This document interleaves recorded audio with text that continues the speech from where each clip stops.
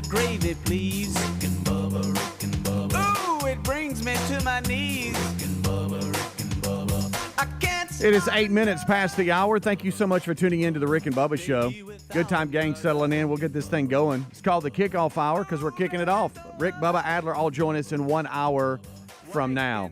We thank you for being with us each and every day. We don't take that decision lightly and hope that you enjoy yourself today. 866-WE-BE-BIG, the number, rickandbubba.com, the website for everything Rick and Bubba. Over to my left is Mr. Greg Burgess. To my right, Michael Helms. What's up, boys?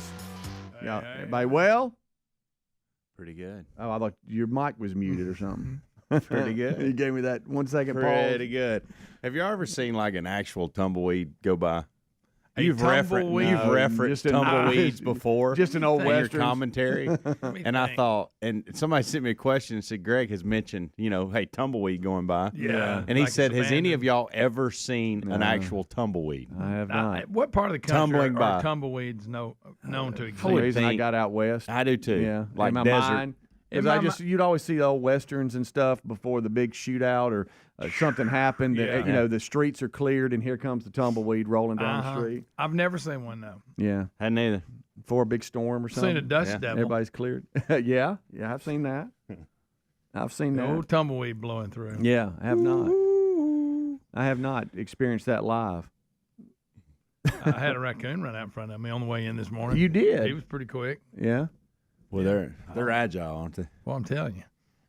I got to looking the other day and I saw little muddy footprints on the edge, the top of my bed of my truck. Uh-oh. I had one up there crawling around, evidently. Really? Oh, yeah. You don't think? Okay. What was he trying to get into, you think? I don't know.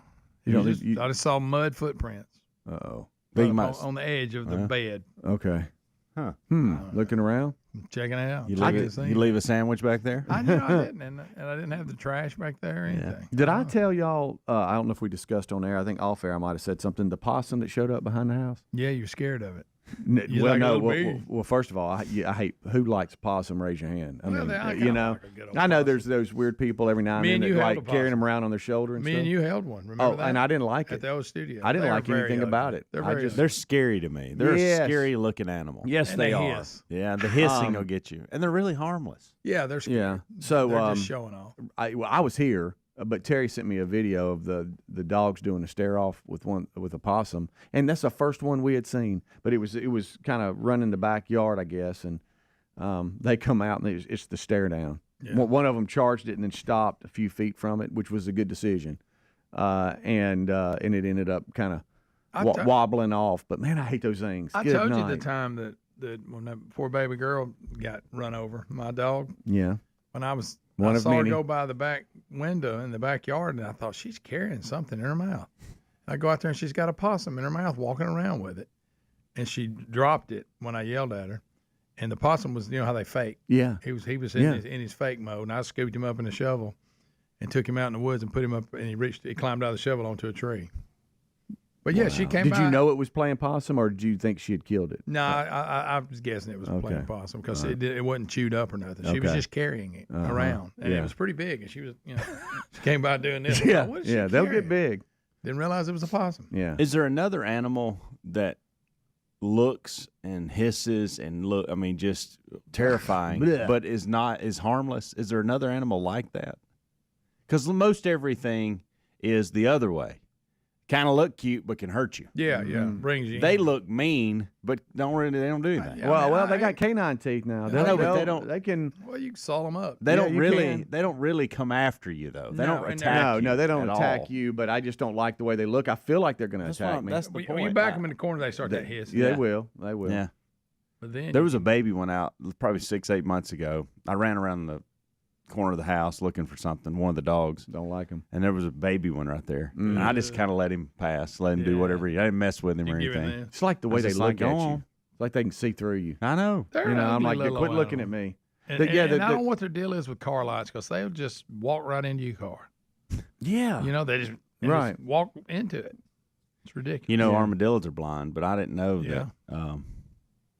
I don't know what the deal is possible. I don't know if the lights just Yeah, because have that moment to where they just lose They'll all be on the sight side of of what's the going road, on. and you go okay, and then as you get there, they just walk out in front of you. How about the long walk out of like hardwood or something back? If you've been hunting back to wherever you're going or whoever's picking you up in that armadillo. And you know it's an armadillo, but as you're walking, you hear something like off in the dark beside you, and you're like, I know that's an armadillo, but I still have to look. And you shine your flashlight up and you try to find it. I've had them before. I couldn't find them, and finally, there it is. It's just walking through. Yeah.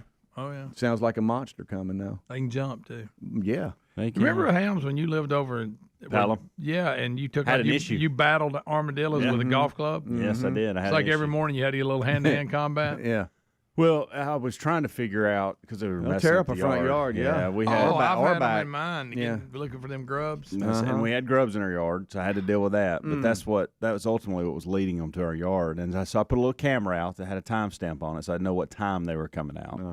And then I went out with a golf club, and it didn't really end well for me, like I thought it would be. It's kind of a tough way to take one out. Yeah. Well, you can't. They got armor. You can't shoot in a and with neighbors all around you at 3:45 in the morning. Not recommended. But that's when I realized they jump. Like I'd heard you say that they could jump, and I was like, whatever, Greg. You know what? He's over exaggerating this. Yeah. And then I got a golf club after one of them, and I mean, I'm talking jumped above my waist. I was like, what in the world? Yeah. Imagine if they could play basketball. I mean, kicking goodness them gracious. feet. And there was nothing I could do. Yes. Nothing I could do short of shooting them until we handled the grub issue. They're just ugly. Golly. Yeah, it really is. Man, I just don't like any of this discussion, to be honest with you. But you had a raccoon come out? Oh, yeah. Yeah. I tried not to hit him, but I think I got him. Uh-oh. Well, nothing I could do. Right. What he was thinking. All right, we'll take a break. We'll come right back. I have a question for you, Helmsy. I've already asked Greg, and we're both a little confused, and for the audience when we come back. Also, don't forget RBU this week. We'll talk about who we've got scheduled. You don't want to miss it. A lot to do today. Thank you so much for tuning in. Rick and Bubba, Rick and Bubba. Winter weather has a way of making you crave comfort food, so HelloFresh is here to help you do the chili season right. Check out their largest menu yet that has something for everyone, including meals that are quicker than restaurant delivery and 25% cheaper than takeout. Join today and get free breakfast for the life with the code BUBBA at HelloFresh.com/Bubba. That's one free breakfast item per box with active subscription with the code BUBBA at HelloFresh.com/Bubba, or find a link at rickandbubba.com under the sponsors button. If you owe back taxes, fair warning, the IRS is mailing millions of pay-up letters. Then it's up to the new IRS enforcement agents to find you. Tax Network USA has war room strategies to solve your IRS problems quickly, like a preferred direct line to the IRS. Tax Network USA learned of a limited-time offer, an IRS offer. Schedule your free confidential consultation to see if you qualify for this limited-time IRS penalty canceling offer. Call 1-800-245-6000 or visit tnusa.com/Bubba. Helix Sleep does it again with an innovative kids mattress made to flip. Why? Well, the firmer side is great for younger kids when they need more spinal support to aid proper development of their growing bodies. You simply flip it over when they're a little older, around 8 to 12 years old, when they want the softer side for sleep. Handcrafted and assembled right here in the USA, Helix is offering 20% off all mattress orders, including the kids mattress. Go to helixsleep.com/Bubba. helixsleep.com/Bubba. Resolving to eat healthier this year was easy. Actually doing it, not so easy. Well, Field of Greens is our healthy superfruit and vegetable habit in my house. Each superfruit and vegetable in Field of Greens was doctor selected for a specific health benefit. Some support your heart, lungs, and kidneys. Others support metabolism for healthy energy and weight loss. If you resolve to get healthier in 2024, it starts with Field of Greens. Get 15% off your first order with free rush shipping at fieldofgreens.com. Use the promo code BUBBA or go to rickandbubba.com. There's a popular saying out there, health is wealth. And folks, I couldn't agree more. If you're dealing with everyday aches and pains, I want to tell you about Relief Factor, a daily drug-free supplement developed by doctors. It's not just a pill that masks pain. Relief Factor uses a unique formula of natural ingredients that work together to help reduce or eliminate pain. Try their 3-week quick start kit for only $19.95. Go to relieffactor.com or call 1-800-4-RELIEF. You can also find the link at rickandbubba.com under the sponsors. Love is in the air, and some things just go better together, like whatever you're listening to and radio. Raycon's everyday earbuds. And like any serious love story, your Raycon earbuds are here for a good time and a long time with 8 hours of playtime and a 32-hour battery life. They offer tons of useful features. Most importantly, you get amazing quality audio at half the price of other premium audio brands. Get 15% off plus free shipping at buyraycon.com/Bubba. Buyraycon.com/Bubba or find the link at rickandbubba.com. You may disagree, but look, things aren't as dismal as they seem. There is a point. Your family, their future, your future. You all deserve a chance. You all deserve protection. Turn to self-reliance with My Patriot Supply.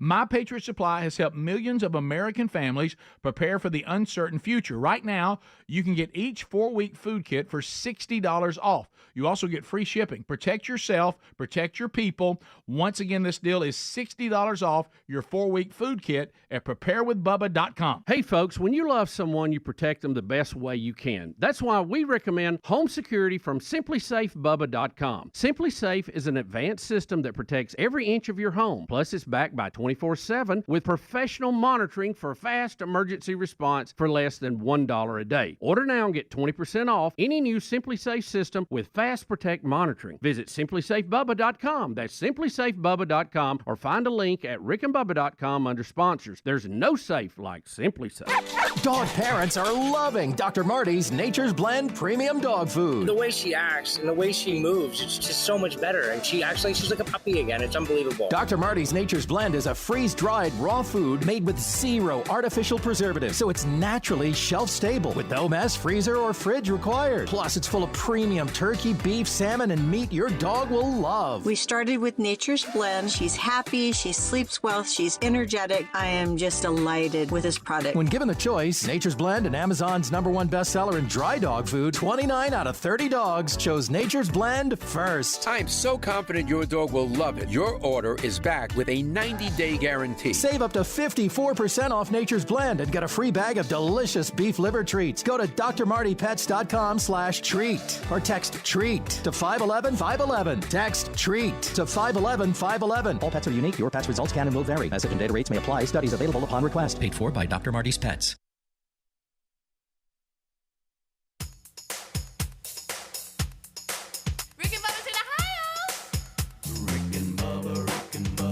Pass the gravy, please. Rick and Bubba, Rick and Bubba. Ooh, it brings me to my knees. Rick and Bubba, Rick and Bubba. I can't start All right, we got 20 minutes past the hour.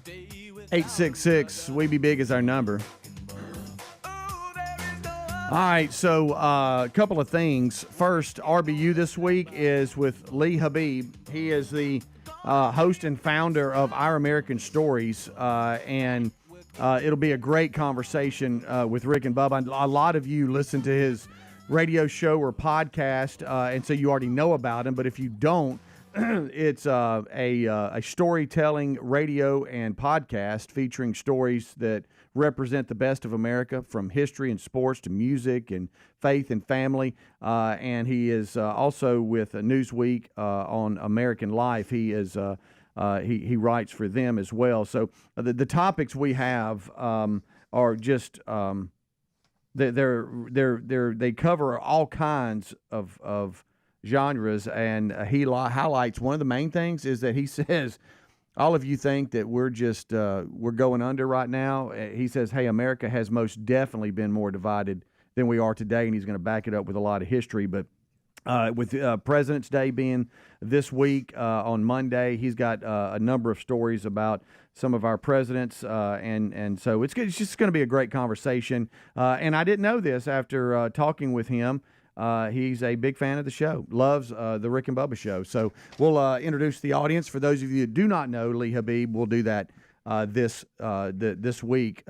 Record it today. It'll publish on Saturday morning. All right, so I've researched a little bit more, so I think I have a little bit more commentary on it. At first, it was just a question. But I woke up. We use AT&T as a Wilburn household. We just have an AT&T family package, and I know a lot of families do. Just phones spread out all over the place, but that's our carrier. And I woke up today with my phone in SOS mode, and I didn't realize that till I left the house because I was on Wi-Fi at the house, and I realized I couldn't do anything on the phone, just make an emergency call. And I'm like, well, that's weird. So I rebooted the phone, and I was like, okay, it'll come back, and it'll show that I've got cell service. And there was nothing there. So I was like, well, that's weird.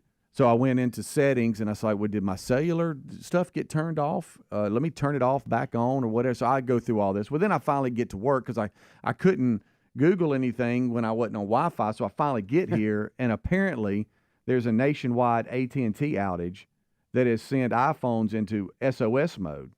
And they're trying to rectify the issue. And I think they said if you have a 15 or something, you might not be affected, but anything below that.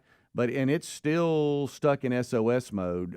So if some of you that are listening or watching the show see the same thing, it's not like just you. It's a nationwide problem. And I don't know how it happened, but they said it's the AT&T users a lot just on a random Thursday woke up to this SOS mode, and everybody's trying to check their account going, hey, did we do something wrong or whatever? But they're saying it just became a sudden widespread issue. And it's still a problem. It is still a problem. And AT&T, even when you try to change it back? Yeah. I've tried to reboot twice now. Like that movie.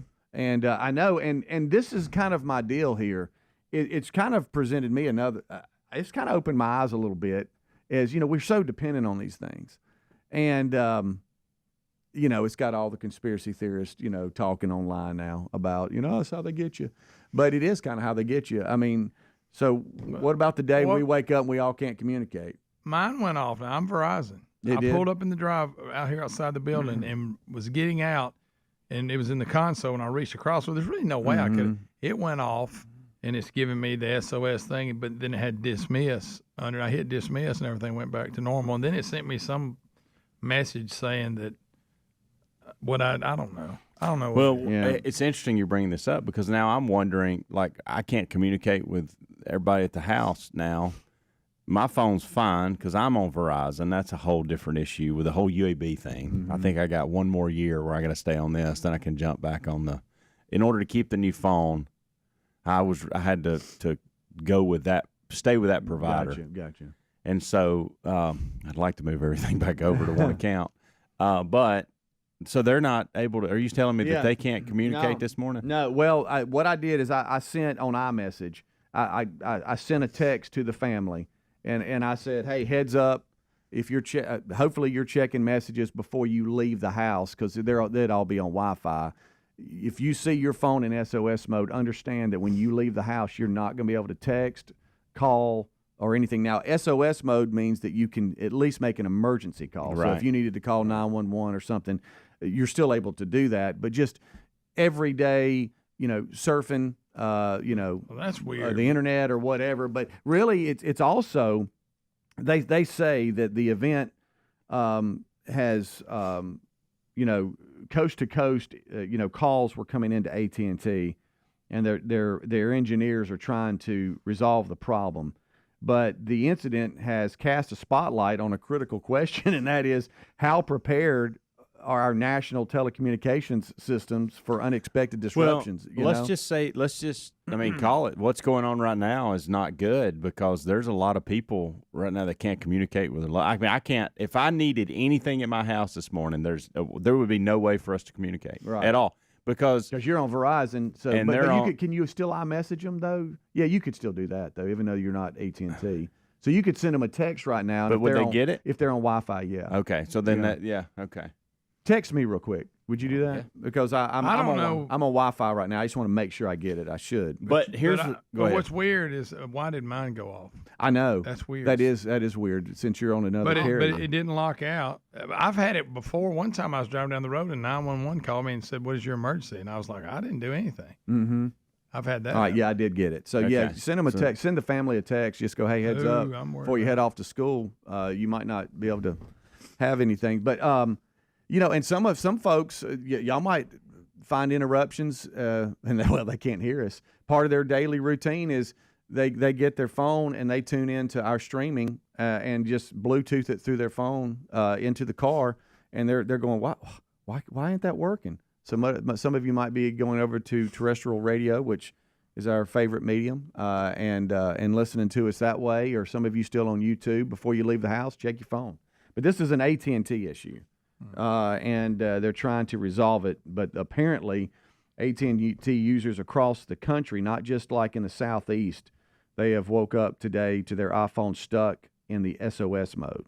And this mode typically is reserved for like dire circumstances, wow. and only for emergencies. But it says, too, a confusion and concern spread among iPhone 13 and earlier model users that it was just those models. But I have a 14 and I'm in it. Ooh, I'm updated.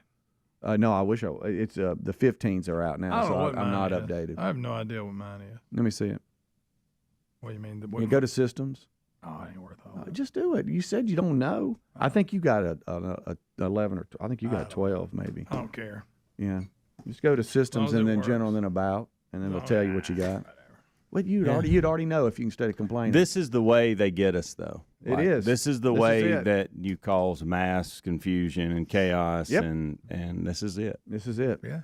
This will do it right here. This will do it. This will take us back to when we were kids, Greg, and we didn't have cell phones.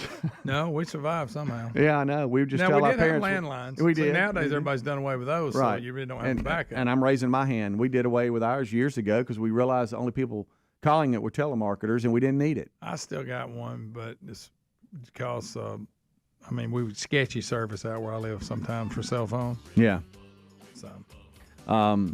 But yeah, so it takes us back to where we would just tell our parents where we were going, and then we'd either get there and call from the landline, or they would just trust us where we said we were. Yeah, I'd go to work and say, if you need me, call the company, they'll find me. There's a quick update, though. Maybe it helps some of you understand what's going on. We'll take a break. We'll be right back. Rick and Bubba, Rick and Bubba.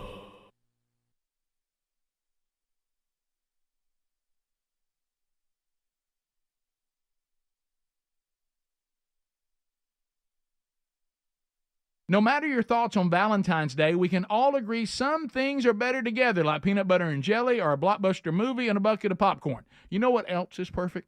A perfect match is whatever you're listening to in Raycon's everyday earbuds. With optimized gel tips for the perfect in-ear fit, these earbuds are so comfortable. Like any serious love story, your Raycon earbuds are here for a good time and a long time. With 8 hours of playtime and a 32-hour battery life, most importantly, you get amazing quality audio at half the price of other premium audio brands. Raycon's everyday earbuds also feature 3 customizable sound profiles, earbud tap functions, and noise isolation, and the awareness modes. And they're used to feeling the love with tens of thousands of 5-star reviews. Go to buyraycon.com/Bubba now.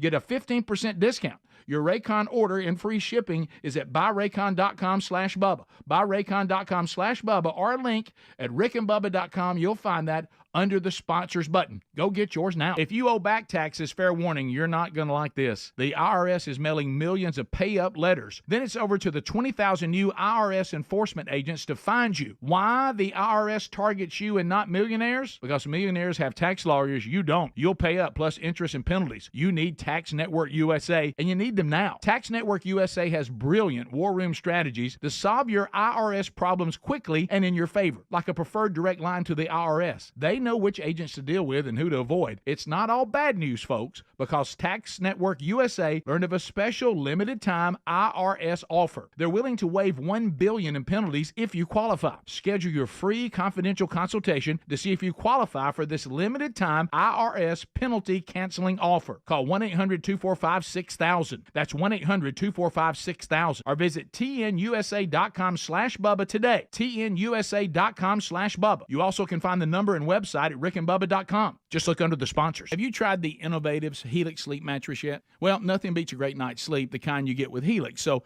we love them, and Helix has over 12,000 5-star reviews with customized mattresses that fit your sleep needs because they know everyone is unique. They even have big and tall mattresses and mattresses for the kids.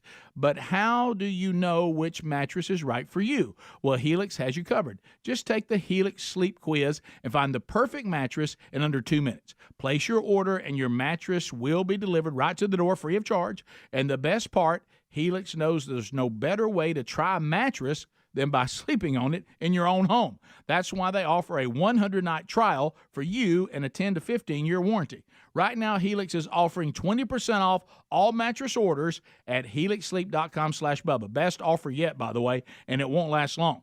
So if you've been waiting to try a Helix mattress, here it is. Now's the time. Head to helixsleep.com/Bubba for 20% off your mattress order. Resolving to eat healthier this year? That was easy. Actually doing it? Not so easy.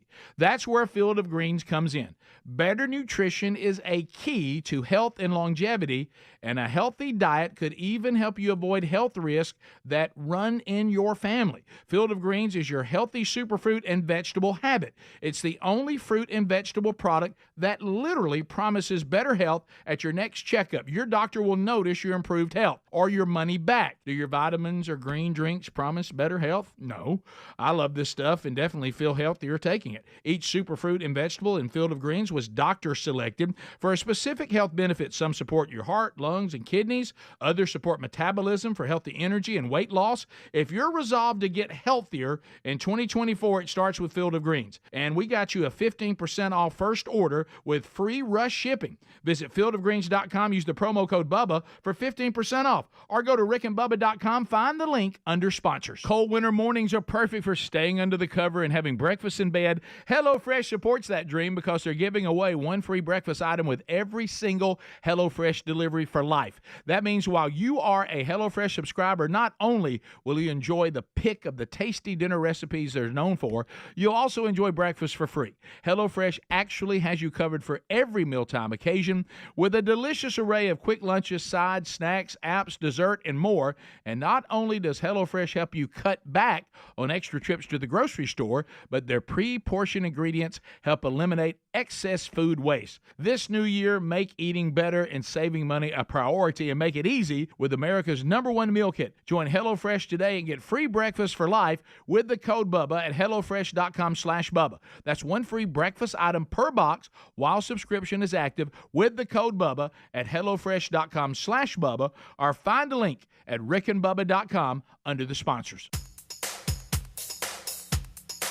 Rick and Bubba's in Ohio. Rick and Bubba. Pass the gravy, please. Okay, 25 minutes until top of the hour. Thank you so much for hanging out with us.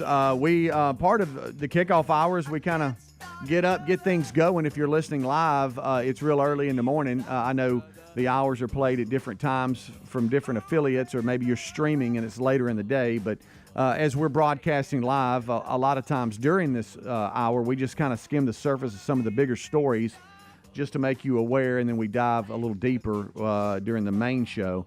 But we just discussed AT&T nationwide outage. If you're noticing your phone is in SOS mode, if you're on Wi-Fi, you can use it. Now, if you can't call out, you can go into your settings, and it could be that Wi-Fi calling is off. You can turn it on, and if you have Wi-Fi service or your own internet, then you can call out. But if you're not, and that's turned off, then you can't. But you could iMessage and email and all that kind of stuff. So we brought that up, and then we started getting a few emails. Helmsy mentioned that some phones are kind of starting to get back to normal, and maybe they'll just do that one at a time. But I was Googling a little bit more about the situation, and a couple of other stories that have just popped up within the last 5 to 6 minutes are Verizon and Cricket. They are down in some of the major cities like New York and L.A.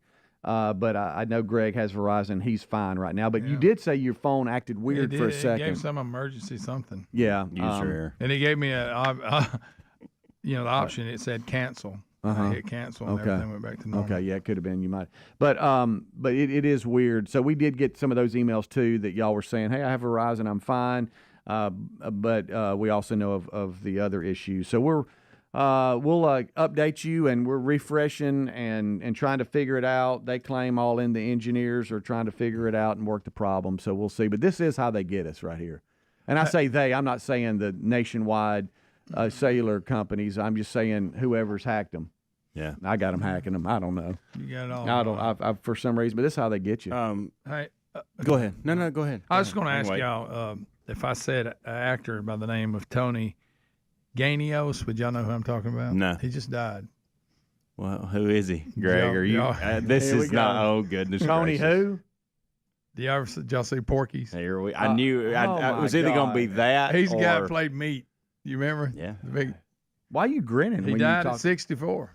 Wow. You grinned real big when you said That's Meat. a funny movie. It's bad though. That's a bad. Don't watch it. But why are you grinning? Like you're so. I happy? remember that was one of the movies Did you when see I was him when he said the name of the movie, he could uncontrollably Well, let me started tell you. grinning. Let me tell you a little backstory on it. That was one of the movies when we weren't over 17 yet, and we would sneak into the theater because we weren't old enough. Oh, okay. I got caught trying to watch Blue Lagoon. The guy with the flashlight came and made me leave. Remember that? Mm. But we actually got in on Porky's and actually seen it. But the guy that played Meat, he died at 64. How about a spinal cord infection? Yeah, isn't that weird? Huh? What's that? He'd had surgery or something. Or no, they went in to do surgery on the spinal cord infection. And then he ended up. They thought it was success. It didn't work. That's I hate But anyway, that. I'm looking. He was in a few more movies. I don't really. Well, remember. you won't bring him up though, because all you care about is one. Well, that's really the only one he was known for. Anyway, I thought y'all might want to know that. Okay. Yeah. Well, I'll tell you this. The name didn't register, but now I appreciate. No, it didn't register. I appreciate you, buddy. Let me ask Coach how it went yesterday. He went to a class and spoke yesterday. How'd it go, Coach? It went very well. I want to thank Leslie Salter. She was the Leslie. one that coordinated all this, her class, and put it together, and it was great. It was.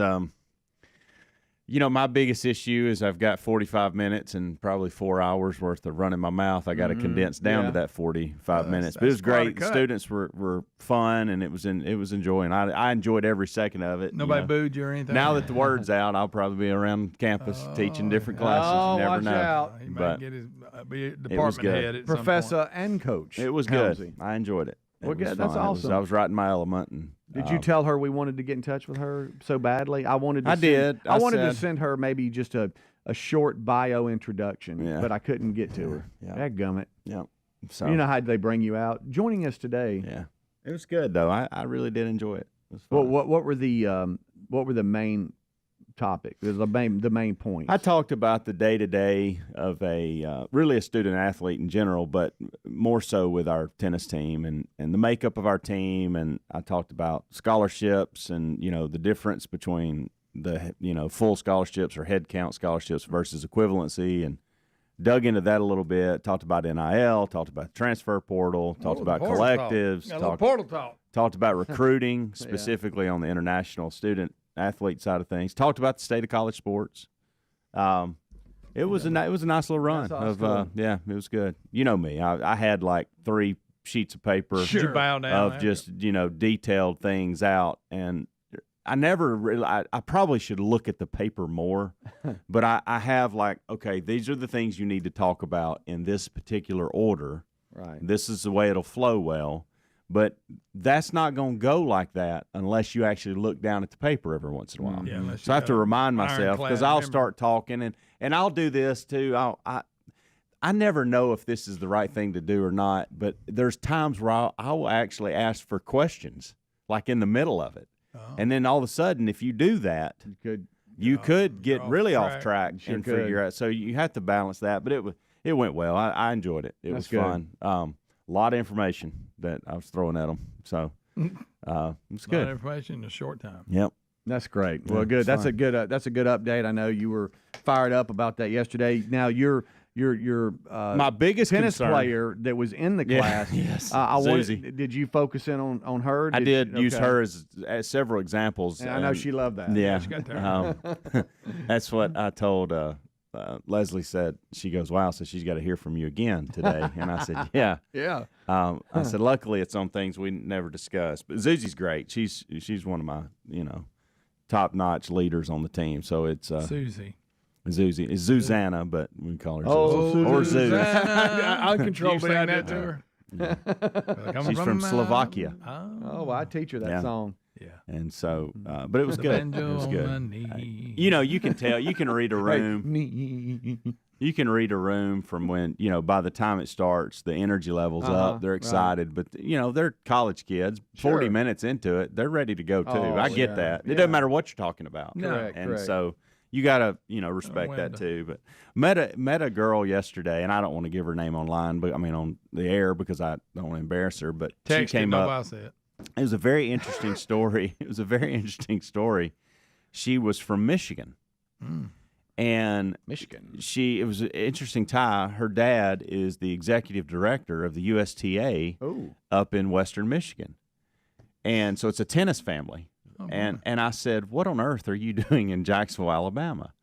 And she said, well, I wanted to do something different. I wanted to study special education. And I said, well, you do realize there's plenty of special education opportunities between here and Western Michigan. She laughed, and we talked about it. And she said she had some friends that also came from her area that went to like Auburn and Alabama, but she didn't want to go to that big of a school.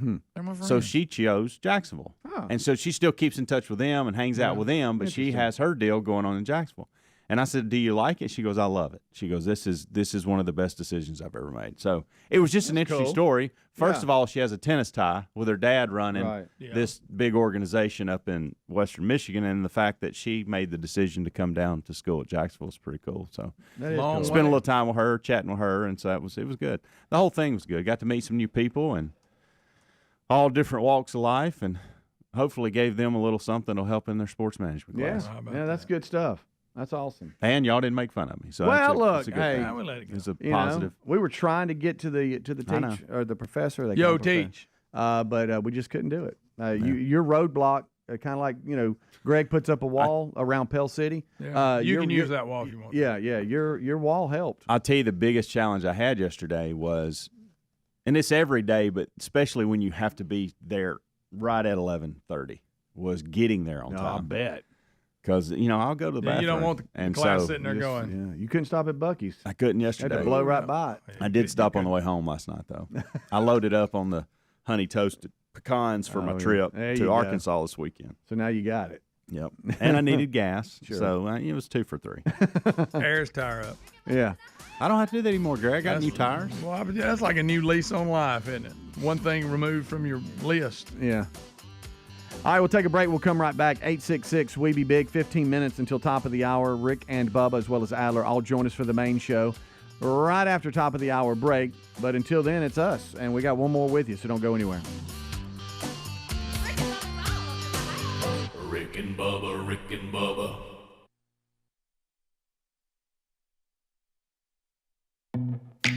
Do you want more online safety and privacy? I know I do. That's why I started using NordVPN. It guards me against various internet threats. Digital trackers, malicious websites, and malware-infected downloads? Back off. I choose to browse with more confidence. I choose NordVPN.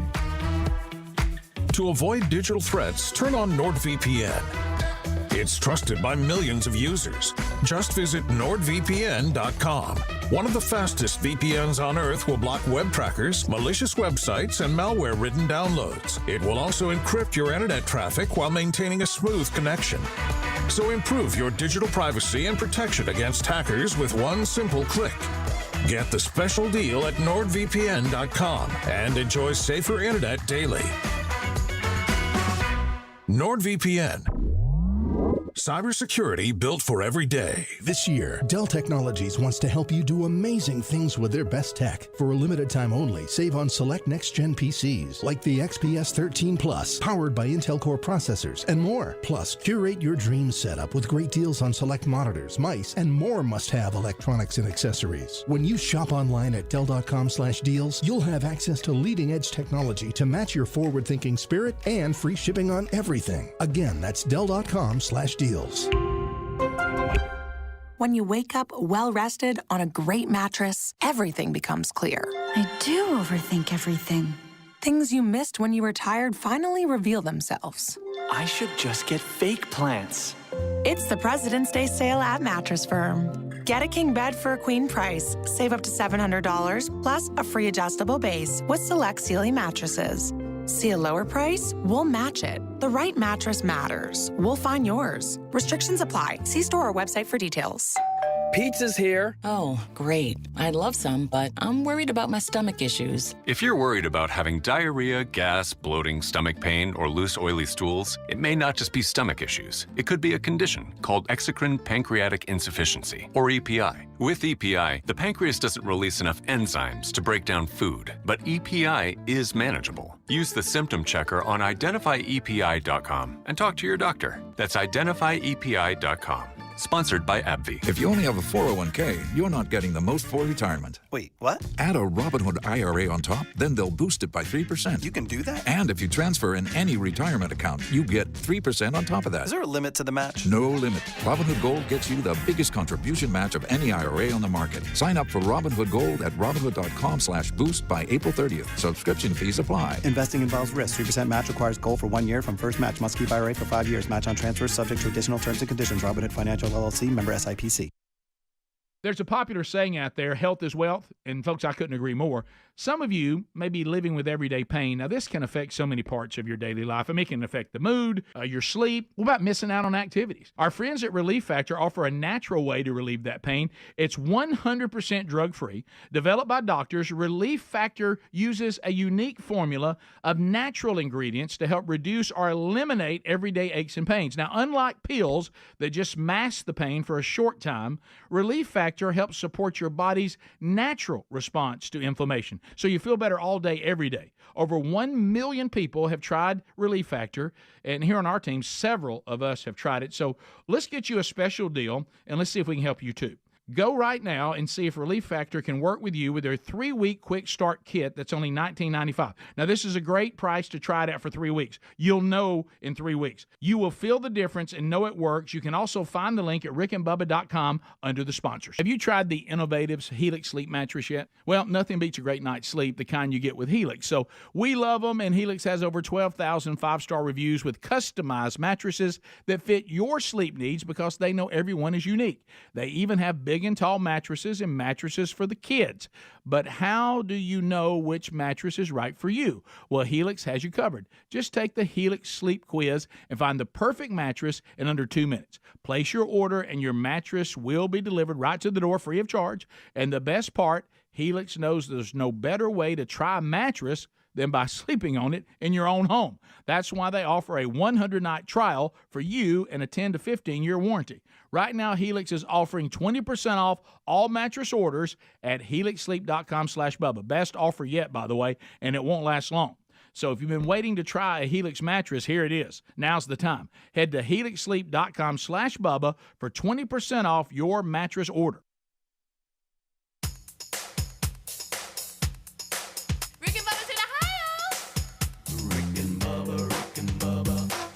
The gravy, please. Rick and Bubba. Ooh, it brings me to my knees. Rick and Bubba. I can't start another Rick and Bubba. Day without 'em, brother. Rick and Bubba. Ooh, there is no. Thank you so much for being with us today. 10 minutes until top of the hour. The kickoff hour is live, and this portion of the Rick and Bubba Show is sponsored by another new partner, and that's zapmydebt.com. Look, let's talk about it. Debt can keep us tossing and turning all night, sleepless nights. You just feel sick because you just can't get out of the hole that you're in, and that is the frustrating part. Any of you or us that know debt can do this to you. The system's designed to trap you as the hole keeps getting deeper. It seems like you can't the high interest rates of credit cards and loans make it nearly impossible to pay off your debt. And zapmydebt.com says, before you do anything, give us a call today. Let us talk to you for free. You can find out fast if they can help you get out of debt, and you can check them out at zapmydebt.com. That's ZAP, mydebt.com all together. And go there and see if they can help you get out of debt so you can have a good night's rest and not worry so much, and that stress can it can be on you, buddy. And so check it out. And Greg's not laughing at your debt. Don't those of you that are really struggling, he's not laughing at that. No, I'm not. Apparently, he's laughing at a text. Yeah. All right. Yeah, so you ought to say, did y'all hear about meat dying? Yeah. Huh? From Porky's? Yeah. We covered that. Okay. I just wonder if y'all heard about it. Yeah. I'll tell you. Did in I the say break. something or no, something? I'll tell you in the break. I'll show you. I'll tell you in the break. I did not want it to send it to you while you were reading it because I thought you would see it while you were reading it. Which you should have done. Now that I'm thinking it, because you know how he is, he'll His read phone's screwed something, but he can still get a text. But he would have looked down and then probably said what I wanted him to say. That would have been even better. Yeah. So. Oh, was it had to do with my live read? No. Okay. Well, it did, but you didn't do anything wrong. Okay. No, because you I didn't think- do anything wrong. Well, anytime I was anytime hoping one you of- would. anytime I was one- wanting you to. One of us is talking and the others start laughing. You think I've said something? No. Yeah. Okay. All right. I was really trying to do a good job. You did a great job. You're mad about debt, and you talked Well, about no, it. I mean I'm glad. it's a part of life. I mean, and folks that are in it, it's a handle. And so we have a new sponsor that feels the like way you they can said help. that. I'm not laughing at them. Wow. It was just. Sorry, everybody that's in debt. Do not email me. Email these two.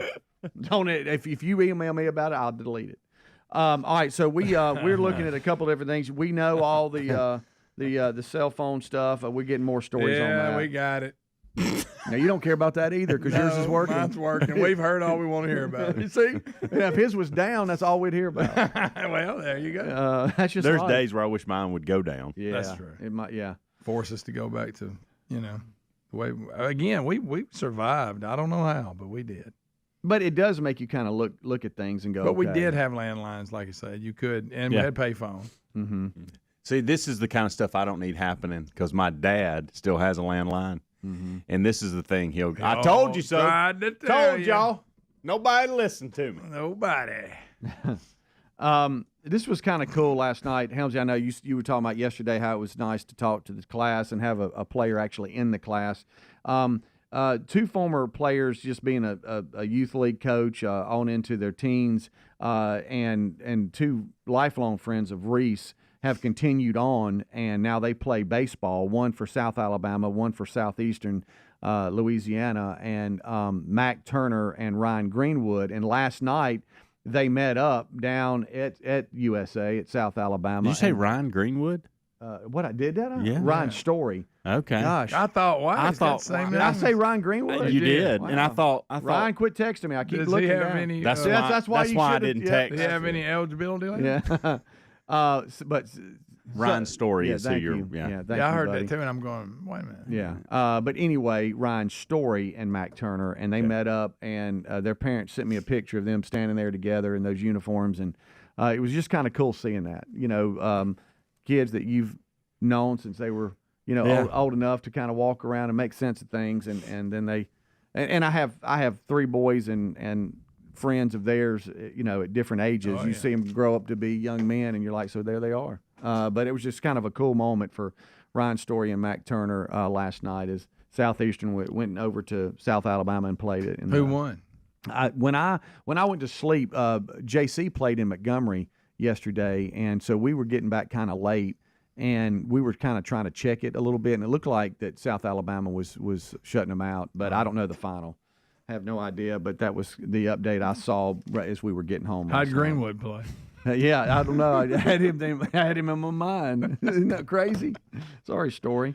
South Alabama won. Okay. 8-1. Okay. Oh, all right. blowout. So you're something else. But y'all watch out for him. You want to know one of the reasons why he's like this? Don Day brought peanuts. Look, And we he's- need to address this. You really got a problem with my peanuts. No. It's a bip to him, and that's fine. I get it. No. It's He just it's constantly funny. gets on me about them. Oh, Greg, because you don't just eat them. It's like you attack them If you like don't you were like all my- naked and afraid and walked out of the woods and somebody said, "Here's some peanuts. I know you hadn't eaten in days." So I had to be on Naked and Afraid. I had you naked. But that's not a bad one. Uh-huh. But my point is, look, just say, Greg, them peanuts get on my nerves. No, they really don't. I mean, that's They fine. really don't. I just love you making don't care fun about of Don them. Day at all. Look, I know you're one of those dish it out, can't take it people. No, I'm just saying that I'm going to keep them away from you because I don't want to bother you. No, you don't. I just thought I think it's funny because you ought to see you know Got a little like you problem attack. Hey, Greg, attack them. I do. Yeah. You do. I jump. It's like if it's they're like they roasted had just right. Yeah. It's like they had little peanut legs, and we were trying to yeah. run off, and you were like, "No, come back!" And I'll you're be trying to eat I them. think I'm done with them, and I'll Yeah. go by the bag, and I'll get another handful. Right. That's the part I struggle with. I love it. I love it. You can tell when you get a new batch too. If Don you want Day's to try a peanuts few of them, are that's here. fine. My Helms is back there with the M on it. Buddy, that's for medium. We've discussed that. I really don't know. Don, I might as well just make 2 of the darks. Well, but see, here he is. He's a picky gift receiver. You're getting peanuts for free. Greg, like, this is one of those things that I've thought for months, but you just say it right in the mic. Oh, well. Yeah. And that goes to Speedy's point. You're a picky gift instead receiver. of just going, man, thank you. Hey, thank you so much, but why are you giving me these? You're a PGR. Yeah. You are. You really are. Well, I'm just conversation. They're good Somebody bring you a nice, just collared, sweet golf shirt that's red. Man, that's a nice shirt, but I wish it was blue. That's exactly what he would do. That's what you do. Yeah, don't forget the time his dad brought him a gift. That wasn't a gift. It was something he didn't want. It was something you didn't have that he gave you. So what do you call that? Well, yeah, we didn't go buy it, I don't think. It seemed like he had it. Doesn't I'd left it matter. at his house. I think it was mine. No, it wasn't. You've got it being yours I think now. I'd left it in his house. And for some It's reason, he wanted to gracious. give it to me right there in the foyer at Dream Ranch. Well, but did you drive a truck?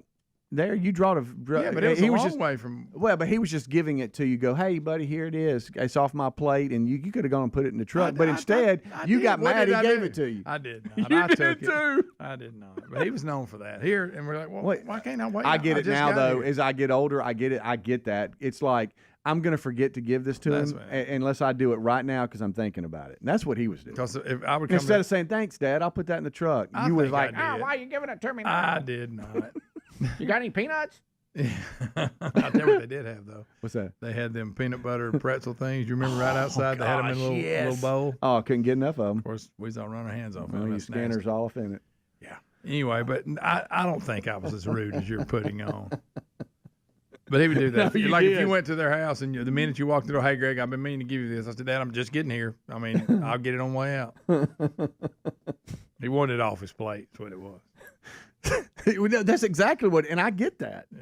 Hey, I've done this before. I've like taken stuff to the boys at college or whatever, and go, I got to get this to them. And I'm driving off, and I get about halfway home. I'm like, I never gave that to him. It's still in the back of my truck. But I had to get it there. Right. So see, I get it. He was thinking about it. He wanted it off his plate. That's it. And you were mad. He gave you a free shirt. I was mad. It's crazy. I think it was my shirt. We'll be right back. Rick and Bubba, Rick and Bubba.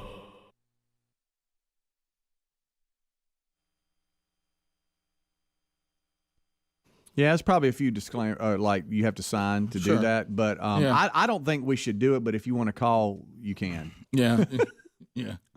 One of those, like, we don't officially do it. Right. We're not going to do it, but if we were, we'd let you call, but we're not going to do it. Right. Well, the entertainment value is there. I try not to focus on that. I try to focus on the fact that you know, the space-time continuum. I mean, you know, are we supposed to do it or not? You know, well, I mean, well, it goes back to this, too. How many people will not meet if we don't do it? And what children will not be born? And what, you know, the butterfly effect of this, what will they do? I mean, what if we skipped it 1 year and some kid was going to grow up and be the doctor that cured cancer or something? Right. You know? I don't want to live with that. Do you? What person would not? I mean, that kind of kills 26 years of fun right there. Bubba, what person would not have been kidnapped? You know what I mean? So there's all kinds of butterflies flapping their wings. Sure. You know what I mean? But we go back to this, okay?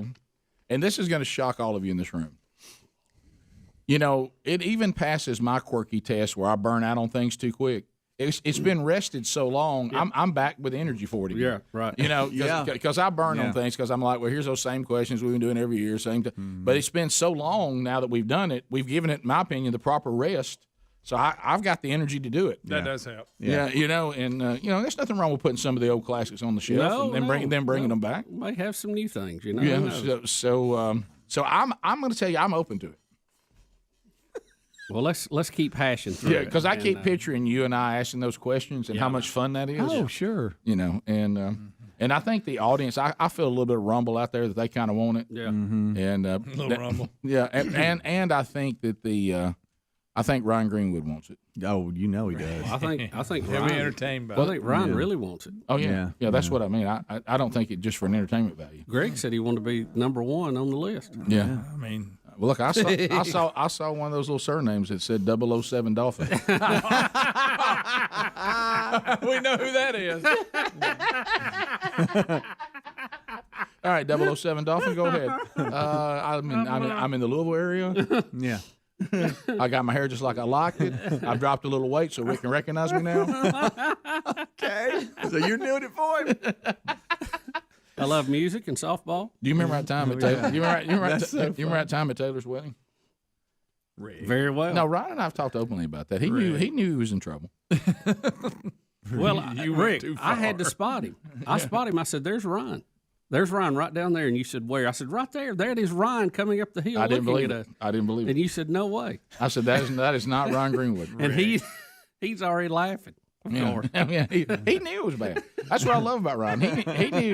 He knew his weight had gotten away from him. Right. And I respect him for doing something about it. Right. Yeah. When you get to the point where when a guy who worked with you for years doesn't recognize you, you got to do something.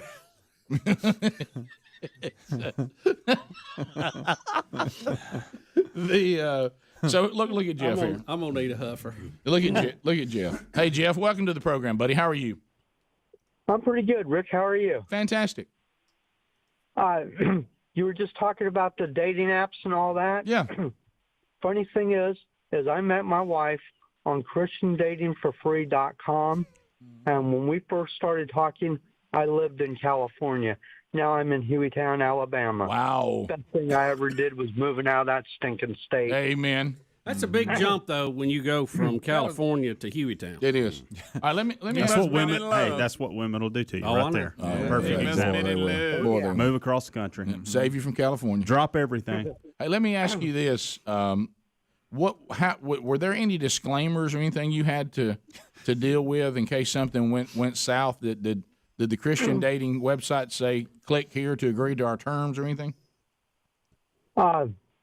It's been so long I don't remember. Okay. And as far as me being in the South now, when I was in the service, I was places like Fort Bragg, North Carolina, Fort Benning, Georgia. I was down in Texas and a whole bunch of places like that for training. So you knew the area? I knew the South and knew what people in the South were like. And when I went on the Christian dating website, I specifically listed places like North Carolina, Alabama, Birmingham was number 5, Gulf Shores was in there. Jeff, how long you been married? 7 years. Okay, good. There he is. Thanks for the call. Do we quick poll it? I know we're going to decide later. Do you want a little feel? I think everybody on the staff wants to do it. We're just a little scared.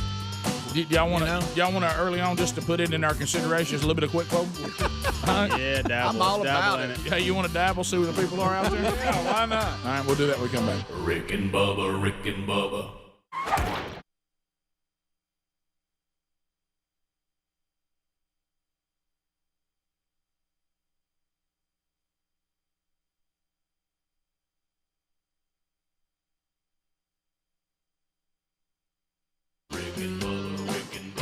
This is the Rick and Bubba Show. Watch more at blazetv.com/Rick and Bubba.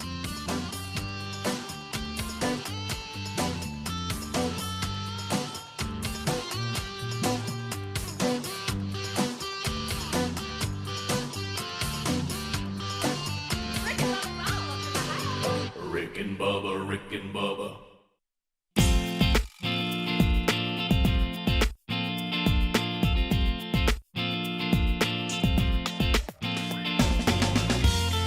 Six minutes now past the hour of the Rick and Bubba Show. Thank you for being with us. A brand new hour from the Big Boy Studio starts with the national anthem.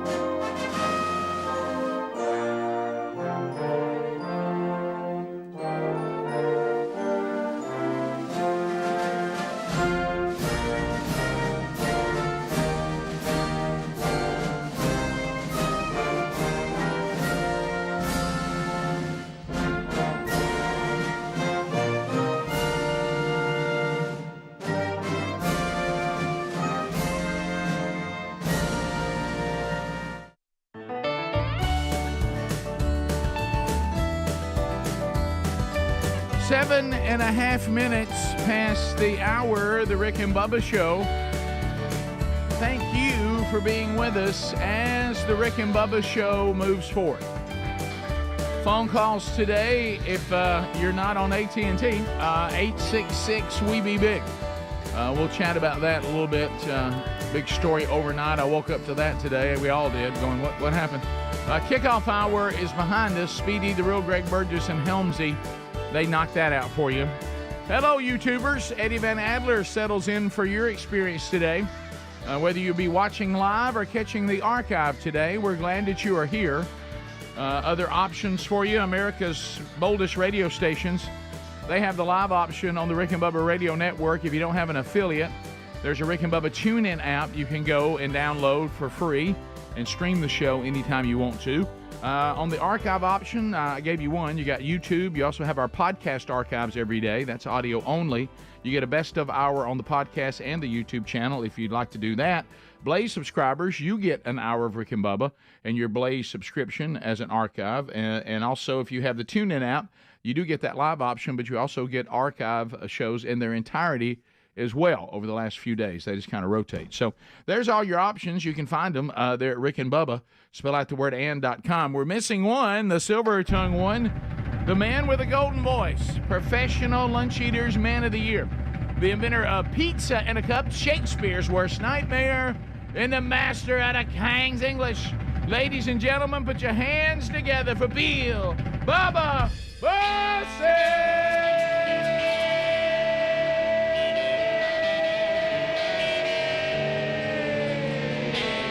Howdy, Bubba. Well, good morning, everybody, and howdy. Welcome, friends, neighbors, and associates to the little party we call Rick and Bubba. And we know why your cell phone has SOS on it, too. Yeah, we do.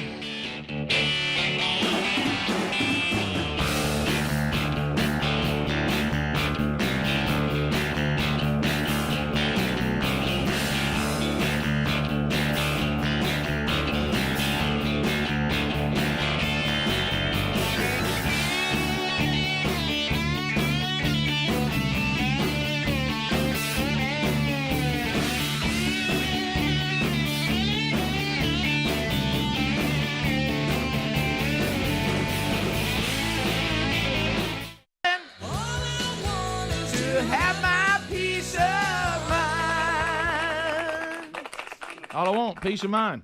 Peace of mind. Peace of mind. Bubba, you mentioned it. We have some updates today. I'm telling you. So I get up today, and I have from you have your different people that text you and all this, and so one of my group texts, it's just, I mean, as far as I can see texting, I'm like, how long have they been texting?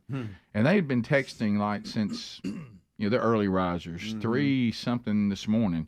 And I was like, what are they talking about? And then I look and I see something that you don't want to see.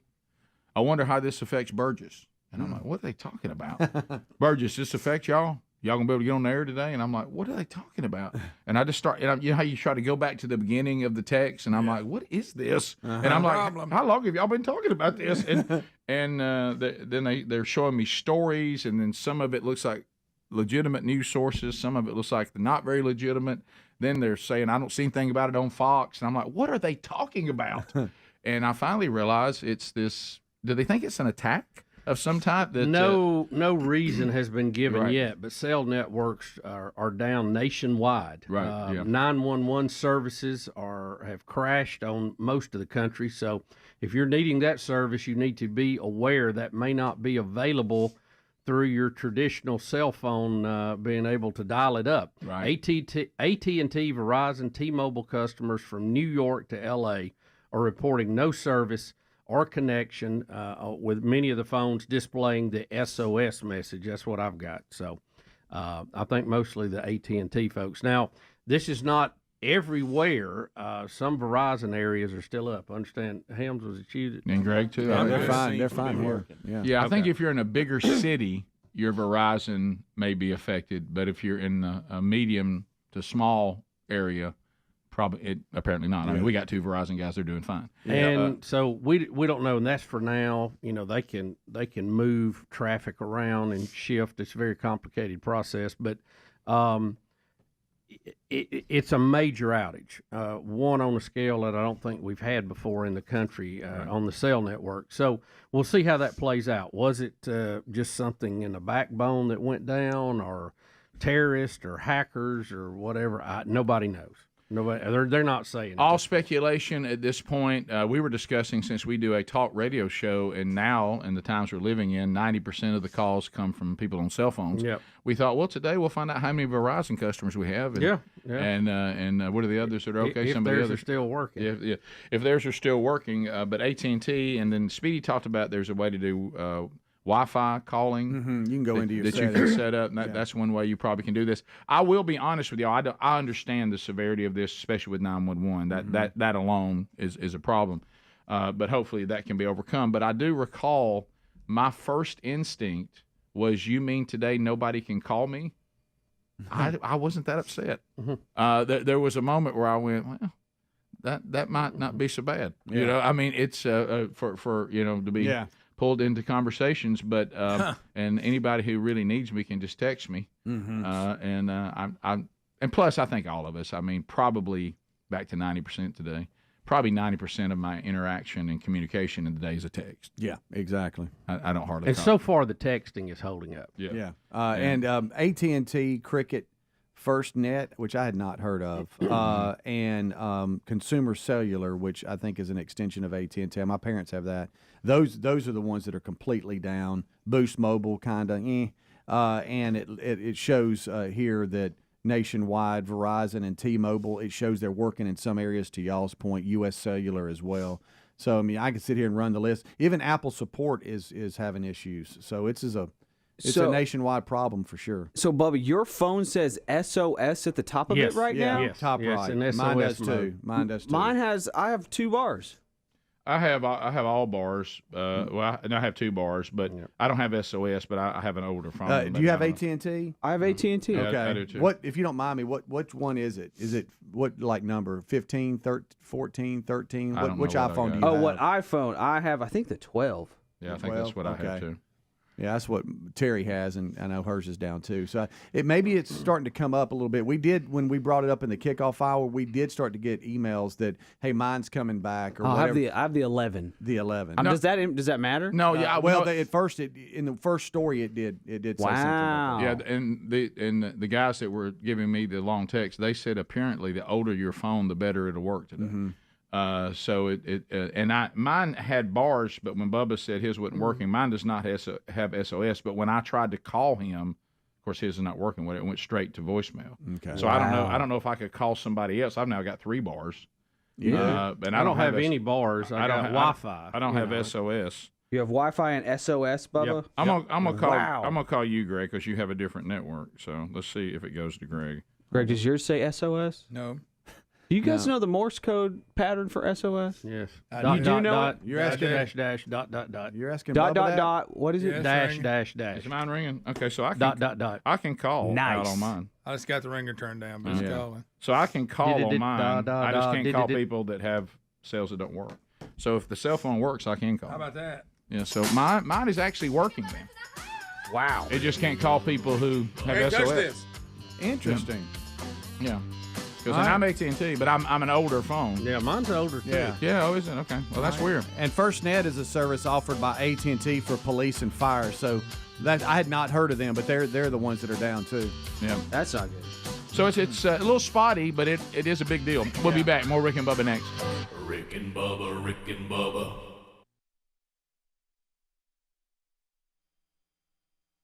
All right. So we've decided we will do a quick poll. Voice your opinion on the Rick and Bubba. Somebody say it. Official. Yeah. Quick poll.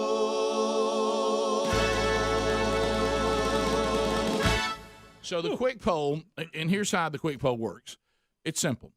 The personal ad show has been on the shelf, we think, for a decade, or close to that. Oh, man, it's been a minute. So if you would like for the personal ad show to return, Rick, what is the personal ad show? I'm new. I just started listening. I just started watching.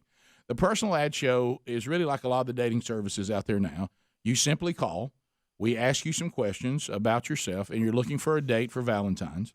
and then you give an email or some way for someone to contact you. We would suggest email or something like that. And don't know Some that kind of little buffers. Yeah, don't know that I'd be throwing my cell around to people. Yeah. So and then you give a way for people to contact you, and then if there is a love connection, which was also a game show, then you let us know how it went. And we stopped doing that because we felt like it had kind of run its course and needed a rest. And then there'd been some instances that we probably needed to kind of take a break from. Yeah. So just keep in mind I don't need to do that now because we don't know what the quick poll is going to say. So I don't have to say anything right now. Correct. So the quick poll is just this. Yes, bring the personal ad show back. No, let it rest. Yes or no. Or no. Yes means bring it back. No means do not. Okay, that's all we need. That's it. That's all. That's the only two choices. That's how the quick poll works. Mike in Montgomery on the Rick and Bubba quick poll, yes or no? Absolutely yes. Okay, there's a yes. Hi, Rick and Bubba show. Steven, yes or no? Yes, it never should have gone away. It is radio gold. I love it. Thank you, sir. Let's go to. And don't forget the day after when we get to, or the weekend after when we get to hear the reports. David in Decatur, yes or no? Oh, yeah. Chris, yes or no? Chris? Yes.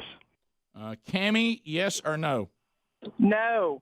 Okay. Evan, no, it was a female. First female. Evan, yes or no? Absolutely. Okay. Selena, yes or no? Yes. Okay. All right, good. So I was afraid all we had was all the hounds that said yes and every female say no, but Selena then broke that mode. So now, but it's still a very large yes right now. All right, Rick and Bubba show. Parker, yes or no on the personal ad show? That's a big old yes.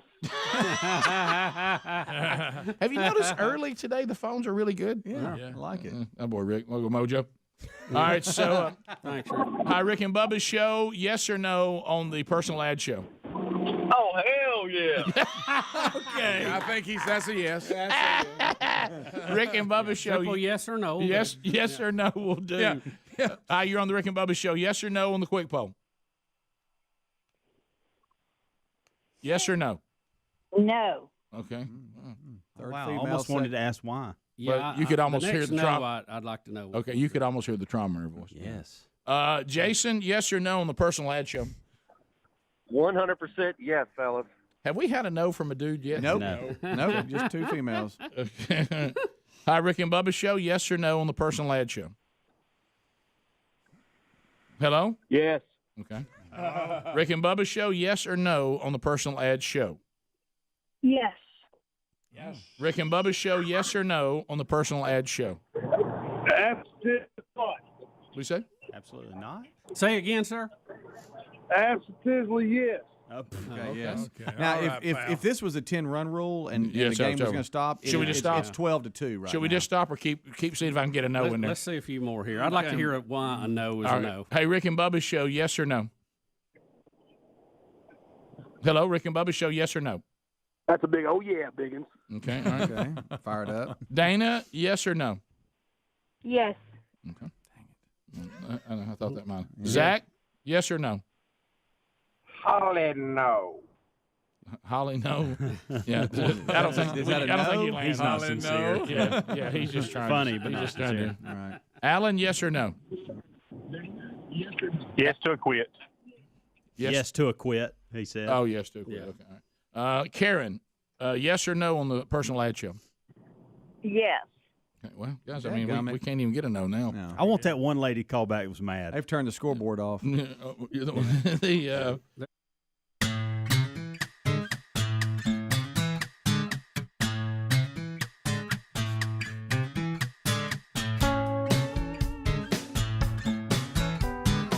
21 minutes past the hour of the Rick and Bubba Show. We're back. The real Greg Burgess is on the phone, since phones seems to be a pretty big national story today. We'll take your phone calls because who knows what's going to happen throughout the day now, even when they start trying to work on this. Yeah, that's my fear, that the people that have it could be headed for it not being there, you know? Yeah, who knows? It could get worse. Who but knows? I hope it gets better. Yeah, who knows? Again, it mainly affects AT&T. Unless you're in a major city, then it may affect other networks as well. and some AT&T phones are working, like mine, and apparently Adler and others. Some are not. But it is a major ordeal, and they're trying to figure out what the source is. And to me, that's the most interesting part of the story. What's the source? So here's the good news. With at least some number of the audience unable to call the show today, if you have been a person and you've never been able to get in because some of those that call every single day have you blocked, maybe some of them have phones that won't work today. And now there may be more opportunity today. If your phone's working, you have the best opportunity ever to get into the show. Yep. So this is your day. This is your day. So Greg is taking those now at 866-WE-BE-BIG, and we'll chat with you. Now I do understand that it could be an entire phone bank of people that simply say my phone's working. I think about 3 calls in, that's probably going to get that probably will lose its entertainment value. But but if you actually have things you want to talk about and topics you'd like to discuss. Now is your time. And it's kind of a no-brainer. If you call us, we know your phone's working because you called us. Right. So there's really no need to say my phone's working because we know it is because you called us. Yeah, that's a dead giveaway. It is. So anyway, 866. Even though we'd love to hear from you. Sure we would. 866-WE-BE-BIG. Also, don't forget Rick and Bubba University, the podcast. I think this is so timely and so needed. As we don't really understand our nation's history very well anymore, and it's important to know. We're talking to Lee Habib this weekend, host and founder of Our American Stories. You talk about somebody that knows American history forward and backward. We'll talk about some incredible stories about our history and famous people in our history. And I think it's something that is he's kind of been described as the conservative answer to NPR. So anyway, he'll be on with us this weekend, so enjoy that. Let's go to Jerry in Piedmont. Jerry also is a caller that calls a lot. So his is working apparently. Yeah. But he has a topic. So Jerry, go ahead. Mine is working, and I want to know what's up with Alabama putting Eli Gold out.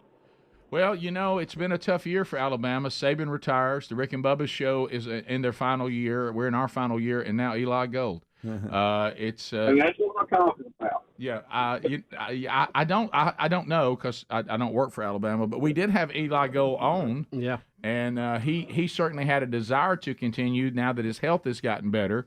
But we do know he had some health issues and missed a lot of the season. Got a new coach coming in.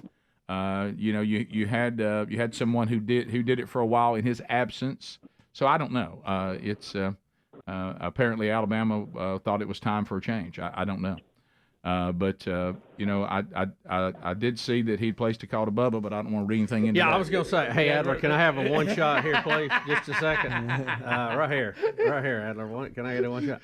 Hey, Eli. Well, I hope Eli doesn't have AT&T. He can't call you, Bubba. Right. 866-WE-BE-BIG. Let's go to Carol in Montgomery, I-92. Carol, go ahead. Hey guys, how are you? We're good. I hope you're okay. Doing good. Hey, I'm calling because yesterday you guys were talking about my family.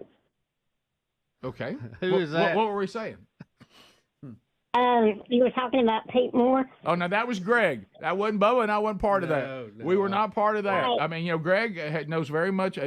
He is a historian on Petey Moore, so he knows your relative about your relative. And Rick, you know me.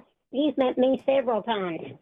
Have I? Me and my son used to come and see you guys and sit in studio. Okay. We're both really small. And in a wheelchair. Right. And you saw us in Montgomery as well. Okay. Well, it's good to talk to you again then. Yeah, y'all remember? Yep. Yeah, sort of, but we're getting old, Carol. It's not on you. It's not on you. Oh. We've met many people, and we've also met many little people. I remember. Are you his daughter? I am his. That's it, right there. Okay. Yes, I have. Yes, we have met you. That's Of her. course. The red tracks. Yeah. Okay, Carol. Good to hear from you again. Yes. How long ago was that picture? I was 9 years old in that picture. Wow. That's wow. How old are you now? I got to say, I'm 53. Oh, wow. That's great. Okay. Well, great to hear from you, Carol. And you don't worry. Your dad is always remembered by Greg more than anyone, and he always loves to tell the great stories. So appreciate you calling. It's great to hear from you, and hope you and your family are doing great. Let's go to all right. Blake said that he's used today to be a first-time caller. He's never got in before. Oh, good. Cool. Good. That's Blake, a good Blake, chance. go ahead. Hey, how y'all doing? We're great. We're good. Yeah, I just want to say thank you. I've been listening to y'all for 15 to 17 years now, and never called y'all before. And I usually start the morning driving to work, or I've always drove a long ways. There you go. Back and forth to work. So there you go. I appreciate y'all, and thank you. I just said my phone's working also. Oh, there you go. Yeah. Thank you very much. Blake in Tuscaloosa. Blake, go ahead. Blake. Morning, Megan. Hey, Blake, go ahead. I just wanted to tell everybody, man, number one, I appreciate y'all. We come up to the man church in Birmingham last weekend, and man, what a time. Thank you. Lord move, man. Y'all are doing big things. We appreciate it. Thank you, man. We'll see y'all in Starkville, huh? Okay. All right, good. Looking forward to that. Matter of fact, y'all have a man church, just a service this weekend, Sunday night, with Scott Dawson at First Baptist Church in Tuscaloosa. Nick in Huntsville. Nick, go ahead. Yes, a long-time listener, first-time caller, so thank y'all for having me. Thank you, buddy. I was going to bring up a topic on how the college football playoff is now going to a 12-seed team, and the best team from each conference will get automatic bye, the 1 through 4 seeds in the college football playoff committee. So that means Notre Dame, even if they are the number 1 ranked team in the country going into the playoff, the best seed they can possibly get is the number 5 seed. No. We'll find some way around that. No. Yeah, I'm sure there's an exception on that. But that won't be that big a deal. We'll be right back. Rick and Bubba.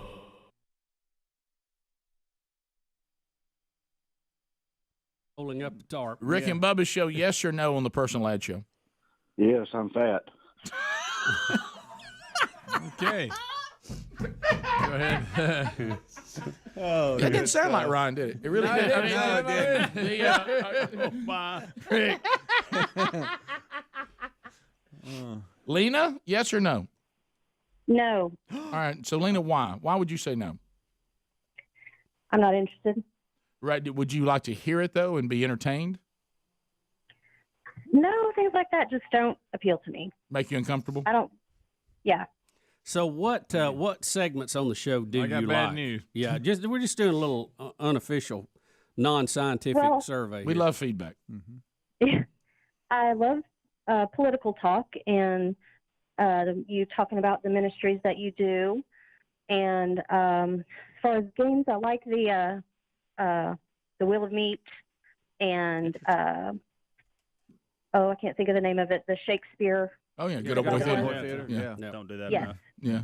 Yeah, you're a traditionalist on Rick and Bubba. You like all the big items. Yeah. Yeah, that's good. Yeah. All right. Well, thanks. I appreciate that very much. Thank you. So that's not a fringe listener, just not their particular thing. That's right. Let's go to Brooke. Brooke, welcome to the program. Yes or no? Yeah. All right. So it's I bet he'll want to participate. It's not even close. 18-3. Somebody say Rick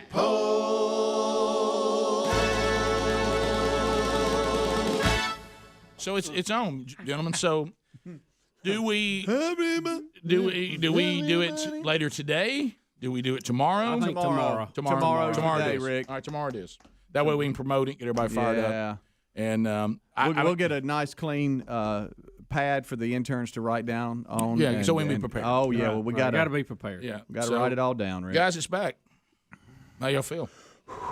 Well, I'm excited but nervous at the same time. All right, here's the thing. I think Destiny called and we answered the door. We did. We let the audience have a say, and the only thing that would stop it now is for lawyers to call us later in the day, correct, and bring us in. But if that doesn't happen, and there's no reason to have an executive order on it, then it is on tomorrow.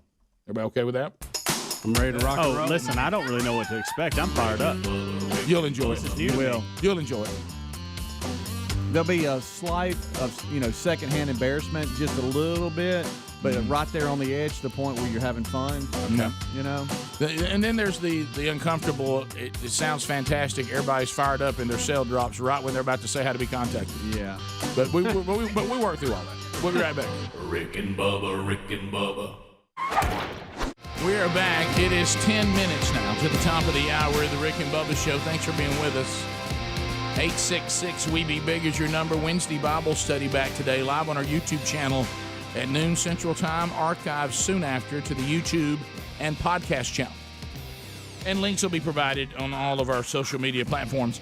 All right, so yesterday in the closed circuit feed, that's where we cut promos and commercials and things of that nature.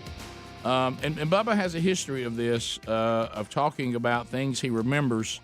And then when we go and look at the dates, it's amazing how young Bubba would have had to have been to remember some of these things. And yesterday it involved a statement about Bubba remembering watching Rawhide, the TV series with Clint Eastwood, Sheb Woolley, and others that went on to be in various westerns and movies. And we were getting concerned because Bubba this time added on his own, with no prompting on our part, that he remembered seeing Rawhide while sitting in a high chair. Yeah. And that led to it was just a kind of a general conversation. Right. And we came to the it wasn't a conclusion- declaration that everybody had to go with. But we thought that either Bubba ate out of a high chair until he was about 8 years old. That's a possibility, right? And so we were. I don't know. We were, and I was like, I marveled at that, and then we went to look, and it aired from 50 something to like 59 to 66. Yeah, and because it moved one time, right? But so. That Bubba and I were born in 1964. Yeah, I was early 1964, so it's very possible I could have been in a high chair. I'd been, 2.5, maybe right. close to 3. The fact you remember anything from 2.5 is amazing. And it is. And then they said today you've made a declaration you remembered something at 9 months old. Well, what it 9 was, months? we were talking about Rawhide. Let me go back to the Rawhide thing. Okay, right. So I told Greg, and you had already left studio.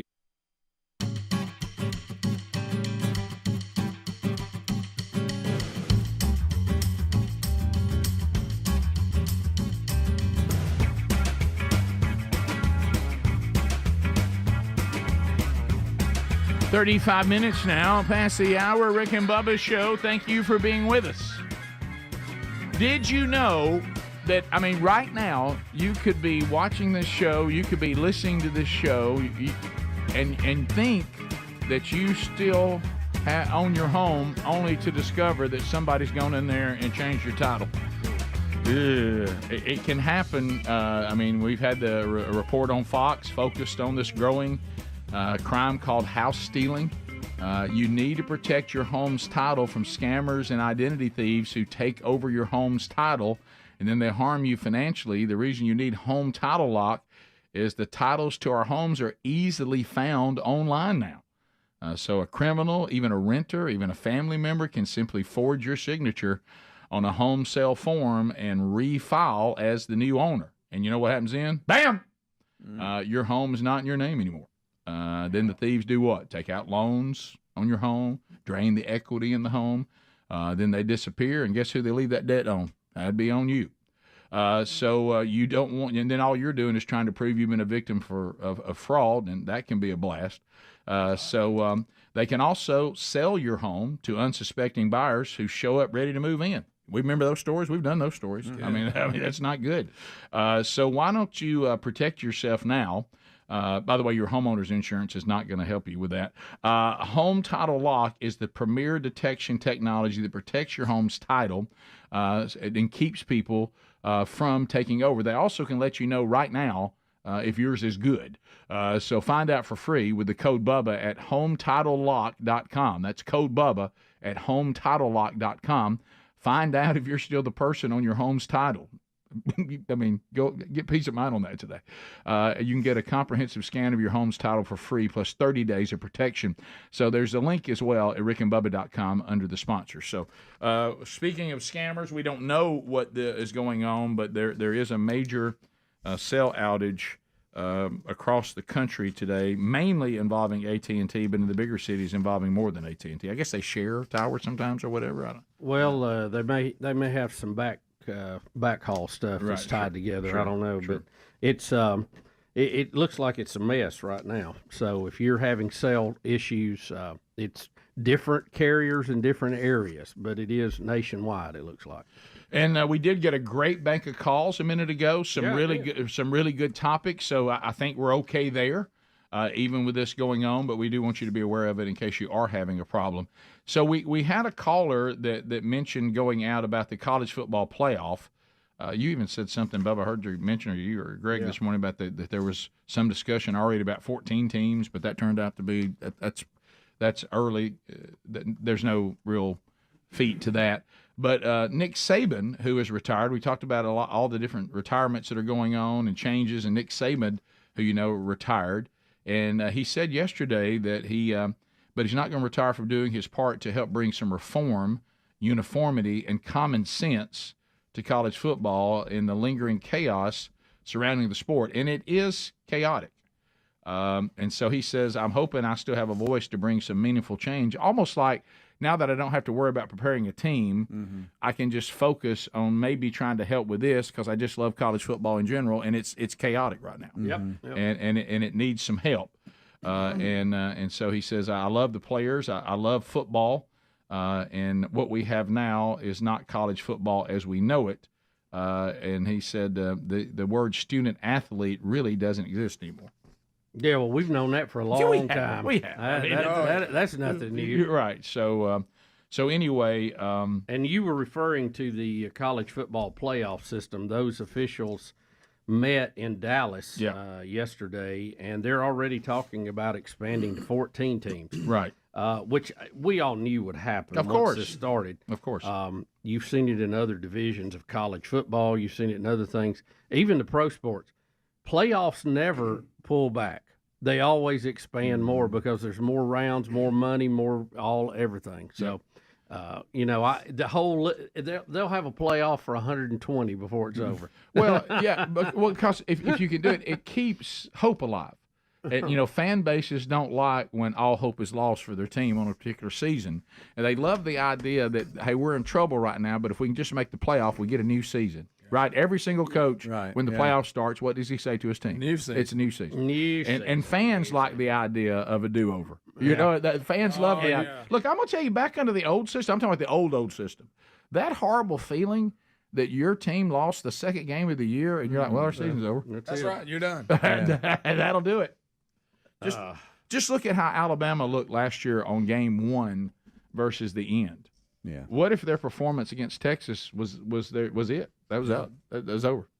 I think is it the NBA? I mean, they have so many people in their playoffs. You have to be everybody makes it. You have to be like the 4 worst teams in all of basketball not to get to go. I mean, you got to be 25% wins. Or something. Unless I'm wrong, and I don't think I am, the FCS gets 25.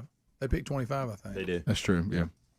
And that's what you're going to see mid-majors Group of 5 do here in about 5 years. Mm-hmm. Well, I thought about that. That's exactly what's going to happen. Well, because we were also known as 1AA. Yeah, I had a discussion yesterday with somebody talking about the school that we've all been tied to, Jacksonville State University, and they were saying, I love what's going on, but there is that side of me that I think to myself, there'll never be a national championship in football, and I said, well, just hang around. I think that there's going to be what you were talking about, Helms. There's going to have to be a separation at some point. So there may be a day when there's a mid-major national championship, that Jacksonville State may have a shot at. One of the reasons that I took Braden to the bowl game, and Bubba was there, is because I feel like that is such a special thing that doesn't come around very often for a Jacksonville State. And because of the way we're continuing to expand for the Power Four, who knows how many bowl games are going to be eliminated to take care of the playoff. Right. Therefore, teams are not going to have as many chances to even go to bowl games. Yeah. And so even that opportunity is going to dwindle. Yeah. And so, and listen, people want to play for something. Like they want to play for a championship. No so, yeah, it sounds good that a Tulane, Jacksonville State, New Mexico State, Liberty can get in the playoff. But really, are they going to be able to win it? And the answer is no. The realistic answer is no. And so there's going to be a 3 or 4 year run of that, and everybody's going to go, let's just go do our own thing. And it's like that top to bottom basically in every sport. Mm-hmm. Yeah, I mean, it's just like when you look at the high school. What's their odds of winning it? Oh, my God. 1 in a million? Yeah. I mean. You're saying they got a chance. but remember it's that. It's just reality. And I face it with what we have going on in our sport. And, I mean, it's to a point right now where I'm probably never going to play an SEC school again. I'm not going to schedule them unless they pay me money. Right. Like, I'm starting to hear that. Like, the Texas Tech coach told me, hey, listen, because we played them at Auburn, and they gave us a nice drumming. We competed well, but they hammered us. Right. They're supposed to. Right. They got the 30th player in the nation, 300 in the world. I can't compete with that. Right. So you know what he told me when we left? Hey, if you ever want to come to Texas, I'll write you a check for $3,000 or $4,000. And I'm thinking, see, this is what we're getting into even with tennis. Right. And so the next time Mississippi State and Alabama calls me, you know what I'm going to say? I'll gladly drive down there and let you romp us a good one. But it's going to cost you $5,000. So, and to your it makes no sense for me to go there. Right. And to your greater point, I'm thinking to myself as a player and a fan base, when you're thinking, you know, okay, so our celebrations have to now revolve around we try to win our conference. Our celebrations revolve around every now and then we upset one of the bigger schools and we got a check and we all get to jump up and down and be on ESPN for a while. But we're never playing for a national championship. We're never, and I'm like you guys. I like when I look at say high school, for instance. You go to the high school playoffs. Does the 1A teams jumping up and down, do they look less happy than the 7A teams jumping up and down? They won 1A because that's where they are, Yeah, and they're the champions of who they are. That's it. And they That's enjoy that. Does it less enjoyable for them because they didn't win the 7A championship? No. Yeah. And two, the chaotic world that you're speaking of. See, I could go to, and I'm not saying Alabama or Mississippi State would do this, okay? And I'm using them examples because they're close to home, and that's an easy trip. But in the world that we live in, and I'm not saying they would do this, but here's the reality. Yes, in the past, I would take these girls because of what? A good experience. They get to play at an SEC school. But I have some girls that can compete with their girls. Well, one of them goes over there and beats one, which happens. Guess what? They'll tamper with them. Right. They'll come get them. They'll come get them. Right. It's a complete loss for me. Right. So it's just that's why That you're happens- going to. that happens in all sports, It yeah. does, Yeah. and it's that tampering thing's a real thing. It's Yeah. happening. Right. And, Well, so, and I'm not Trent putting that on said- Mississippi State or Alabama, but I'm just telling you, it's going on. Well, in And- football, if you come in and you do upset me, and you're all excited, you go, "Hey, we got a pretty good team." And then the with that transfer portal and NIL deals, I'll just come down to the smaller schools and pick their best players and leave them with the players that weren't good enough to play at our level. Yeah. You know, so it's like Saban says, something has to be done. Yep. So there's got to be some kind of order brought to it all. 15 minutes to the top of the hour. 866 We Be Big is the number. We'll be back. We've got a lot more to cover, some updates on stories we brought you yesterday when the Rick and Bubba Show continues right after this. Rick and Bubba, Rick and Bubba. Yesterday, and the knuckleheads were still in here. And you didn't stay in here with them alone. Yeah, I did you? did. I did. Yeah. I After know. a comment like that, it was a mistake. Bubba, I was just in my office. You should have called for help. Rick, come back. So I pulled up an episode, and I told Greg, I said, there was a couple of things I remembered. I remember the opening song, you know, with the cows, and because that's the theme song is where we have adapted it for the phone troll. Correct. And so we both remember watching it as a little kid, but I really don't remember a lot about it. I knew Clint Eastwood was in it. But I remember a bald-headed older guy who used to yell all the time. Right. And that amused me as a kid, okay? Right. And I told Greg, I said, I think he was a cook. And I think we'd maybe have had that discussion since then, too. And I said, but I can't remember. So I went and found part of one of the shows, and he is yelling. He's hollering, "Come and get it!" Right? Yeah, I've got that for you. And I go, "That was it." I remember. But the fact that your memory is you're sitting in a house. Somehow I'll strike off your bomb. Come and get it! Come and get it! Well, and here's one of the things I've looked at, and this is Greg. This is the phenomenon. He had some much more animated than that one. This is the thing we keep studying from Bubba. I have no doubt that you're right about the things you say about what you're seeing. My concern is that you think you saw these things when it was on like normal. Like, not that when you got older you might have seen a rerun of it. That's possible. Right. That's possible. You know, I don't know. I don't know how much Rawhide ran in syndication. I don't think that invented that. And a lot of time our perception is, we proved earlier in the kickoff hour, Helms claimed he didn't remember anything before he was 10 years old. And we're like, that's impossible. And we got the naming thing. I mean, that's like third grade. Yeah, right. They jogged my memory a little I mean, bit. that was one of the most. I can remember now to 4 or 5. Yeah. I mean, I don't remember anything before 10. I said, wait a minute, time out. Did you not play Little League sports before 10? You don't have any memory of that? I said, how about your first day of kindergarten? Right. Yeah, Thanks, Greg. I can remember my mom talking about me at 2 years old or 1 year old. Whenever I started talking, I couldn't say rawhide, and I would come through the house screaming "roll ho!" Yeah, because they say rawhide at the beginning. Mm-hmm. So it was our parents did watch that when we were little kids, and I remember now this since because I was born in '64. I do remembering it. It was murmured because I was in my mother's womb. Right. But I could hear it. I could hear it right outside the theme song. All right. Well, Bubba's this started years ago when I mentioned to Greg. I remember seeing the Vikings play the Chiefs in the Super Bowl. Which was what year was when Cap was the quarterback, what number year 11, was 69.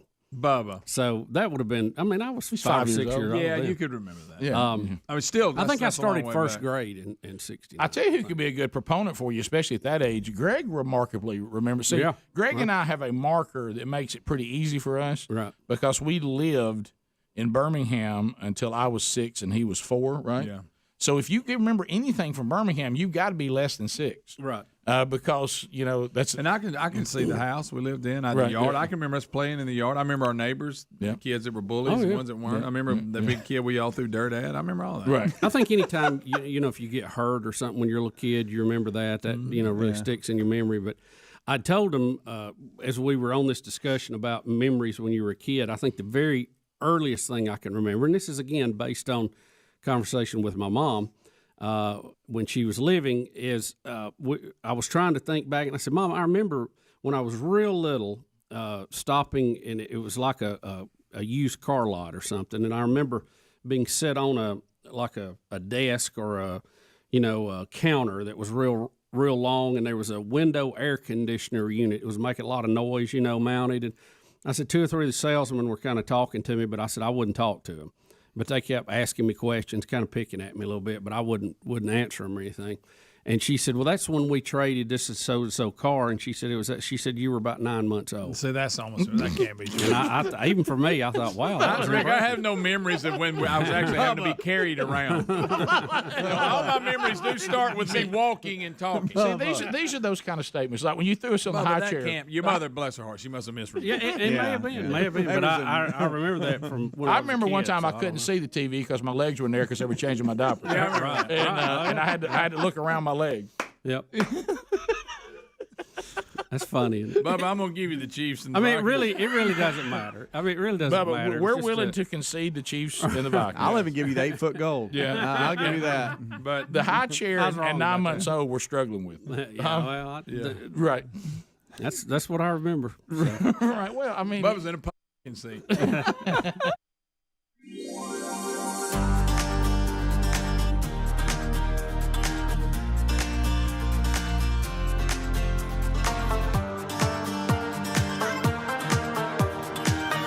Go. 9 minutes to the top of the hour. Thank you for being with us today. Yesterday's archive of the Wednesday Bible study available today if you need it on our YouTube channel and our podcast channel. Rick and Bubba University, the podcast, out this weekend. Lee Habib will be with us, host and founder of Our American Stories. Fascinating interview this weekend. I think you'll love it. We record this today, so grab that wherever you get podcast.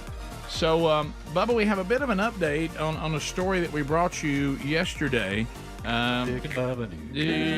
Should spawn. It's a Rick and Bubba news update. It's a Rick and Bubba news update. It's a Rick and Bubba news update. You said it yesterday. It became the topic on The View. This ruling in Alabama, our home state, from the Alabama Supreme Court. It was kind of trying to understand it was kind of mind blowing. And this involves in vitro. And these are fertilized eggs between a husband and a wife, and the in vitro process, which we know personally and know people who are walking around right now. And we also know it's a very difficult process. It's a lot on the mother who is yearning to have a child of her own, and the husband as well. They go through a lot. It is extremely expensive. And when this ruling came down, that the unused embryos now are at the same level of a minor. Is that correct? A human life that is a minor. Embryos at that point are considered with the same rights that a child would have. Right. And so that ruling, for those of us that absolutely believe that life begins at conception, you start trying to go, that sounds great. Yep. But you pointed out pretty quick, this is going to be an issue for people who are trying to actually use the in vitro process, because these clinics at these hospitals are going to possibly face legal action for discarding of any they don't find to be viable for life. Well, it didn't take long. No. I get a call last night at home, and I know we have another email you've got already shown me this morning, of a devastated family that they were going in for in vitro next week, like Tuesday. And they are excited, and they have done all that the women go through. They've paid all the money, and this ruling, and they are pro-life, pro-child, can't wait. Going the extra mile. To have children. Yeah. And they get the call from UAB. That's been canceled. Well, I told you the lawyers would shut all this down till they sort through it and figure it out. I hope it's sooner than later. Right. The ruling that the court made, I really have not thought about all of this. This is something that if you haven't had to deal with it, you don't spend a lot of time thinking about it. Right.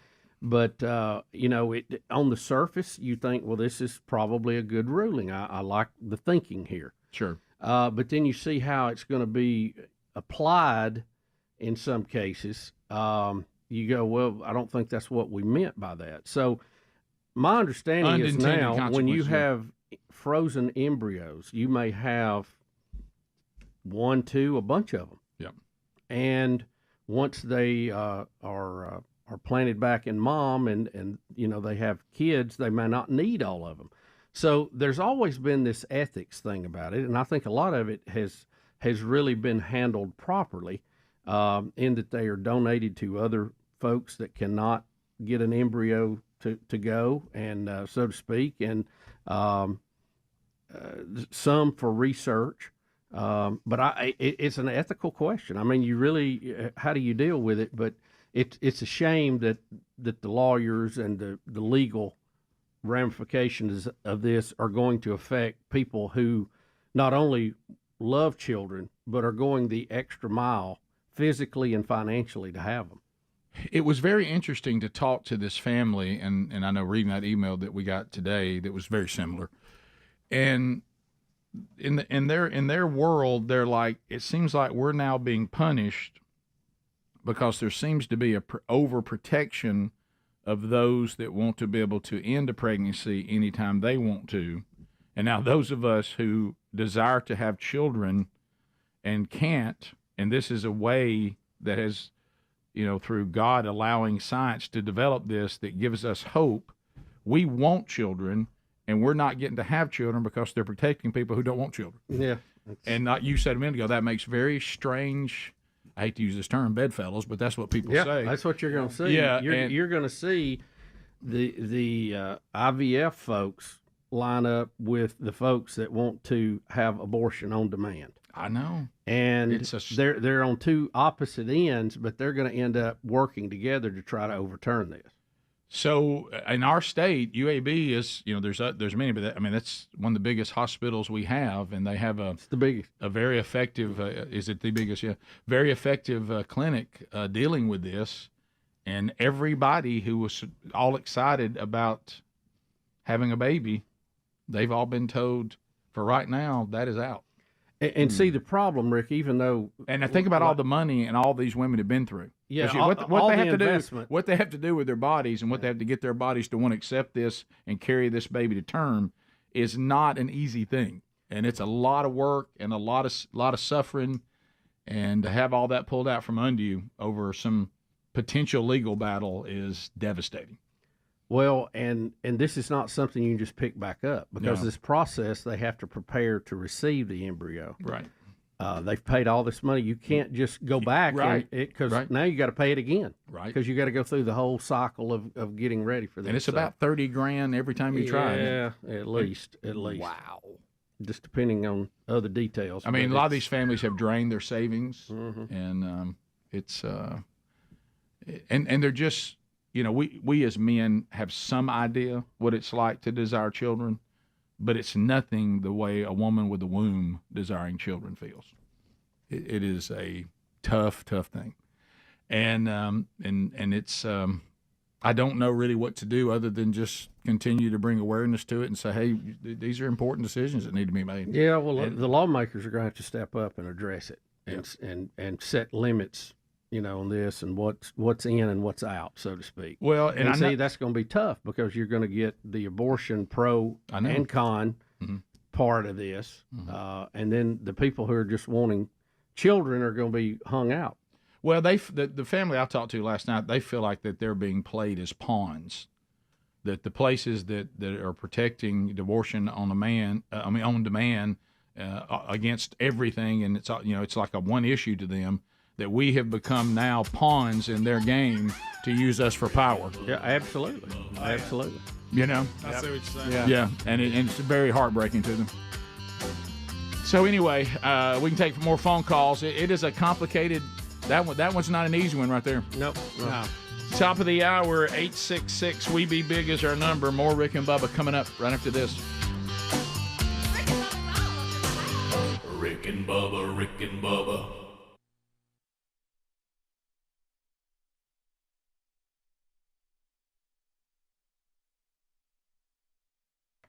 Well, just when you thought, you start thinking to yourself, I need more Phil Robertson. I need more of the Robertsons. I need more Miss Kay.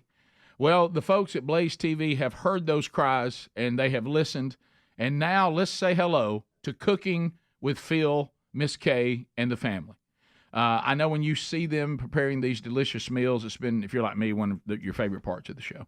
So that's why Blaze TV, we're going to bring you more of it.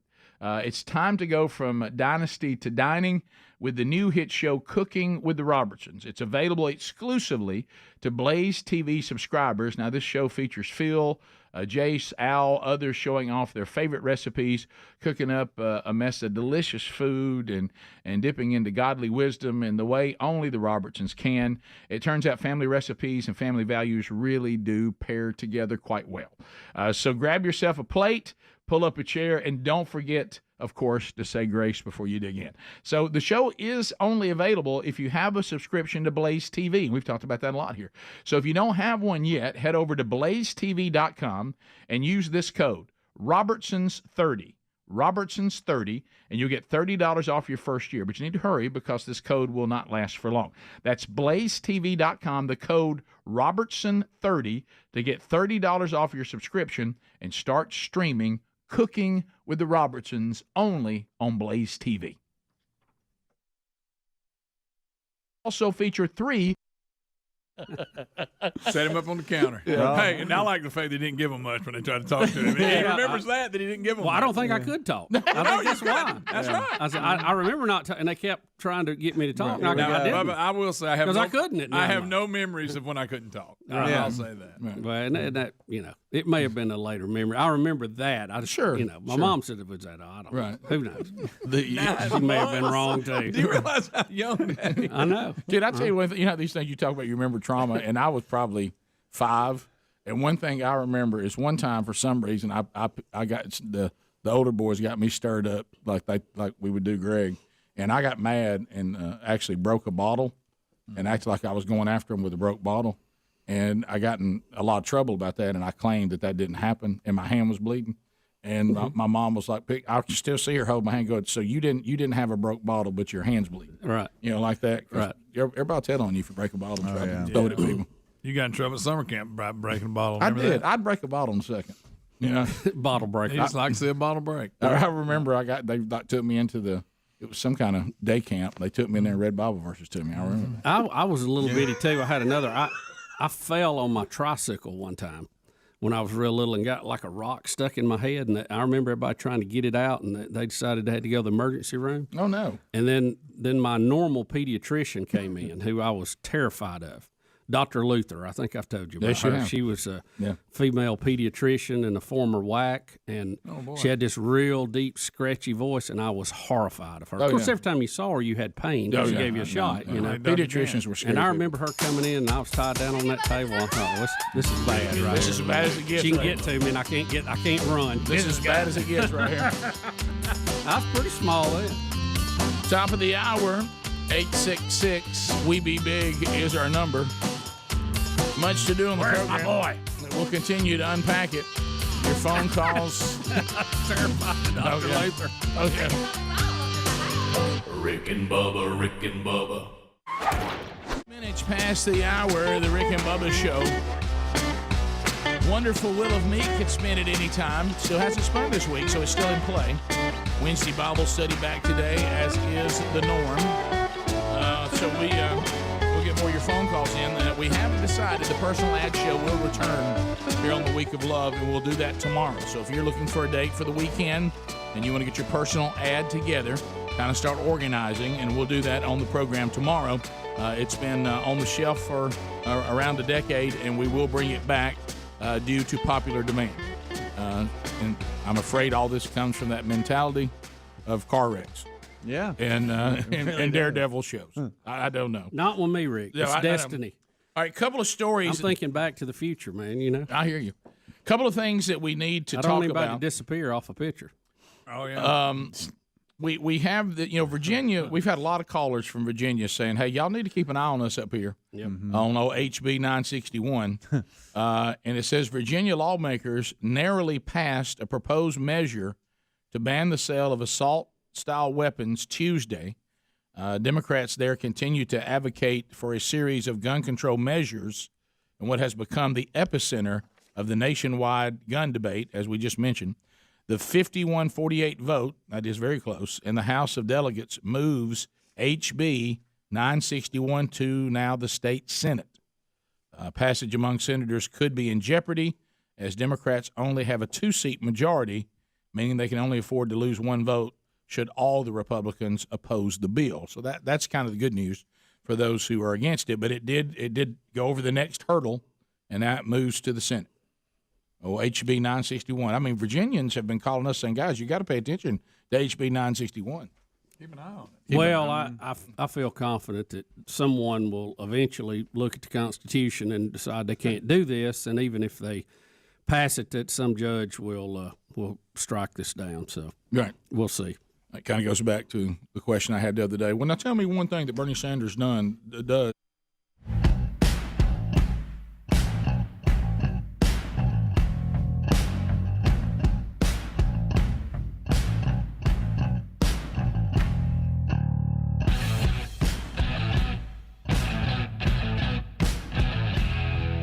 All right, here we go. 6 minutes past. Your phone calls roar in at 866-WE-BE-BIG. The real Greg Burgess taking those. Of course, this phone segment, obviously, only for those whose cell phones are working. But the major national outage is affecting a lot of people, but not everybody. Thank God for that. The gang's all here. Speedy, the real Greg Burgess, Helmsy, and Eddie Van Adler. As we go to the phones, please welcome back Bill Bubba Buss. Rick, glad to be here. Thank all of you for being part of the Rick and Bubba Show now for 30-plus years. 30 Incredible run. Thank you all very much. 30 big ones. Janice in Birmingham, 104.7 WZZK. Janice, go ahead. Good morning. How are y'all? We're good. I hope you're okay. No, we're not. Yeah. We have embryos halfway through the process at UAB, and they are being held political hostage. And that is my only chance to become a grandmother and my only chance for my children to have children. I consider myself pro-life. I feel that this is a way for people who have difficulty conceiving to be able to have children and to bring them into this world and help them to glorify God. And now that rug has been pulled out from under us. We are in total limbo. We don't know what's going on. Yeah, and you're not alone. Now, I do know, talking to the family last night, they have officially been told that they have been canceled, that their appointment is off. Yeah. And that they're not going to be doing any of this until they get more legal advice. And I wouldn't say that it's completely over, but there's no doubt in Alabama, especially with UAB, that it's been put on pause. Of course, unfortunately, in this situation, every minute for it to have the best shot at going full term, every second counts. Well, I think, Rick, this is what needs to happen, and I was thinking about it during the break. How do we fix this? I think the governor is going to have to call the legislators in for a special session to deal with this, and they need to deal with it quickly. Now, what do? We've got this ruling. There's going to have to be some guidelines, very strong guidelines about how unused embryos, what happened to them. Once they settle that, we should be able to move forward again. No doubt. Yeah. And but it needs to be done right away because, I mean, literally every day is a problem. So I'm urging our governor to jump on this, take this and lead in this situation and fix this problem because we have a problem. I'm not saying the ruling is right or wrong. I really feel like it's probably more to the right. But we've got to fix the unintended consequences of it, and that needs to be a legislative answer, not a court answer. Yeah, and you may need to explain. You may have already answered Jessica's question, but Jessica, go ahead. I think Bubba just answered it for you, but if you want more details, go ahead. What's your question? Yeah, that pretty much does line up with what I was asking too. I wasn't understanding the correlation of what the issue was with using the embryos if the intended goal was to not discard embryos. You know, it's like, okay, well, if y'all don't want to discard them, then let's use them.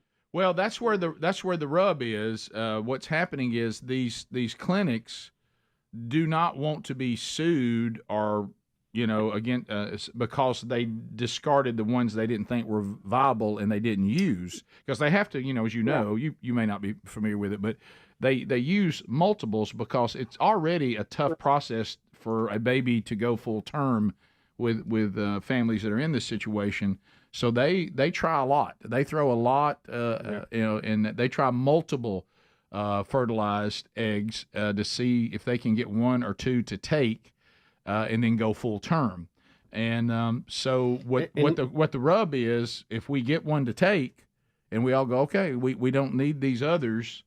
The Alabama Supreme Court just ruled those are children, so you cannot discard them. The clinics go, but we've always discarded them or used them for research. Or donated them. There's different things. I think they were. They don't want to be told by the court what they can and can't do with them. Yeah, I think for the most part it was being handled ethically. Right. Okay, it wasn't maybe early on, but they've kind of fixed that. Right. But this, and again, another issue for the clinics in this is, it all came out of embryos that were damaged. Somebody basically dropped them on the floor or something, right? Mm-hmm. And so they're being held liable for that now. Right. And there may be some clinics that go, we can't even handle that liability. Right. I don't know. I don't know how this will play out. But I don't think what we're seeing was the intent of the ruling. Right, but what you just said is accurate. What you have with all the legal smeagol out there, organizations, if they think the term is called exposure, and they sit down with their legal team and they go, "What is our exposure? How much can we be sued, and do we have coverage insurance to cover that?" And if they deem that the exposure exceeds the benefit, all of the feelings and all the emotions, it ain't gonna matter. Well, I think there's so many things. I mean, guys, I don't know how to break this to y'all. And it's not near as important or as emotional. In the industry that we're in, we can't even tell people you be the first person to where we're broadcasting to get a prize anymore because somebody had a car wreck hurrying and people got sued. So instead of just saying, well, let's just do it safer, they just said, let's just don't do it at all. And you can get to the point where people just say, we're just not doing it at all. There's just too much exposure. There's too many potential lawsuits, and they'll just stop doing it. Yeah, and, hospitals already deal with that to some degree now. Yeah, sure. So I don't know. I think probably their legal counsel are doing all this out of safety right now, as you said, exposure, because they don't fully understand what they're up against. So they've said, look, we're gonna squat here till we have better clarification. And probably, if they were honest, they're also using it for leverage. They're benefiting from the emotion and the distraught patients. They're being played in this right now, which is not a lot of fun for them, but it probably will get them action quicker. Well, this is going to play eventually to the question on abortion. It is, because what's going to happen is people whose lives are being turned upside down right now, and it's such a terrible, terrible thing. Like I say, I talked to a family last night on the phone, when it was still working, and but what's going to happen is what they're hoping, the hospitals, is right now the anger's toward them. Right. But what they're hoping is they can take that anger and turn it toward the Supreme Court of Alabama, and that people start blaming the Supreme Court of Alabama for the situation they're in, not the hospital. Right. That's what they're hoping. See, the abortion crew thinks, look, if we can make this point that you need to stay out of our body and our decisions, then that's going to solidify their position in this. No doubt. And again, I don't think many of the people who are going through this, that's their position. No, of course it's not. Or they wouldn't be doing what they're doing. Well, the conversation I had last night, they're saying, here we are wanting to have children, and our appointment is basically being canceled by people catering to people who don't want to. And that's where they feel in a real odd place right now. Yeah. And you understand that. You do. Let's go to James in Florence, WLAY. James, go ahead. Hey, Rick and Bubba. I hope my cell phone holds up. I'm driving. I'm just curious, for those who it's time sensitive and they're on the clock, so to speak, could those embryos not be transferred across the state line where it is legal? Can you do that? And those families be... Yeah, that's a good question. Can you transfer them? I don't know. I don't know. Transport them, I mean? That's another question. I mean, you would think, well, yeah, we'll just load up and go. But, I mean, there's laws about transporting things over state lines. I mean. Yeah, that's what I was thinking. I mean, you can't carry deer over state lines. No. Right. So that's true. Right. That's true. There's no telling. We'll be back 15 minutes past, so and we can continue to hit that. But that's where we are right now. You're updated. More Rick and Bubba coming up right after this. Rick and Bubba, Rick and Bubba. Does not win the Constitution. What, socialism? What are you talking about? What? Everything about socialism would be completely opposed to the United States Constitution. All right, Bubba, do you care about the Best in Show Westminster? I know you love the movie, but do you care about care about this at all? I love the comedy, and I did. I watched the video yesterday of that sheepdog that was running the obstacle course. It was very funny. Even on the network news last night, they had him in slow motion when he's going in and out of these poles, and the look on that dog's face, how big his eyes were as he was cutting in and out of those poles. Yeah, which was kind of cool. I mean, I love seeing those dogs, how fast and agile they are. But the big black regular poodle won it all, did you? Siba? And there's her name? Something like that? S-I-B-A, however you say that. Siba? Siba? I don't know. But have you seen how they've got the dog fixed up, Rick, what she looks like? No, I don't watch It's this. a normal poodle but it's all black, and they've got. They've got it cut with all these balls and things. I mean, it's really odd looking. It's funny. They'll stand before God for this one. Let's look at that thing. Let's see if they can show you a picture of it. Oh yeah, we got a running here on mine. I think we're going back and forth between what he's got and what I've got. The thing that gets me, and Best in Show, the movie. There she is. Look at that. That's a weird looking dog. That is weird. I'd hate to have to get up and look at that every day. Yeah, that I don't. I will tell the dog's going. I can't believe I didn't win. I will tell you this. The good news is it won't get a concussion. No, it's got plenty of padding. You know, we had a big fluffy cat that we cut that way one time so it looked like a lion, and that was the funniest thing. Left the mane around the neck and put the little ball on his tail, and that was the funniest. I mean, it got Rick. I cannot tell you the hours of enjoyment that brought us. See, when they do weird things like this with the poodles, so they get the poodle all covered up except for its rear end. Yeah. So now I've got to look at the old one eye there, and the fact that the poor thing's probably saying, "Well, I was warm except for my rear end. It's freezing."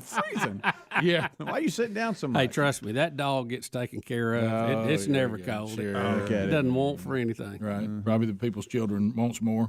I saw one of the dogs in it like that you've got, Rick, the King Charles Springer Spaniel. They had one of those. Did they really? Yeah. Kept jumping up in everybody's lap. Yeah. Every time somebody sit down, they'd run over there. So that's an amazing trait. You know what I was thinking about, because I just finished watching. It owns me, by the way. I just finished watching. I remember us being on the air dealing with it. I think I was 9 months old. Yeah. I remember so vividly when we were at the epicenter, using from the last story, the Michael Vick thing. Mm-hmm. So I watched the 30 for 30 on Michael Vick now, and it's a fascinating watch. Yeah. But, he's completely rebuilt his persona and does work for the Humane Society and all that. I think they should take the next step. I think Michael Vick should be one of the judges at the Westminster Dog Show. I think he ought to have. I think he ought to have a dog he puts in it. Bubba. A dog owner. Yeah. And think about him running that obstacle course. How good he would be. I know, right? Fast as he is. Well, based on That'd that be story, awesome. those dogs were accustomed to.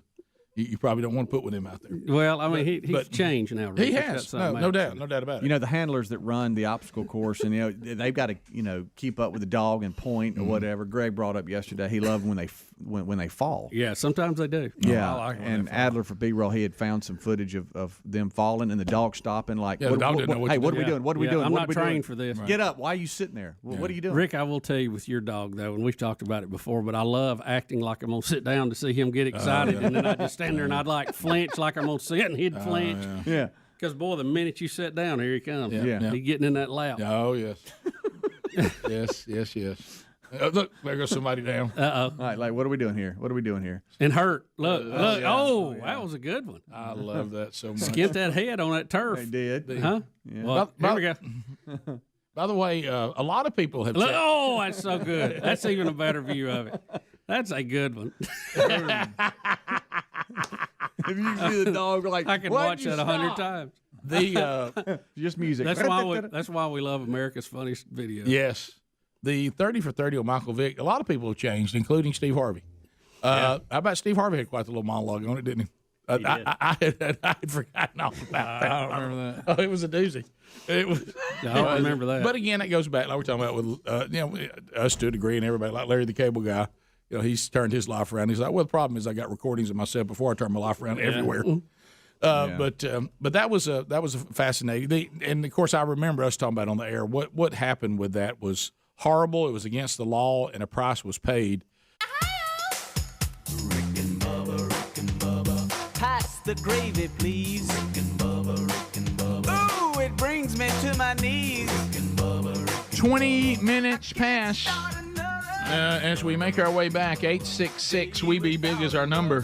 Thank you for being with us today. We've had a lot of topics, had a lot of phone calls, and we'll continue to unpack it as the day goes on. It is a very, very busy week. If you're looking for man churches, boy, this is the weekend to do it. There's so many of them. I would just tell you go to themanchurch.com. There's 5 of them this weekend, and you can be part of that. If you're looking for the conference coming up in Starkville, coming up March 8th and 9th, as of yesterday when we ended the show, there was 45 tickets left.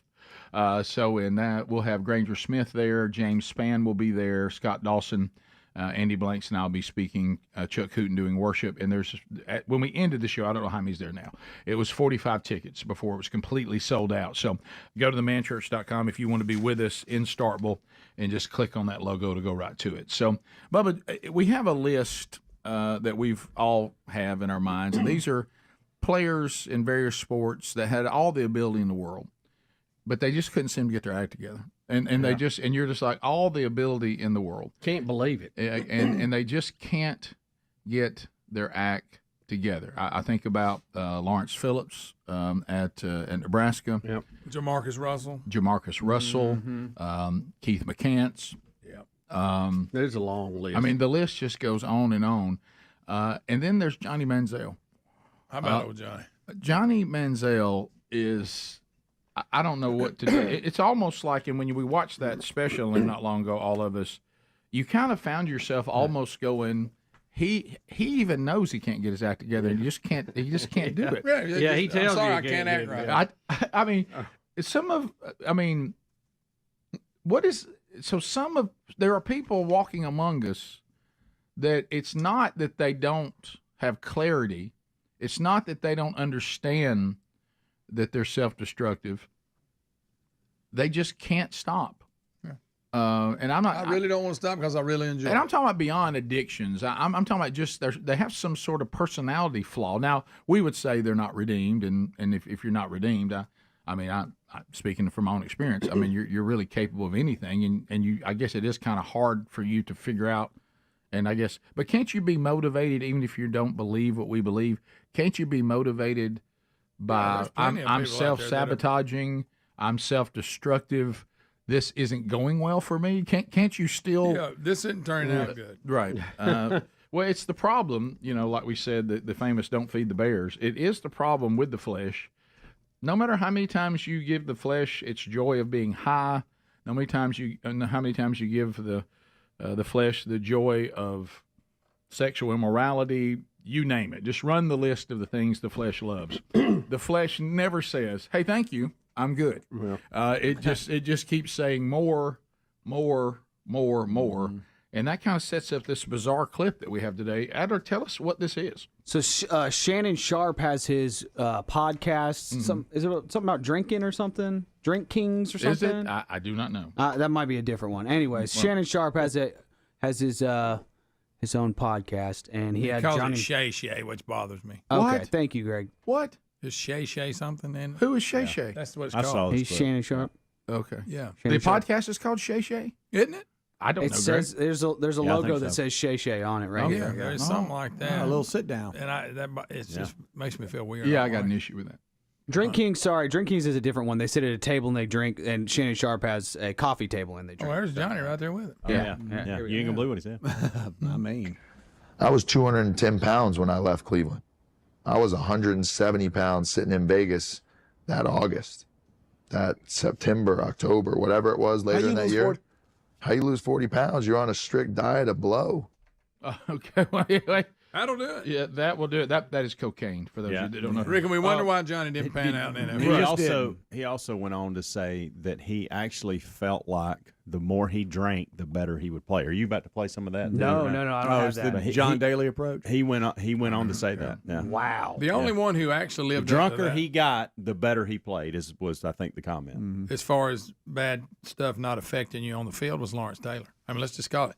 He was the greatest, probably one of the greatest linebackers ever played. What if he'd actually not stayed out all night partying and he was on cocaine and everything else, and he was unstoppable? Well, let's think about this. I always think about, and I obviously didn't see these people play, but you hear these stories, Mickey Mantle, Babe Ruth. Oh, yeah. I mean, think about their lives if they would have had the mindset of a Mike Trout or Bryce Harper. Yeah, exactly. Mickey Mantle, because I saw the special, he thought he was going to die young because everybody in his family had, and he was So he lived it up. Yeah. So Manziel in the interview goes on, Rick, to talk about his time at Texas A&M and the fact that they were negotiating with Texas A&M for money to stay in the school and not go pro. He even outlines that his dad went to talk to Sumlin, and my dad said pretty much man to man was like, we'll take $3 million and we'll stay around for the next 2 years. Yeah. That's He said, now his dad did this without me knowing about it. We call that the Cam Newton. Yes. Yeah. He was just a little early in the NIL stuff, wasn't he? Was like, you know. Yeah.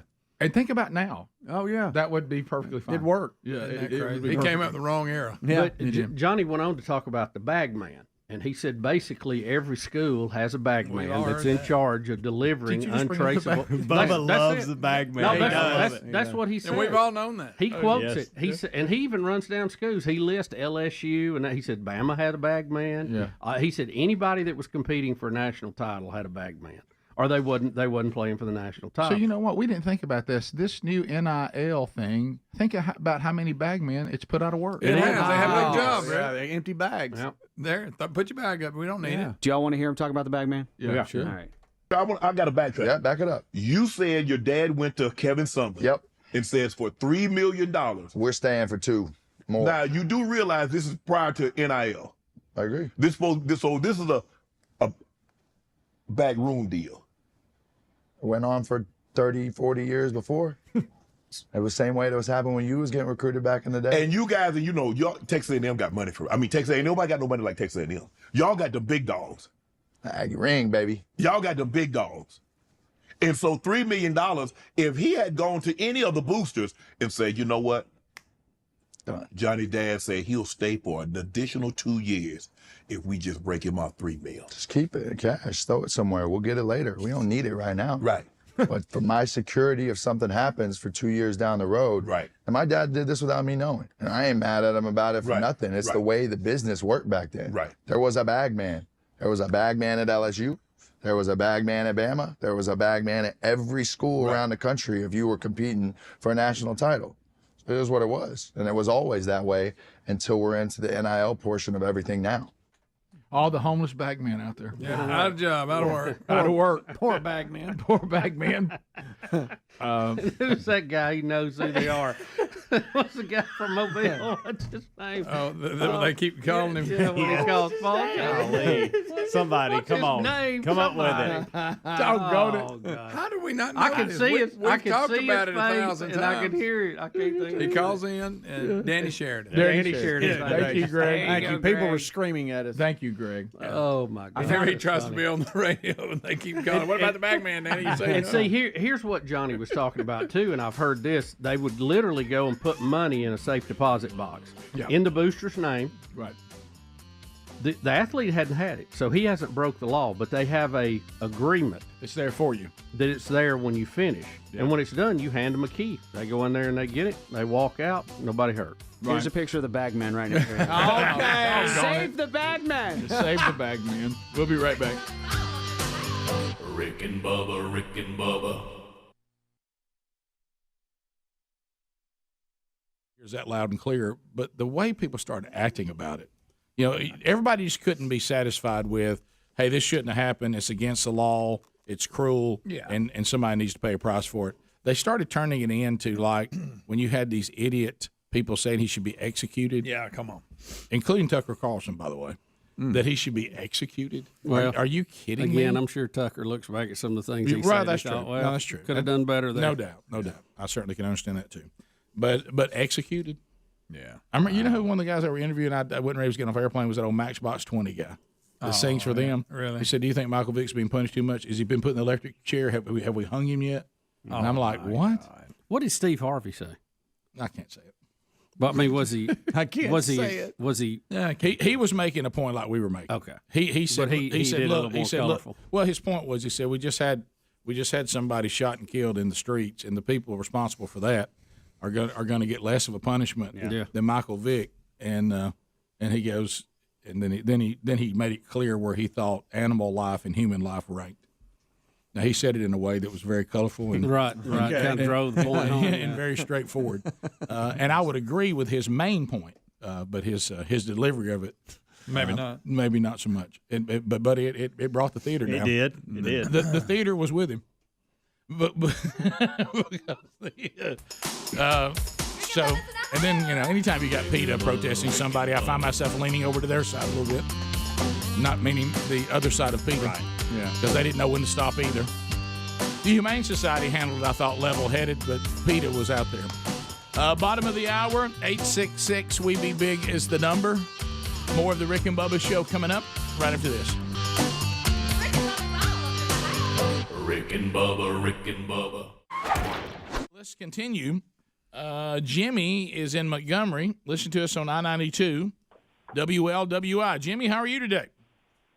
Good morning, Biggins. Hey. Hey, real quick, I was hoping to pick your guys' brains. I've got a pretty good plan for Valentine's Day weekend right now, but I feel like I need one more idea to just dial it in perfect. Okay, all right. So I've got our 2 kids heading off to grandparents' house for the weekend. Okay. So we're gonna have the house to ourselves. So I feel like that's a good start. Good, that's a great start. I've got back straps that'll go in some marinade Friday morning to be grilled Saturday evening. Like it. And I've got, of course, a little Valentine's Day present on the way from Amazon right now. So I just feel like there's one more. I'm missing something. I think there's one more thing I need to just put it over the top. Let's see. Bubba, you want to weigh in on that? Say, you okay? How's your wine cupboard looking? And there it is. He's Baptist, Bubba. Hey, it stays in the back of the fridge, though. That's right? Yeah, that's right. Yeah. So I think what are your sides gonna be with the backstrap? I've got some asparagus to grill. I've got some other mixed vegetables that'll go on a couple of little skewers beside it. I watch too much Meat Eater, so sometimes I get too fancy. How long you been married? 8 years. Okay. Awesome. Okay. Do you guys have a favorite song? Went there. Ooh. She certainly does. I could dial that in. Do you have a fireplace? Yeah. No, but Netflix has got that fireplace video that plays for like 4 hours. Put that on. Get that song she likes. Have that playing. You got any flowers for the table? I do. I got flowers covered. What about rose petals? Oh, now I hadn't thought about rose petals. Yeah, like that. Have those leading down the hall. You got some kind of sweetie pie honey bunch card that's got some kind of beautiful little something written to her about how much you love her? I'm starting. I got a rough draft working on that. It takes me a little while to get going. I got you. But I like this guy's effort. This is great. You're in great shape. I think I would. I got the high karate ready to go. Yeah, I'd look at. I would. I'd probably add the music there for a little ambiance. Get the fire on the TV, and I don't. Then you heard Bubba's suggestion. That certainly can be received by some people well, others not so good. Right. So, I'd like for him to go a little bit further and make a playlist, not just one song, because within the song ends and you're in the handle trying to figure out what. And Jimmy, let me tell you, if you're really talented, the order the playlist in is important and what the songs are saying. Yeah. If you can time it out just right. Come on. Yes, sir. But that's insight right there. That's 400 level stuff. I'll just tell you that. You want to start with Climax Blues.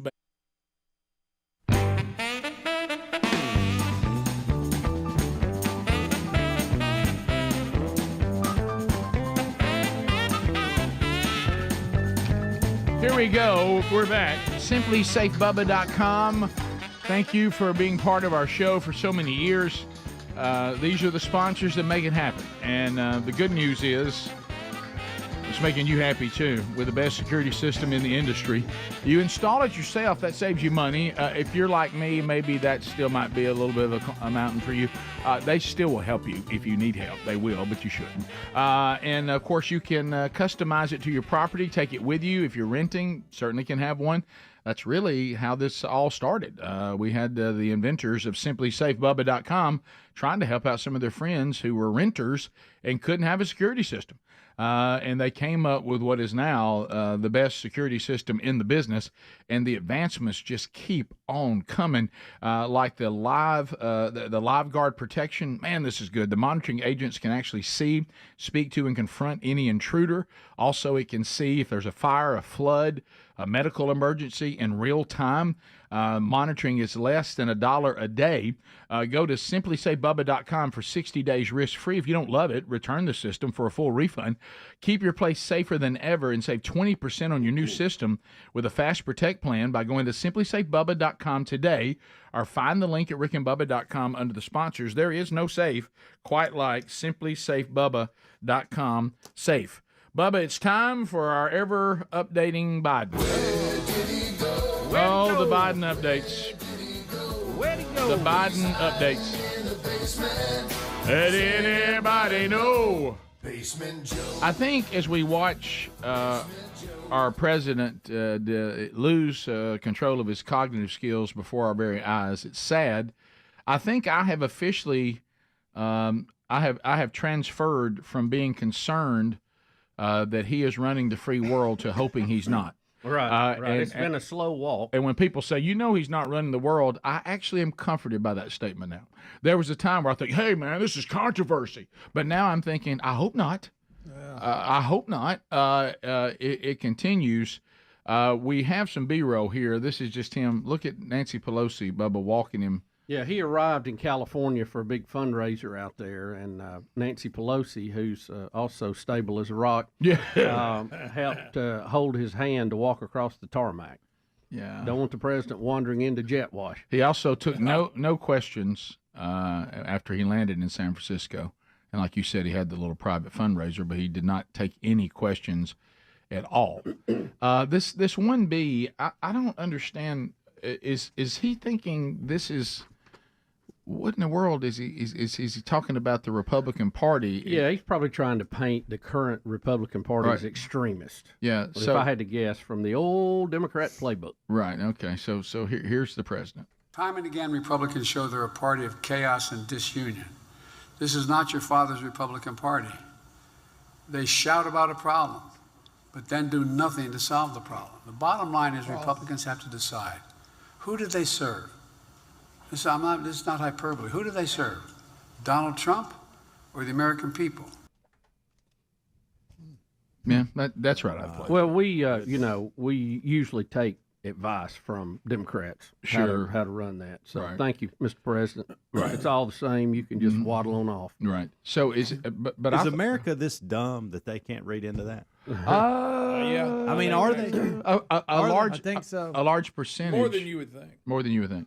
Well, because they've bought into all this. Like right now, there's about 40-something% of our American citizens that truly believe, like the open border, that it's no longer the Democrats that want it open. Somehow, it is not just the Republican Party, but the very man who wanted to build a wall is now responsible for it being open. I mean, Rick, look, we have our quality of leaders in this country has dipped way off, but it's the American people that keep sending them. So I mean, that's who is responsible in a democracy or a constitutional republic. It's us. Yeah, and remember when it was, I'm going to use his term, when it was our father's Republican Party, they hated the Republicans then too. Yeah. So I don't know what he even means by that. There's never a version of the Republican Party the Democrats go, and I tell you what, we like those people. Y'all should vote for them. They would have been one. Y'all should vote for them. Y'all should vote for them. But this is all like Bubba just pointed out, this is all, Trump, scary Trump so bad. And that's just he's just going. They are telling you how dangerous he is, while they themselves being as dangerous as anything we've ever had. Yep. That's what they do well. We are losing the constitutional republic, and of course they then scream, "No, he's ruining the democracy." Let's go to him struggling to read words on a giant teleprompter. He is. He's certainly going to give us one of these stories from his dad, and look for the word Joey. Anytime he refers to his dad, here comes a Joey story. So here's an attempt at one. It doesn't go well, but here we go. My dad used to say, Joey, a paycheck is about more than a job is about more than a paycheck. It's about your dignity. Take him a minute to get Speaking of dignity, can anybody please start caring about this man's dignity? Please. Will somebody please start caring about it? He may not be able to care about it, but y'all can. my dad always said. He behind him. Yeah, I tell you what, Joey. They love each other, Joey. Get past it. Do you think if we That's the story that broke it all down. Well, anytime he says Joey, you know he's lying. That's it. Well, but what I love, now I'll tell you another tick that he has when you know he's lying is when he's trying so hard to convince you he's not lying. Yes. He keeps saying, I'm not lying. I'm not exaggerating. That's not hyperbole. He'll throw a whisper in, too. No, I'm being serious. I'm serious. Like we said, he says that when no one's even accused him of not being serious. Nobody said you thing. Why do you keep saying that? I'm telling you. It's not a joke. Bubba, this Not a joke. next one, it's a montage. You know, anytime I see the word montage. A good montage. Yeah. This is the whole deal where the Democrats are trying so hard to convince us that what we can clearly see as reality is not really reality, which of course is called gaslighting. No. So here it is, and this is all about his cognitive awareness. He's certainly fine.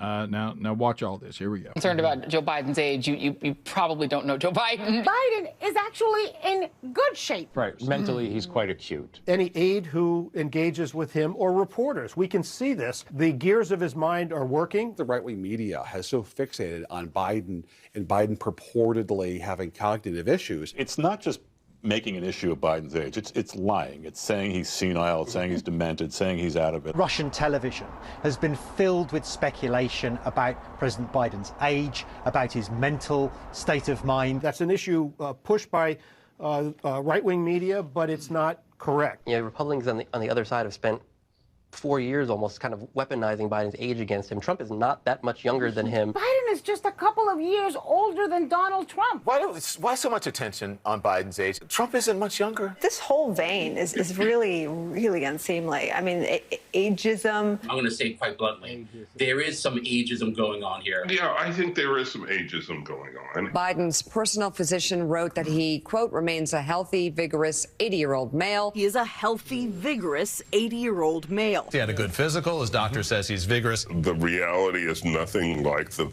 dystopian picture that the Republicans are trying to paint of this senile, doddering president, and he's as sharp as a tack.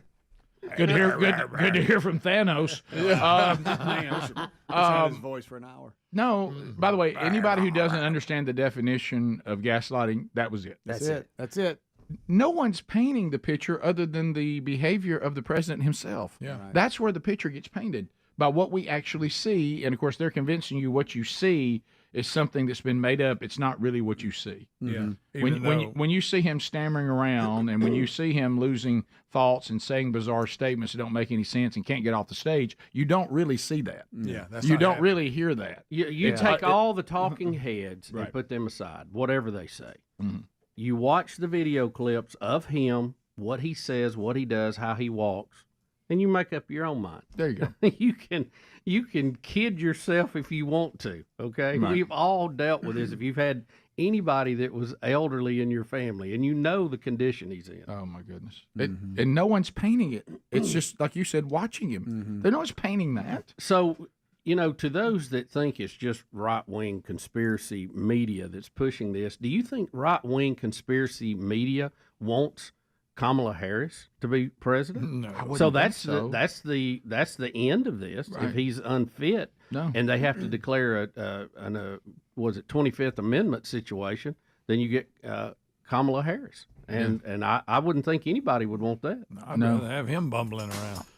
I wonder what Nancy Pelosi and Biden were talking about on the tarmac. Well, I here. bet it was a good conversation. I bet it was. I bet he was like, "How are you so good at stock market trading?" Okay. And she's You're like, a genius. She's like, "It's called insider trading, Joe. You're doing it right now." Okay. So now you are painting a picture. Right here, it's where are we going? Oh. 15 minutes to the top of the hour. Rick and Bubba. And I love you. Yeah. Because that's straightforward. We got to establish that as our foundation. Right. Right. And then you start working your way to romance with the music. Well, Rick, I know I don't have the experience you do, but I don't know if you're supposed to start with anything that starts with climax now. So you went there. What's just the name of the band? Yeah. You went on and said it. Yeah. I thought we were eating backstraps. Right. Yeah. Yeah, that has to do with the order of the song. But that's just the name of the band. That's back to those rose petals. Yeah, the song itself is a foundation. Yeah. You can get Marvin Gaye there at the end. Just yawn. I didn't say start with Marvin Gaye. Yeah. Right. So you got to time it out. You got to, it takes a little skill with that. It does. You got to kind of. You have to know, am I a quick eater? Are we going to take our time eating? Because the lengths of songs. Oh, yeah, that's a good. I mean, like, don't be too hungry because if you like, exactly like, right. like, let's say you're eating with a Burgess, they'll eat in like 30 seconds, and then the meal's over. Well, but I don't want the meal. I don't want the meal to be too heavy though. Right.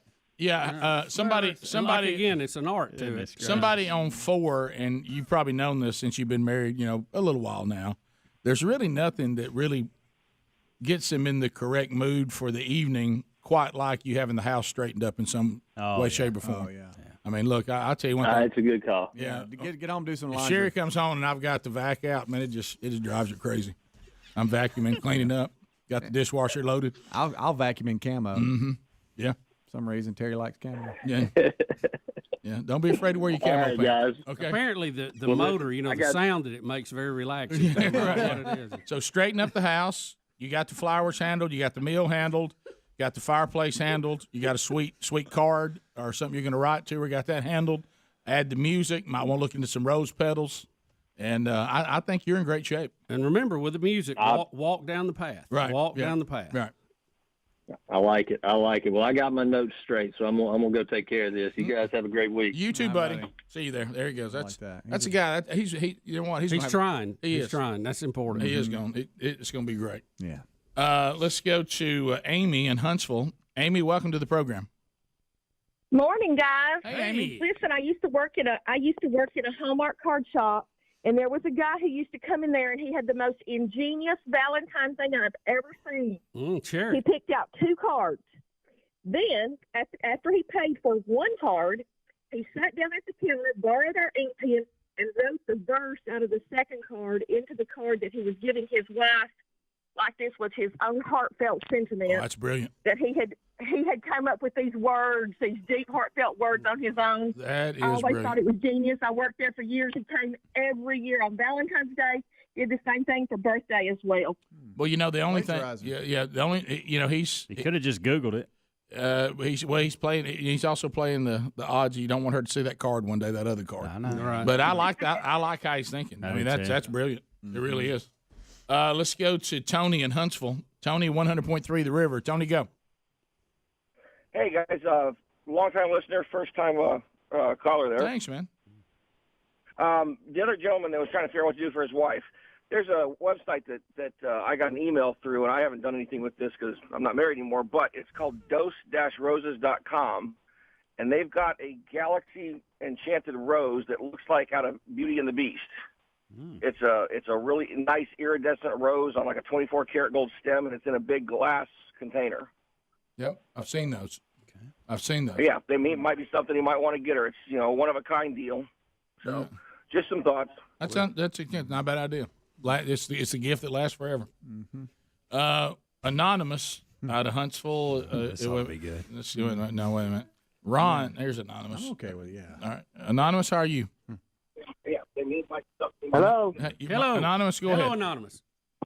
Hey, yeah, Rick, I'm the same age as you are, and I'm disabled, and I only get so much a month. So I need to find out what I can do for my wife for Valentine's, because our song is "It's Your Love" by Tim McGraw, and I proposed to her doing karaoke on one knee with that song. And I don't know if she loves to clean house, so I thought about cleaning the house and doing the laundry and all that. But is there anything extra I could do for her? All right, let me ask you this. If I can find How long y'all been married? Yeah, when you say disabled, I'm going to have to uncomfortably ask some more specifics there. Thank you. Are you? Some of the things I may tell you to do, you may not physically be able to do. Yeah, well, I can do. I can walk and get up and do stuff. I just got my right hand is bad.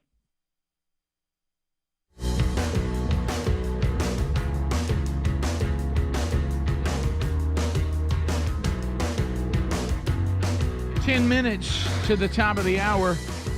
Rick and Bubba, Rick and Bubba, Rick and Bubba. Thanks for being with us today. We'll get to more of your phone calls coming up next hour.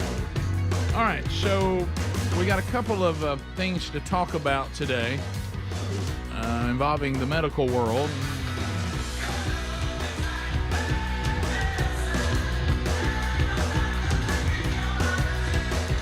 Got some good news today as well, not just all bad news, but we did have the report yesterday on side effects, the study that hit the news yesterday concerning the mRNA vaccine that was supposed to, of course, stop all COVID in its tracks, and anyone who wouldn't take it was evil and murderers, and they didn't love other people. And of course, now the science coming out, the claim that it was completely risk-free and 100% effective, neither one of those correct.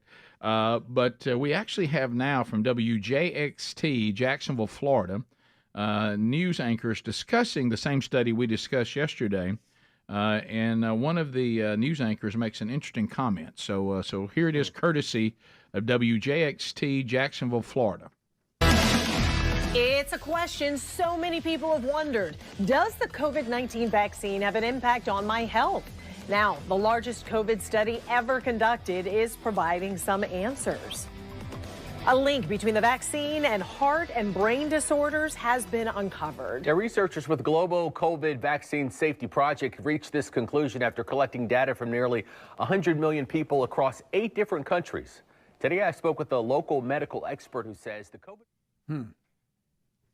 What you got in there? And so now I'm going to skip forward. That was the kind of the intro to the segment. Yeah. He basically covers what we covered yesterday. Right. Yeah, I got it. And then here is the personalized kind of statement from the anchors at the end. Between the vaccines and adverse side effects does not prove the vaccine was the root cause for the illness. The silver lining for all of us, whether or not you believe in the vaccine or not, if it's safe or not, is that the strains of COVID-19, when they have mutated, they have become less deadly. Mm-hmm. We've seen those deaths trail off versus what could have been worse, where it could have mutated to a more deadly strain. Yeah, but I'm sure there are a lot of you who listen to that story. Like me, I'm sitting there going, what has happened over the past couple of years? You know, I had the COVID shot, I had COVID, and then dealt with pericarditis like just this past Christmas. Mm-hmm. So I never had heart problems before, so I wonder. Right. You know, now I'm going to be doing some more research to figure out what in the world. Yeah, and it's always good to check with your general practitioner, check with your doctor. And these are the questions and conversations that you need to have when you need to decide whether or not you want to get the COVID-19 shot, or any vaccine for that matter, based on your own personal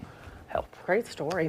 Keep in mind, if she'd said that 2 years ago, she would have been fired. No, if we had said any of this, these kids on social media. Yeah, that's not a joke. She would have been canceled 6 ways to Sunday. Absolutely. So that is still concerning. But then, Bubba, maybe potentially some good news. Oh, it's a great story today. It's in the Daily Mail. It's about Dr. Catherine Wu.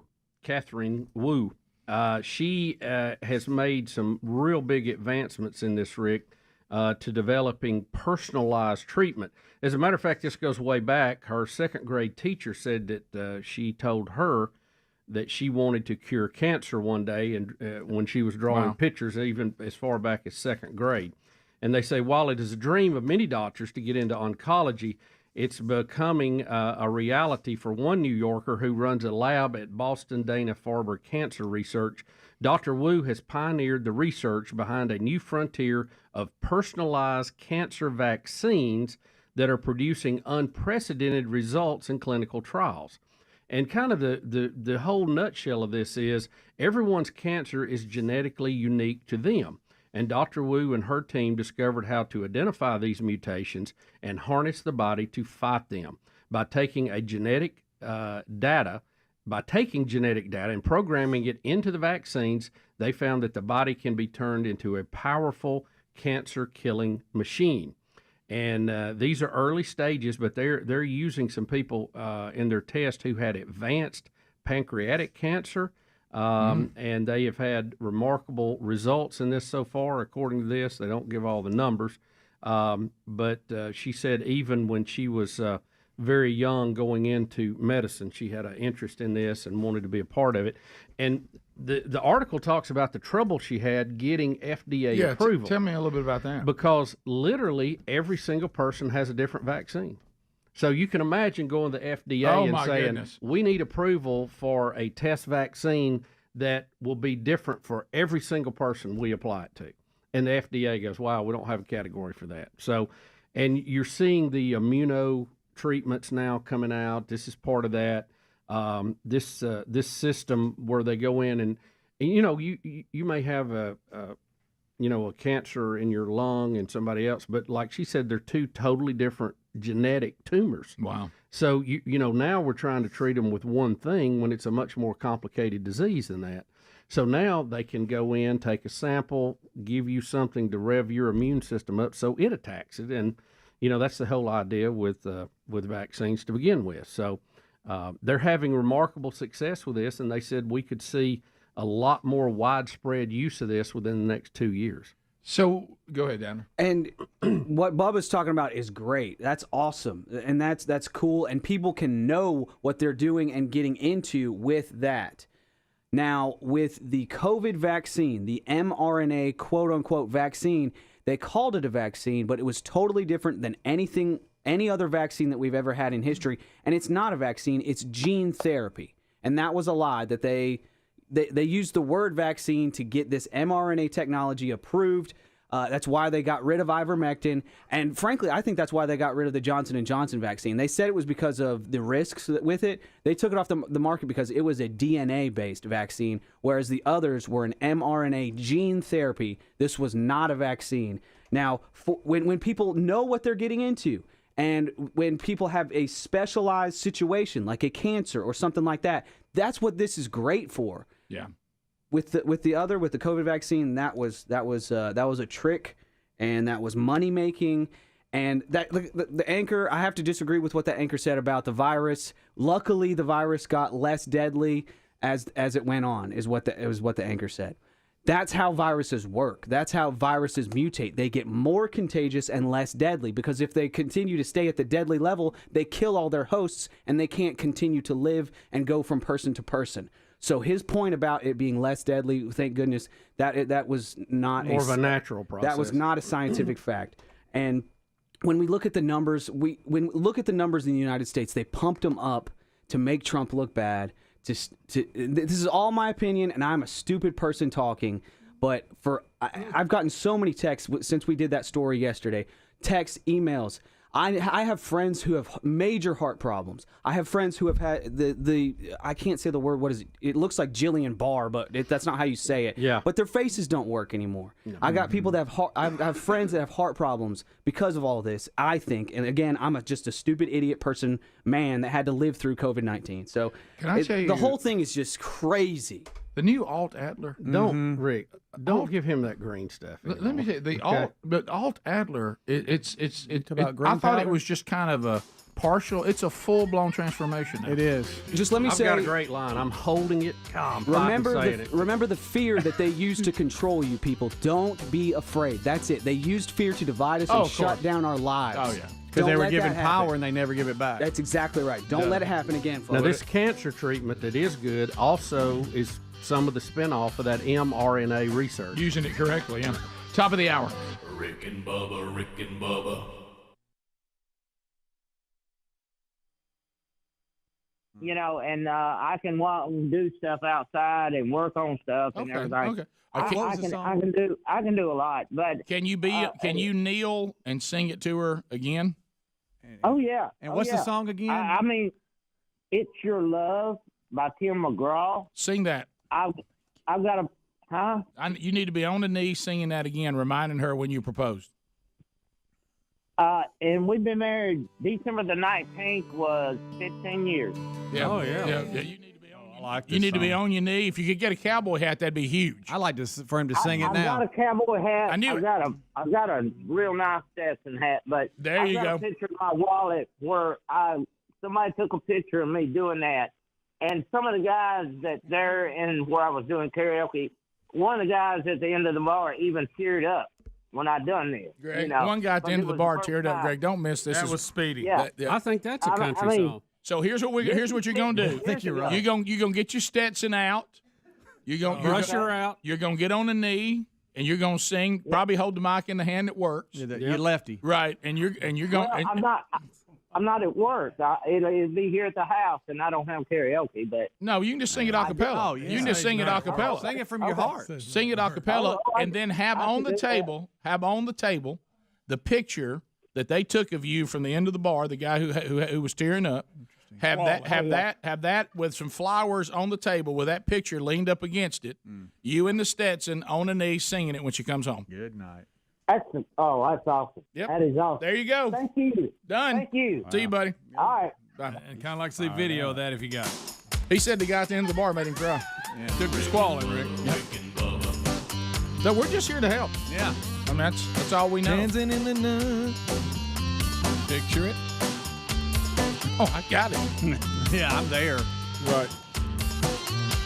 Bottom of the hour. No, I'm sorry, it's not bottom of the hour. Maybe I moved us forward, didn't I? You did. 15 minutes to the top. We'll be right back.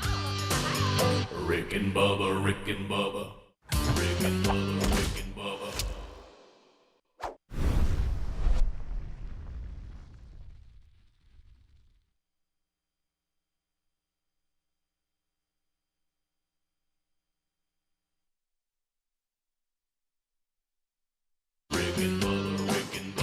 This is the Rick and Bubba Show. Watch more at blazetv.com/Rick and Bubba.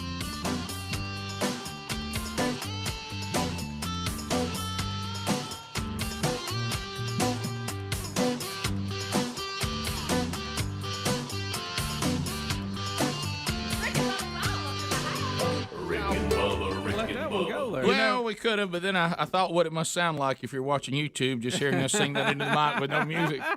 You know, Rick, I didn't want anybody to look up and see me singing that to you. You know what I mean? When Lisa and I was looking at the TV. When Lisa and I were guests of Jason Crabb at the Grand Ole Opry a couple years ago, yeah. Exile was there. Yes. And they still sounded good. Did it sound good? Now they've aged a little bit. Did they sing all that have. song? Yes, and they had the building on fire. They Sure, closed the show. sure. You think they didn't close the show with that? They had the building on fire. Rick, they could still bring it. It sounded really good. Okay, Bubba, here we go.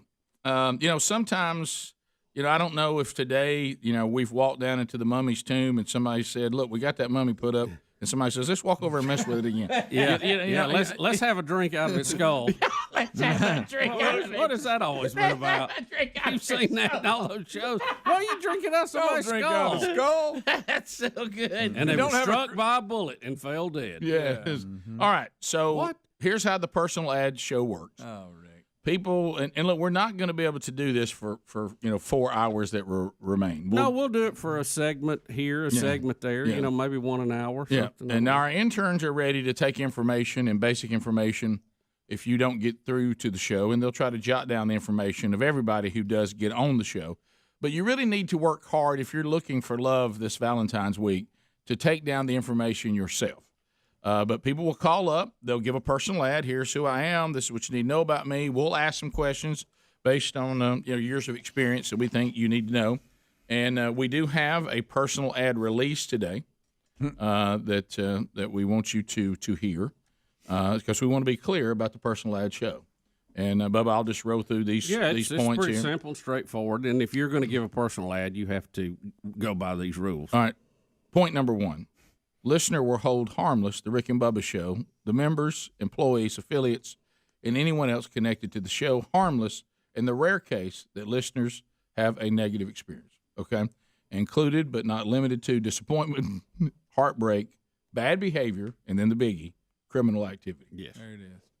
Number two, listeners must be legally single and morally available to start a new relationship. And that one arose out of necessity. Yes. Okay. Because you assumed that people could call that. Right. Number three, listeners fully understand and acknowledge that the personal ad show only includes those looking for biblical-based dating relationships, thus the term commonly known as heterosexual or straight. Yes. That it also has risen from necessity. Yes. Okay. Number four, listeners may be asked certain qualifying questions by the host. I mean, you're saying I understand that when I call. Because we are trying to be entertaining, don't miss that, and help those that are listening and watching. Number five, listeners may be asked to recap their experience on a future Rick and Bubba show.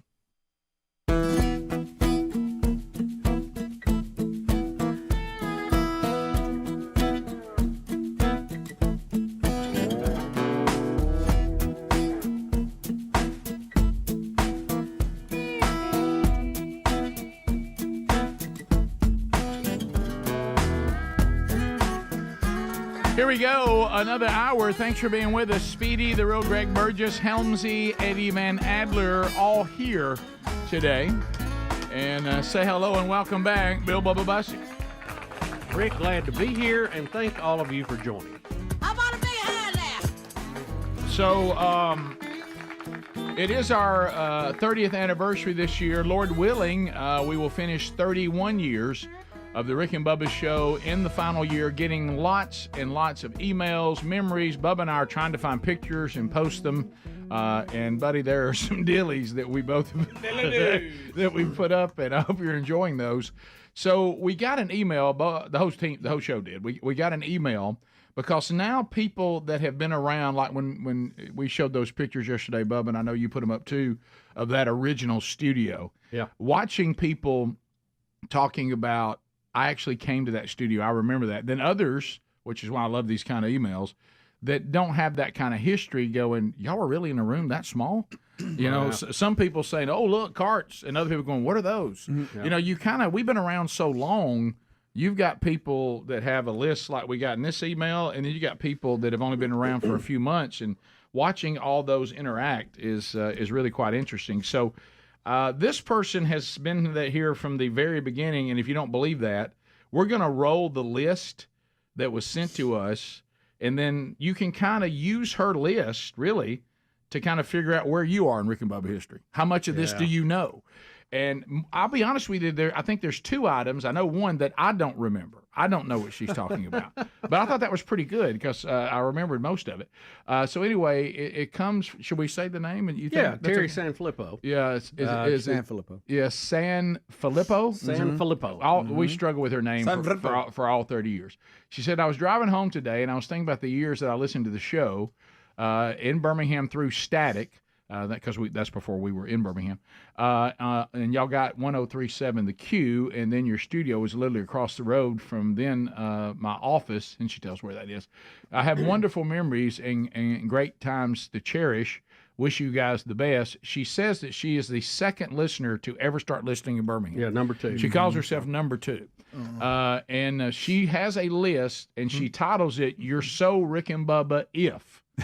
And then we run this list, and it's a pretty lengthy list, but I wonder, you'll kind of be able to assess where you are on the list. So number 1, she says your 3-year-old daughter was the Rick and Bubba cheerleader mascot. That's for our charity softball team.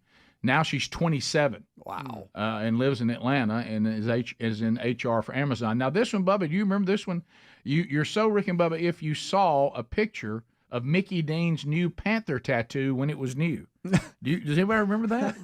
Mickey Dean had a Panther tattoo? I vaguely remember him Terry. rolling up his sleeve and showing us that. Okay. I hope that's where it was. So he went with a Panther. Yeah, I hope that wasn't on his leg. I think you say when he rolled up his sleeve, you're just trying to protect yourself. Next, Mama don't know, won't hurt. You're so Rick and Bubba if you still have a contact in your phone labeled hotline, and the number's 205-917-1978. Yeah, that was an old. That's an old hotline. It is. Yeah. Don't know what that is now. Sorry for the person who now has it. It's probably still the stations. You're so Rick and Bubba if you know where you were the first time Rick told the Car Wash Joe story. Now, that goes way back. Yeah, that goes way back. As a matter of fact, Speedy himself, which was a little disappointing, came in the other day and says, hey, you know what? That's not on the CD, is it? And I said, yes, it is. I forgot. I'm the one that put it together. It's on Hey Buddy, You're Broadcasting. What's wrong, man? Bubba, you remember this one? You're so Rick and Bubba if you donated money to the People's Hot Dog Launcher That's or right. the People's Gun. It's a good one. It's in the storage room. That's it. Of course, not allowed in Hattiesburg, Mississippi anymore. We had to retire the weapon after it took out a chandelier. Right. You're so Rick and Bubba if you emailed Bubba 2 great bits that made it to the air, how to give a cat a pill and things at Thanksgiving that sound dirty retard. Now that's a classic. Both of those were dandy. She sent that. Yeah. Oh, happy. Yeah. All right, so this one. I remember that. This one, see if you remember this one, Bubba. I kind of remember this one. You're so Rick and Bubba if you traded Don Juan a really cool banner that your hubby, the sign painter, made for a softball game that read ABC 3340 eats worms. Yeah. Yeah. Is that when we were playing them in the game? No, for MASH, Frank He Burns. traded that for a VHS tapes of the show with a $1 million march on it. Yeah.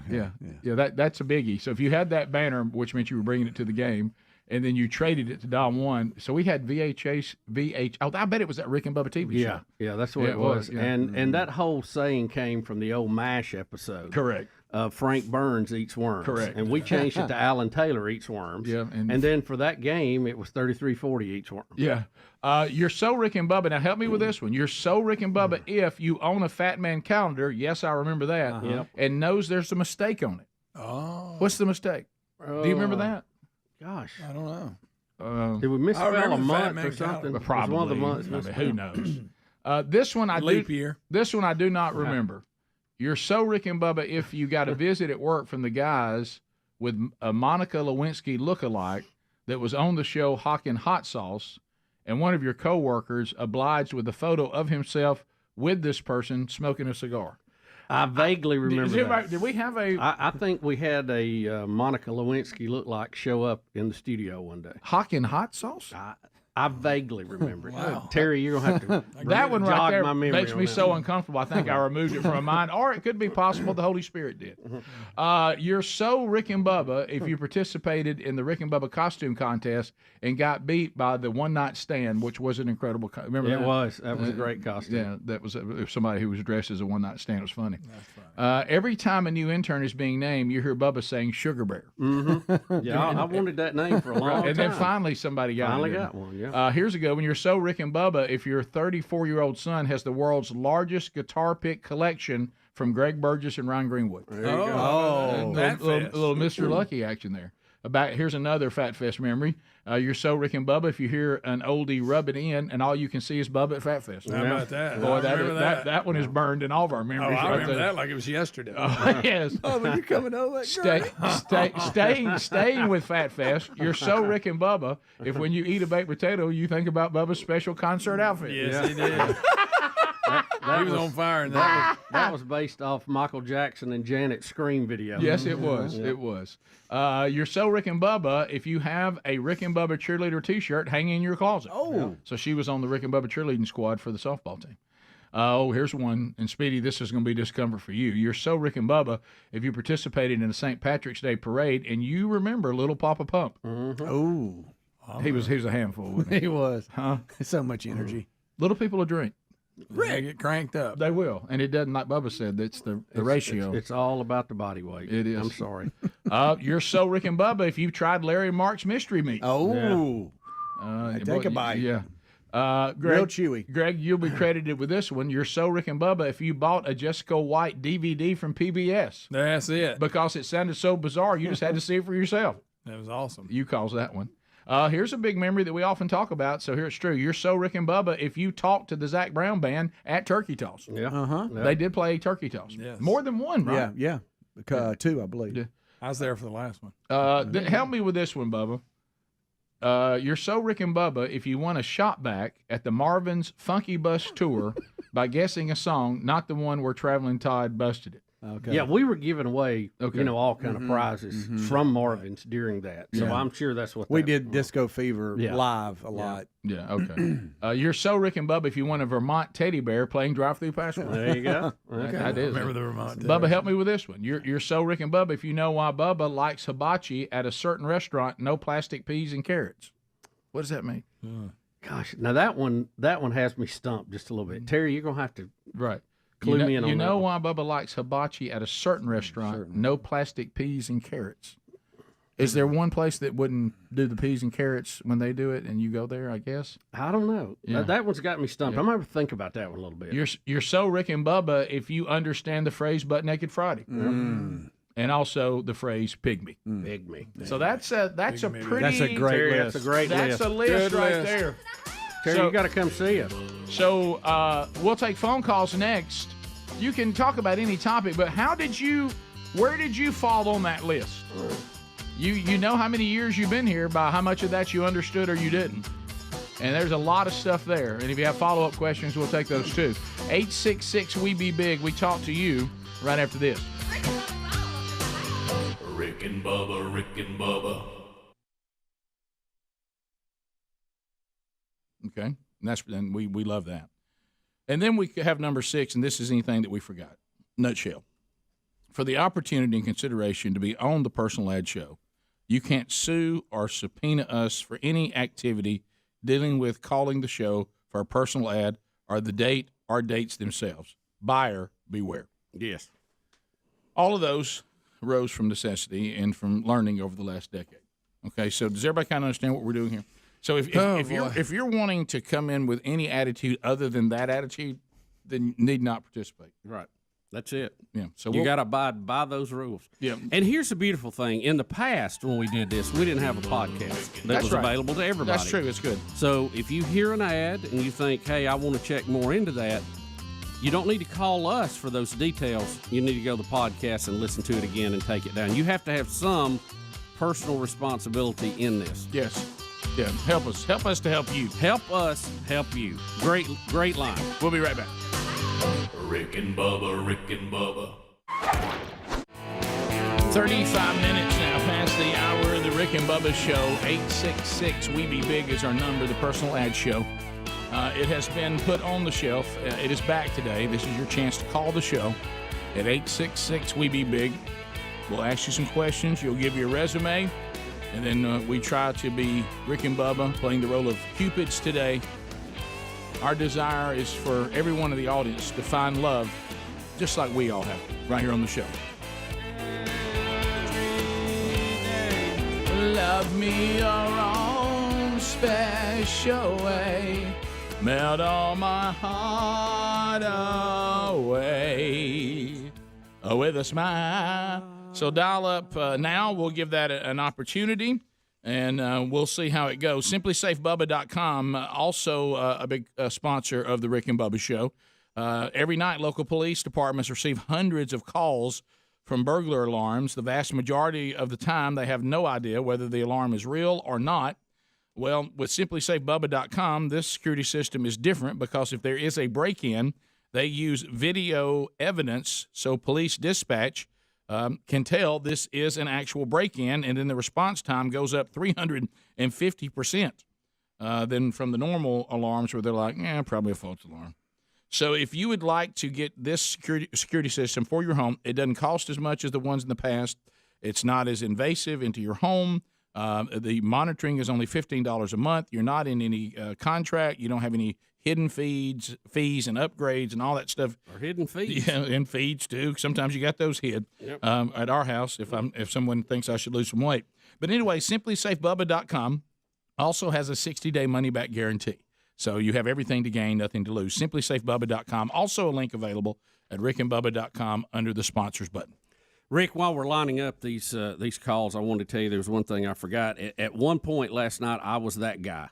And I hate being that guy. Do not like when I find myself under the heading, oh, no, I'm that guy. I will tell you, too, anytime you have tickets to a major sporting event and it's electronic, I'm still a little antsy on that. You know, I never just feel worry. good about it. I like that old printed copy. Feel good about it. But I had the tickets on my phone, and we go in, and you know we're like, well, where do we go? Well, we're section 111, row 20, seats 1, 2, 3, 4. So we go and we sit down, and we're kind of toward the top, and we're right in front of the ESPN camera thing, and we put a picture out with a banner behind us. It was kind of funny, and so we're sitting there, and it's about time for the game, and an usher comes down and asks this couple where their seats are, and they say the same seats we've got. Oh, you're that guy. Oh, no. And he asked to see our tickets, and I pull them out, and I'm showing it to him, and clearly it says section 111.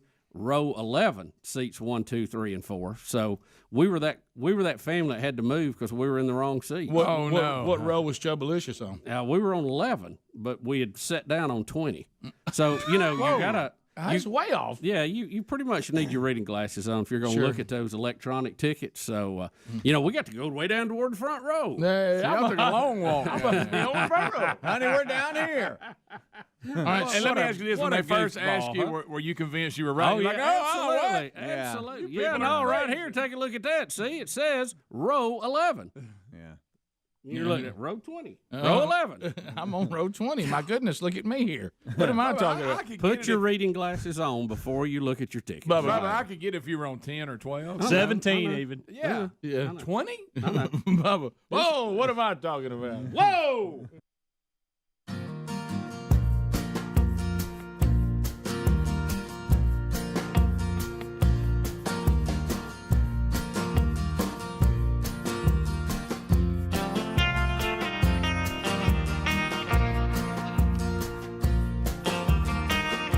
It's time to talk to you, America. Lines are available. Calvin Speedy Wilburn is there. We had a listener that listed your So Rick and Bubba if, and she says she's been listening from the beginning all the way up till right now. And one of the things she mentioned was something about we actually did a calendar that was the 12 Sexiest Fat Men Alive calendar. And there was a different fat man for every month. Jake from State Farm says he has the calendar. Jake, do you recall what she means by the mistake that was on it? No, I do not. I'm going to have to go home and pull it out and see if I can find the mistake. The funniest thing, though, about the Fat Man calendar to me is in almost every picture, you're playing circle dodge. And so you're looking at the picture, and then all of a sudden you see that little hand drop down with the circle, and it's like, you got me. Yeah, it was full of all kinds. It was full of hijinks, Greg. Yeah, but let me tell you something. That calendar. Yeah. I mean, you just can't do one like that Jake, nowadays. I must warn you, if you haven't seen it in a while, you might have forgotten some of the trauma it causes before you drag it back out. I want to say there's a big bald-headed guy who's probably not wearing near enough clothes. Oh yeah, and then there's the February. Mr. February is problematic. Oh yeah, because that's an attempt at being Cupid. Oh, hey, I'm so Rick and Bubba. I remember when you guys had Thanksgiving dinner with, forgot her name. Courtney Cox. Courtney Cox. There we go. Yeah, that's been so long ago. Yeah. Now, hey, I've got to ask a question. Win, play, show. Did y'all win, play, show? Well, that's what we said. Well, I will confirm that it was said. I don't recall that it actually ever happened, but it sure was a great bit. Hey, guys, I've enjoyed the ride with y'all, and you've made my morning drives a lot better. And I wish you all the best. Thank you, brother. Sir. You're very kind. Jim in Gadsden, Z93. Jim, go ahead. That's where it all began. Hey, good morning, fellas. How are y'all? We're good. Good. Hey, so two things real quick. I'll be brief. I know you've been struggling with the diagnosis of Guillain-Barré. Yeah. And so that is the actual name of it. And it's Guy. I know Adler will appreciate that. Jan and then Barré is the name of it. And it's just basically it's a rare genetic or like a neurological disorder that can be severe or it can be very mild. But most of the time you're going to recover from it. But it starts from the head down. That's kind of the way to remember it. Beret is a hat. I thought that was that woman with Epstein. Gillian. Oh, yeah. It's different. Yeah, it's different. Yeah, kind of like that. But the second thing is, man, I've been with y'all so long. I remember when Bubba got upset at a caller during the blizzard of '93 when nobody had power, and she was fussing about her cable being out, and he went off on her. I don't remember that. I don't recall that. How about that, though? Yeah. No power anywhere. She had power, but no cable. Yeah. That's great. I don't recall that. She didn't have cable, didn't have power either, and didn't know it. Right. Yeah. We continue. Let's go to Jeff in Alabama. Jeff, go ahead. Hey, Rick, Bubba, just want to say, great ride with y'all. Been listening to you for 10 years. You've been an inspiration in my life. And laugh all the way to work every morning. But I'll visit you one time. We had Jack's fried bologna biscuits was brought to us, and the lady that was there got a shoebox with some little socks in it. And y'all reunited the people who sent the shoebox to her. Oh yeah. And I'll never forget. Rick was looking at me eat that fried bologna biscuit, looked over at Bubba and said, "You don't have to tell that boy what to do with that biscuit." You went. Well, you knew what to do with one, didn't you, son? Man, fried bologna, man. People just don't know what they're missing when they don't eat fried bologna. They don't. They don't. Sometimes when I do Camp House breakfast, it's like I think I should make it a staple. I don't always do fried bologna, but when I do, it's almost like everybody thinks I care more. Yeah. So I think I went the extra mile. Yeah, I went the extra mile. Somebody special's here today. Well, you look and you go, we got bacon, we got sausage. Do we need fried bologna too? We don't need it, Rick, but we want. Oh, but it's just so good. I'd rather you drop something else. I agree. I think it actually. I'd give up sausage. What would you give? The sausage? Too. The sausage, yeah, not the bacon. Yeah, I'm kind of tight with bacon. It's close. It's close. I have to think about it. Let's go to Steve in Wadowee. Steve, go ahead. Yeah, good morning, guys. Hey, buddy. I've been listening to y'all for 30 years. Come on. Since 1994. Come on. Thank you. Bring it. I opened a little Cajun cookery there in Jacksonville. Of course, it's long since been closed, so that's not a shameless plug of any kind. No, we know how that feels. But but you guys, I brought y'all some crawfish one time up to Gadsden, and your dad, Rick, loved my place. Oh, yeah. Yes, he did. He loved Hey, him some crawfish. if you just got crawfish in, you were a friend of Dad's. Oh, man, he was something. I really enjoyed your parents, Rick. I really did. Thanks. You guys have been at my place a couple times years ago. Oh, yeah.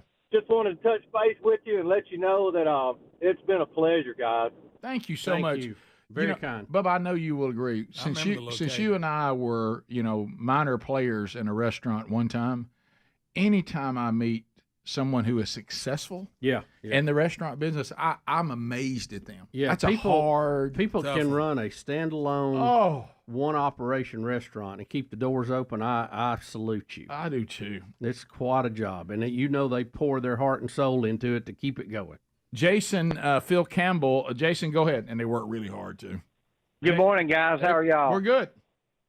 I just wanted to know, I met y'all years ago when y'all came to a fundraiser at Covenant Christian School in Tuscumbia. Okay. I was the head baseball coach there, and I actually met y'all on stage. Cool.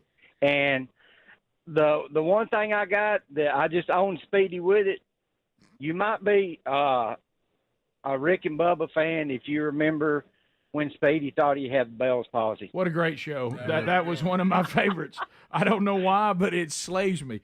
Greg, you weren't here then, were you? No, but I hate you missed that because that's right up your alley. I think I was listening. Well, now day. No, I was the day you were afraid he'd lose his nose, and you said, "Boy, you lose a nose, it's going to be a tough run." I remember that. Didn't Speedy think he had it twice? I remember the one time he thought he had it, and then he had it during the interview with the guy from Styx. Yeah. Wasn't that that was because he had surgery. Oh, was it? Okay. Yeah. It's the same thing. Well, Wasn't it caused because of that, or just he was? No, just they numb? removed a spot off of his. okay. And he couldn't smile. Let me tell you something. that Bell's palsy run when he thought he had Bell's palsy. What's his name from Styx? Dennis DeYoung. Dennis DeYoung. That was again. I forget how bad that is until I listen to it again. I mean, he must have thought it was a sound effect. Or something. Yeah, you lose a nose, it's gonna be a tough room. Yeah, and that's absolutely true. I mean, just get ready. I mean, it's sad. You would think it would bring compassion, but it won't in here. Not in here. I promise you. All that is, but that Bell's palsy run because it got in his head that he had Bell's palsy. He hit his side of his face on a door knob. Yeah. And then it kind of. How'd he do that? It got to drooping. Well, we rather not get into that, but it just got to drooping. Then I thought we were going to lose him and Ryan Greenwood through that run. Do you think Mr. Greenwood didn't live for that? He loved every minute of it. Oh, he did. Bottom of the hour. We'll be right back. Rick and Bubba, Rick and Bubba. Woo! All right, so it looks like a Rick and Bubba veteran pork chop is going to get this thing started.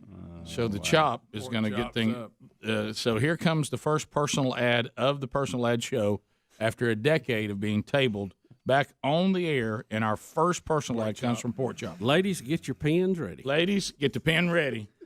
Chop, what's going on, buddy? What's up, y'all? Yeah, so you find yourself without a date this Valentine's, Chop? Yeah, just single man now. Shocking. Single man now. So let's start there. How did you become how did you become a single man now? Old lady divorced me. Okay, old lady divorced you. How long ago? Because I know that's what the ladies out there will want to know. About 3 years. Okay, so have you been single for 3 years? Yep. Okay, all right. Well, so some time has passed. That's good. And Chop, let me ask this because everybody's going to know this too before you get started. I mean, crazy ex. I mean, is she? Yeah. Is it all good, or I mean, could we find a rabbit in a boiler? Yeah. Do you know any exes that ain't crazy? Okay, all right, but I'm talking about like she can be crazy towards you, but will she be like you can't have him? Any of that? Oh, no. Okay, and of course you see this on our list of requirements to participate. Is all the paperwork done, Chop? Yeah, you're legal, right? Yeah. Oh, yeah. Okay. All right. Man, I gave her the house and the land, and I come out ahead. Okay. All right. But there's Didn't ladies. Jerry Reed sing a song Right. about that? Careful, Chop. Careful, Chop. Oh, yeah, Marcel, that better come on. Listen, Chop, be careful. These are actually females that are trying to go out with you. Don't let them hear that you don't have anything left. Right. Yeah. Because that's Hey, that's there's still a lot of miles left on these tires, boy. well, no, let me get more. Let me Now get more. he's waking up. Let me get more specific. Is there any money left in that account? Well, I am medically retired. Okay. All right. So, but I mean, You got a lot of free time. you got expendable income out there, Chop? I mean, they Yeah, man. Okay. You got, We'll take a load of scrap and get some. okay. Okay. Okay. So do That you sounds like mind a first date? Do you mind supplying your wife with a credit card? Oh. Yeah, I mind. Okay. She ain't getting one. Okay. She's not gonna get one. That's good. Yeah. If because If you can't get one in her own name, she ain't getting one in mine. okay. All right, Chop. Chop. I'm not sure we're off to a great start here. Right. All right. So. Hey, here's what we doing. We're culling right now. Well, that's you know what I like that attitude. Well, now. you Yeah. can I cull believe or so. you can be a bird dog and run the whole, everybody out. Flush them. I don't, you know, sometimes you can get a false sense. You can be sniffing, you walk up on Big Mama want, and then what you do? Well, So I think what Chop's saying, he just wants to be up front. He's honest. He's honest. That's Yeah. how I'm not gonna make mistakes of the past. Yeah. All right, Chop. Let's get down to honest and real. Let's get down because women act like they're not shallow, and but they look. They'd like to know what you look like. So how tall are you? 6 foot, How much you go? You look 6 foot. How much you go, Chop? about 235. Okay, not bad. Do you keep yourself in shape at all? Hey, rounds of shape. Oh, it is. Okay, round shape. I like it. All right. What about this? What celebrity would you think you would most resemble if they could get a kind of a standard? What kind of man do you look like? Well, I don't know if there's a one that is a certain one I would put. I could probably put two together. Mm-hmm. Okay. I'd say, Chris Farley and John Goodman. Okay. All right. What color hair you got, Chop? I got brown. Okay. And what color eyes? Hazel. All right. And What kind of car you drive? Yeah, what Chop? kind of car you got? Well, I got a Lincoln. One of them MXTs. Okay. Mm-hmm. And I got a GMC truck. Okay. Look at you. What about you? You got your own place?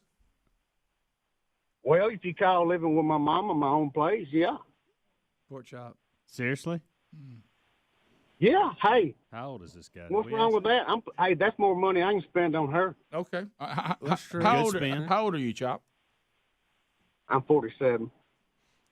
So maybe after the divorce, just a little transition here. Is that what we got? Yeah, transition. Or taking care of mama. No, I'm just looking for a good night with some good company. Okay. Okay. Oh, wow. So you.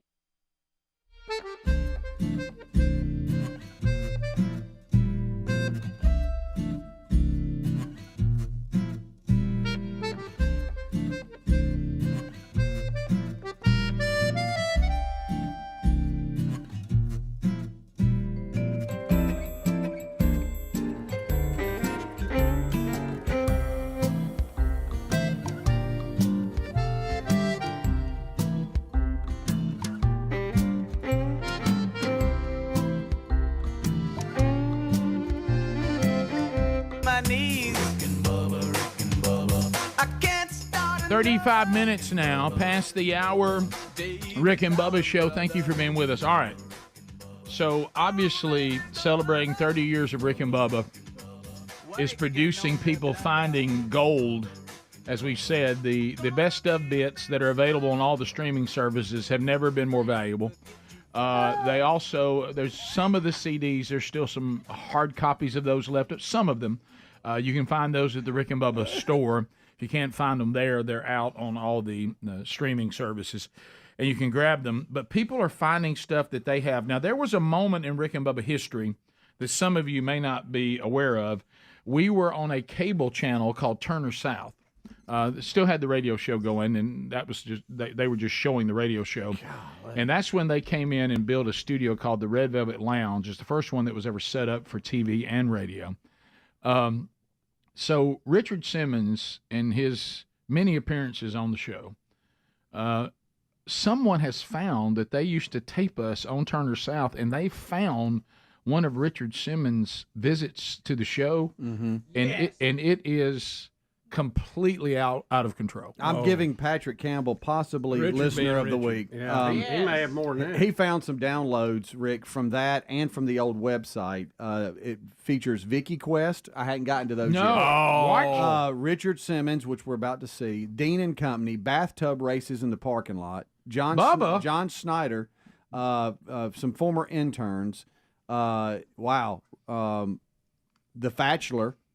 And a lot more. So, but this is Richard Simmons he's entering the Red Velvet Lounge. This little fella, it's mania. He goes bonkers Bubba, in the watch studio, and I didn't realize Bubba and I both have to encounter. Now he goes after Speedy in a big way, as usual. It was a return visit for Speedy. Yeah. So, and Don Juan, and also Christopher Columbus. Yeah, I wasn't the only one. Former TV producer. Well dressed as Chris was. I know he went out. Here we go.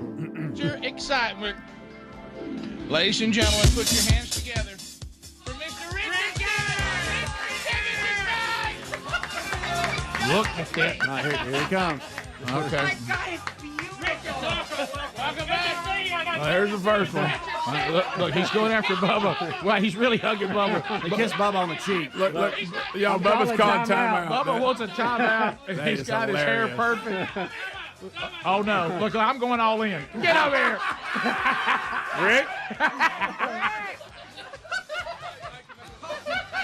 I think he just fathered a child with him. I tried to bear hug him. I tried to break his ribs. Oh, here we go. What he say? Mr. Excitement. Get Bubba again. Time out, Rick. Settle in. He got Don Juan good. Richard, welcome it's back. The Rick and Bubba Show. They're the two guys in the know. Who are all these people here? Oh, this just, People who wanted to meet you, Rick. Staff. Wow, is this fun or what? Hi. People who I love didn't even you. kiss them. This is Terry and Carrie. He must kiss everybody. Terry and Carrie. Yeah. Terry and Carrie right there. We got some listeners in there. He's just going through. Great. Look at Speedy. Richard. Oh, boy. There's Don Juan. There's D getting him a little hug. They went for the handshake. What's up, man? That is funny. It's just a little hug. Look, you got little braces on. Let me see. What color rubber band? Be careful. We got a gift. Golly.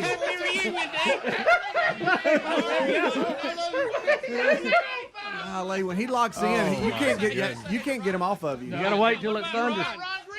She is so beautiful.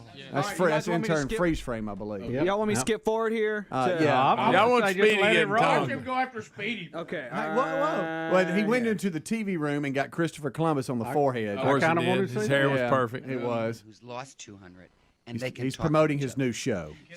Huh? No, I mean, unless he's live. Excuse me. I know. Make it out. He had his hand. He's groping Speedy. He doesn't have a hand. Look, his hand's down there. Look, his hand. That was the eye. That was the eye incident. That was it. That was it. Speedy. Speedy, I'm sorry. You claimed he had his hand over, but I don't see that at all. His hand's holding Speedy's hand No, it down wasn't by the that. chair. Oh, that's what I'm saying. Once he holds Stop you down, everything. You can't Stop get away. everything. That's Speedy. That's the eyelid. Go back. This is the eye. That's the This is eyelid. the eye It was incident we've been famous. talking about. It was my left eye. This I see is you the wiping second it. And he didn't lick it. He stuck it in. Like Okay. That's not any That's better. what I thought I saw. Speedy, you got accosted.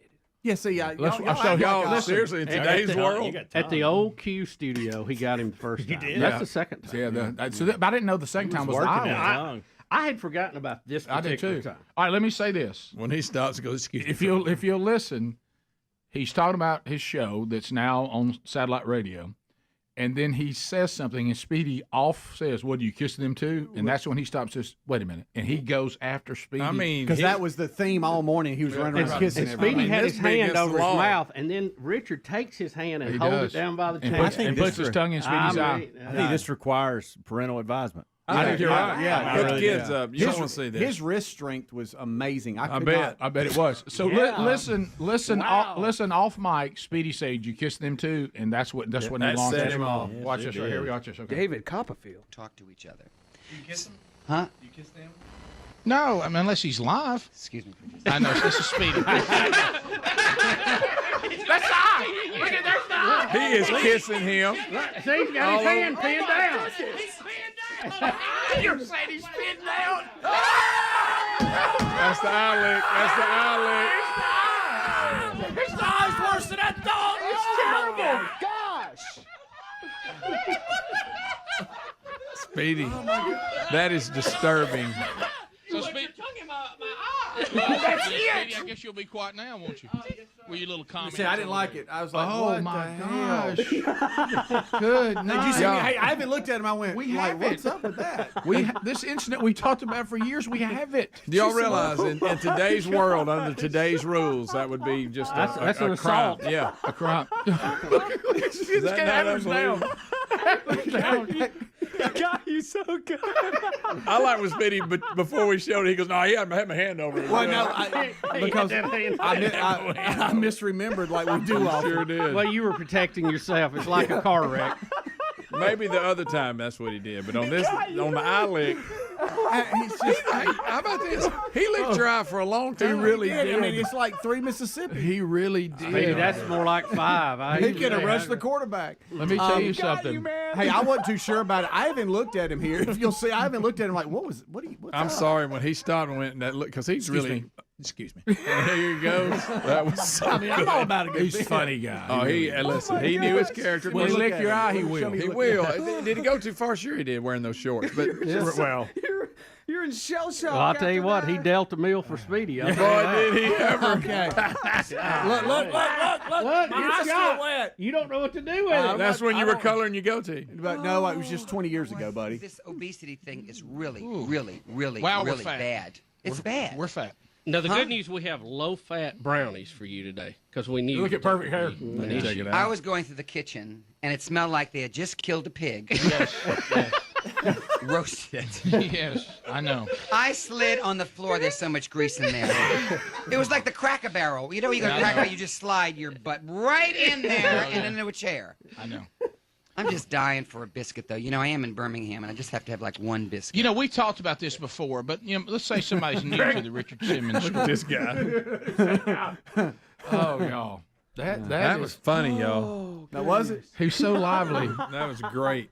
Y'all realize that's the eye-licking incident. That's we have it. Well, how many times have I brought it up? Thank you, Patrick. First time I've seen it. I misremembered all that. I didn't. Well, sure you did. That's therapy. It's trauma. Maybe That's it is part of just blocking things out. Yeah, that's what people do in trauma. No, they always try to get you to. But if you notice, I wasn't too much. I didn't know how to take that. I mean, wasn't really, happy. if you don't block that out, how do you go on? Right, how do you even He function? got you so good. No, but for a second, I couldn't move. Gosh, give me a freeze frame when he's got him Okay, completely you got down. it. Yeah, we should check What it about out. when With y'all his have hand it? pinned. What about when y'all? I'll bring on another man who's lost 200, and they can talk to each other. You kiss him? Huh? You kiss them? No, I mean, unless he's live. Excuse me. I know, this is Speedy. Speedy's getting sugar. Speedy's he's pinned He announced he was going to suck one of your eyes out. I never knew that. And he did. Oh, my. Speedy, he actually did. I can't believe what we're seeing. I do remember there was some A lot worse to than it. you thought, wasn't it? Speedy, you got your Well, it feet had up to in be. the air. Your feet are up in the air. Oh my gosh. They are. What? His feet are in the air. What a memory. It was so painful, I blocked it out. I'm so What a glad we memory. did. Had to. What a memory. I mean, there it is. You can't deny nothing now. Oh my goodness. There it is, buddy. We'll be right back. Rick and Bubba, Rick and Bubba.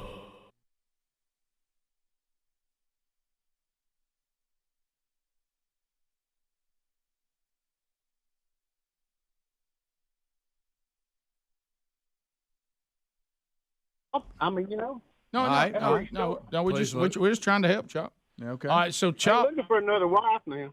Okay, I got you. No, sir. No, sir. Go back. Let me You go got- back to my 6. So basically, hey, Mama, we're down here in the basement. You got a basement, or where? Like if she was to come over to Mama's house, what are y'all doing? We're probably eating dinner. Yeah, right. But I mean, do you have an area that maybe Mom's not around? Or does Mom sit down with y'all? Yeah, you got like a basement? No. Mom's not there. Well, I mean, I can send Mother to Walmart if I need to, but hey, okay, they'll like her just as much as they like me. Absolutely. Okay. Absolutely. And if they don't, then just keep on rolling. Okay. There's a scene in The Wedding Crashers come to mind. Correct. Screaming for meatloaf. Meatloaf! In here, Mom, now! Meatloaf! All right, so Chop, it sounds like what you're saying is the first date's not going to be at your house anyway. You're going to be out somewhere having dinner and getting to know each other. So, Oh yeah. So Chop, how would a woman get in touch with you? What's your email? I ain't got one. How would they get in touch with you? My cell phone. Oh, you're getting to give it out? Let me go. Wait a minute. I'll give it Let me out. just hang on just a minute. Chop, We have to are you sure you want to give your cell Let number me out? let me go with this again. Okay. Well, it really ain't mine. It's my mom's cell phone, so they'll be calling her. All right, just This is going to be a day to make Let me read people number feel one. a Let me lot read better number about one. Yeah, themselves. Chop, I don't think you can obligate your mom to take your calls in this. She can screen them. You know, that would be a third party to this agreement between us. Let me read number one. Listener will hold harmless the Rick and Bubba Show. The members, employees, and affiliates of and anyone else connected to the show harmless in the rare case the listeners have negative experiences, including but not limited to disappointment, Chop, what heartbreak, number? bad behavior, or criminal activity. Chop, what number are you calling from right now? What phone are you on? Cell phone. Okay. Is this your cell phone? Yeah, we got it down in there, Bub. Okay, so what about? Did you say there is an email? I heard you maybe adjust that. Yeah, I got an email, but I rarely check it. But I guess I can check it now. Well, it's up to you. Yeah. Go probably ahead. put the effort in. I'd put that out. Yeah, okay, we can do that. All right. So what is it? It's MAMMIE. MAMMIE, Mammy. Yeah, 45 Mammy 45 Unreal. at yahoo.com. Mammy 45 at yahoo.com for Pork Chop. For a good time call. He's 6 foot. He's around 230. A combination of Chris Farley and John Goodman. 47. Has some impressive automobiles. Is available and is looking for love. And if you want to contact the Chop, that's how you do it. And Is that his mom's email or his? doesn't matter now. Yeah. Mammy. Yeah. Chop, thank you for getting us started. Yep. That was awesome. Yep. Hey, we're out of the gate, man. I'd like to start over. I bet the internets are getting locked down right now.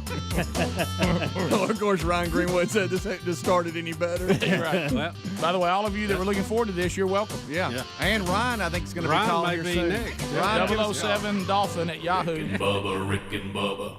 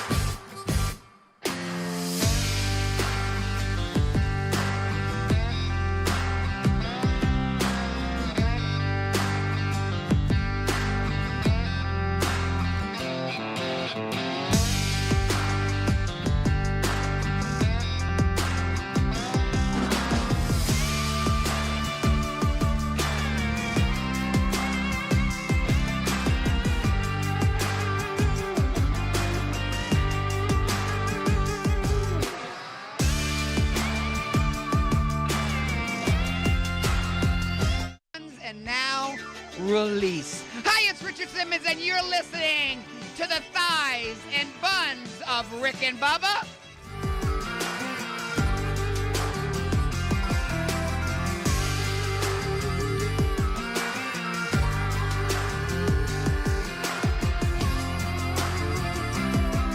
We're back 9 minutes to the top of the hour. Before I'll tell you what just happened a few moments ago, I do want to point you first to preparewithbubba.com. You never know.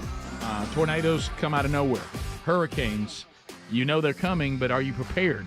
Flooding, the economy collapsing. I mean, I didn't want to go there, but or maybe it's just something like simple, like we're going backpacking. We're going on a hike. Preparewithbubba.com. This comes from My Patriot Supply. The 5 Ps, prior planning prevents poor performance. They have helped millions of American families prepare for uncertainty, things you didn't expect.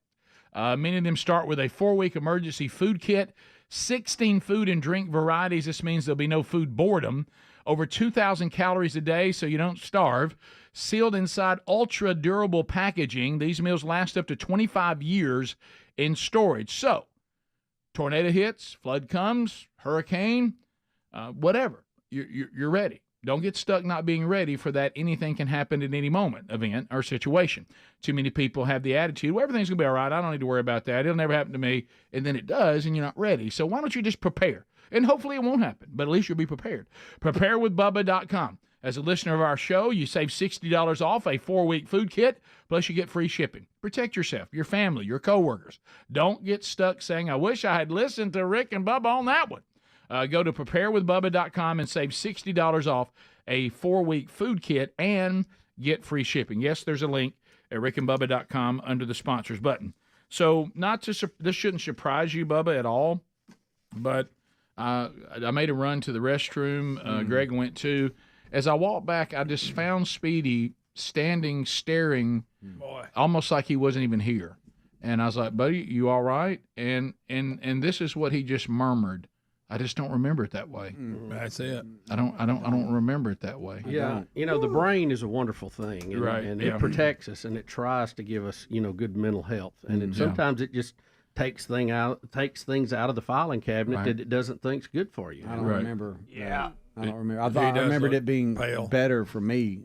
Right. But that's No, it wasn't. It was actually a lot worse. So you had I did not watch that See, I video thought it was just in a its brush entirety by. until we live. I thought all this talk of licking your eye, there was like a quick brush by. I had no idea. That's what I had it. Buddy, I'm kind of amazed at how well you've been able to cope when you saw how bad it was. Adler, you don't have to freeze that's that, a perfect buddy. freeze frame. Right No, there. you really don't. Please. You really don't. Let's go back to when he Hey, had Bubba. Adler, go back to when he first started. Speedy had his hand behind his Oh, head. I thought we were just playing around, goofing off, doing a bit. I didn't know what But I mean, if you're tongues were going coming to out. freeze frame it to make it look good, that's the one you want. And squeeze and squeeze your... Speedy looks like a little child in his arms. He does. Live like you were dying. Okay. It's all right. Wow. Yeah. We all have things. Hey. We've all been through stuff. Speedy, you give a lot for the How show. about I'm watching Vicky Quest right now. Us at the front door hollering for thing her. ever. Oh, I can't wait. That was the best thing Yeah, ever. I've seen it. Well, I think but we're going to have to set a segment aside, every day just every to look day. at one of these. Now that we have this, Greg, that was before you were on the staff, and you said that you shut your day down that day. Oh, I pulled off the side of the road. I had to hear how it ended. Right. Yeah. So the Richard Simmons moment, I'm looking back. While on the clock. I will say this to you, Speedy, and I think I speak for the whole team here. We were so excited about having this piece of video from the days on Turner South. We probably could be accused of being a little reckless of throwing it out without you seeing it all the way through because we were so excited to get it on there. Yeah. And I'm sorry that you had to deal with what Bubba just talked about, how our bodies and our minds try to protect us from trauma. And what we did is made you see something that your mind had protected you from, had made you think it wasn't that bad. My mind was protecting me from it. too. Bubba, when you were trying to get a timeout. timeout. Thank you for thinking of me, Bubba, because I heard you on that going, oh my God. I had watched it up to the beginning, and I thought it was just quick and stopped, but it just kept going. Do you see how quick he tried to hold my arm down? Yeah. Are you Like okay? You've done that before. I'll say this, Rick. you all You're right? not off the I'm hook not either. right Rick, now. you're not off the hook. I didn't realize that your encounter was like Well, that. here's what I did. Yeah, I will thank give you, Greg, I for will give this. you my strategy. Now, his is worse. Because apparently I'd done a mind sweep Okay. Yeah, you didn't even remember it at all. No. But let me tell you what my approach was. And if you watch, I said there's no stopping him. I'm going to see if I can overwhelm him. Yeah. And I went after him. You know what I mean? Like trying to see if I couldn't crush his ribs. It was quite and a unfortunately, I fiasco. miscalculated how much he would enjoy that. He jumped up and Let me tell you wrapped it up. something. He had a with smile on arms his and face. legs. He bounced around this studio like an effeminate monkey. He did. And, I mean, his energy in those days, you couldn't contain Oh, it. yeah. No, It's hard you to really imagine couldn't. now that He he's had dealed a recluse. meal and he was ready to go. Yeah, You he couldn't did one contain minute. And He swept Bubba, to when the he oldies. first encountered you, when he came into the studio and came, they cut away, but he kissed you on the cheek. I mean, I made to make kissed you on the cheek and then tried to bear hug you. See, watch this. If you'll watch him, He's kissing Don. Poor Don Juan, as too. he comes in, Bubba. I think your left cheek when y'all You're okay for a minute. Then when he you sees you. when you embrace, it's right there. I don't know what you're talking about. Yeah, no, he just see Oh, right there. He yeah, just yeah, kissed yeah. you. He just kissed you. That was a kiss. Yeah. Well, it's on the cheek. Yo, he kissed Don Juan pretty hard, too. Yes, he did. Yeah. Why do I have that thing around Yeah, my my ear? That's cheek how we wasn't- used to. my cheek wasn't wet. Yeah, what was it? when That's he how left. we used That's to. the thing. See, I'm trying to squeeze his ribs, and all he does is love it. Hey, You know, He loved the bounce, Rick. I think the bounce is what you got right. Right, yeah, He screamed, "I'm pregnant." He did. Rick. Did he say that? Yes. Yes, he did. Oh He my wrapped gosh. you up, Rick. So that tells you a whole nother. He wrapped his legs around you. Yeah, he's I did a mind sweep. I didn't remember me being involved at all. Get that Bubba again. that visit, I had forgotten about. Right. See, right there, Speedy, you don't know your eyes finna get lit. Well, there's a You have reason. no idea. There's a reason, Bubba. You would think this would be enough, but there's a reason that you and I can't forget the first one, and that's the time that he started crawling around on the console. Yeah, and he was. Boy, did he. That was at the old Q studio. We got to find that video. There's two videos of him in it. One, he is just running all over the place. Right. Actually, three. There's one where we get up and do one of his exercises with him. Okay. Good night. That looked like he was doing exercise then. Thank you, Greg. Look, Y'all wanna there's see Don. this There's right Don Juan doing it right there. Y'all want to see this here? What is this? He's, What he's is screaming this? something. I don't know. He's singing. Can He's you play the singing. music? He's singing. Let's see. I think it's Bar. Of Rick and Bubba in the morning. Oh, that's him doing there's that liner. the liner. There's That's the when he liner. Him cut it. doing it. Let's talk about Wells Fargo home mortgage. Okay, Hey, by what the is way, he y'all, doing I think now? this is this What is he Randy? doing? What- Is oh, this no. Randy Johnson? No, this is the moment. He's about to get on the console. This is when it happened. This is when it happened. Y'all's No. Building a home right now. You This is it. This is that moment. This is that moment. I didn't know it was in there. It's there. That's where we saw it. No. What is he doing? He does not have underwear on. No, he he does doesn't. not have underwear. Oh my gosh! Y'all, Bubba, this is all that stuff we remember. Y'all, I'm telling you. Yo, what was wrong with him that day? My goodness. Please stop. Okay, Please- then he's please left. go. And I think Randy. Oh, is it Randy Jackson from American Idol? Yes. He was there. He was in the studio? He was there. Like this is him. Isn't that him right there? In the picture, he came down to the studio at one Really? point. Yeah. I hear y'all taking pictures. Oh gosh, y'all. You remember when I kept telling y'all the time that he got on the console? Yes. That was it. And y'all had to blank it out? Did you see how we had to blank that out? I'm glad it was blanked out. Well, he has no underwear on. And those are shorty shorts. Yeah, they're runner shorts kind of thing. And it is not good. It's got that built-in liner that doesn't do anything. Didn't do any good. No, he didn't have that. I don't It think. didn't do any good. Speedy, that's Don Juan. That's not. No. Randy This guy's not. Yeah, Randy Jackson doesn't look like that. I don't know who it is. It looked like him. Maybe it was his driver. Rick and Bubba, Rick and Bubba.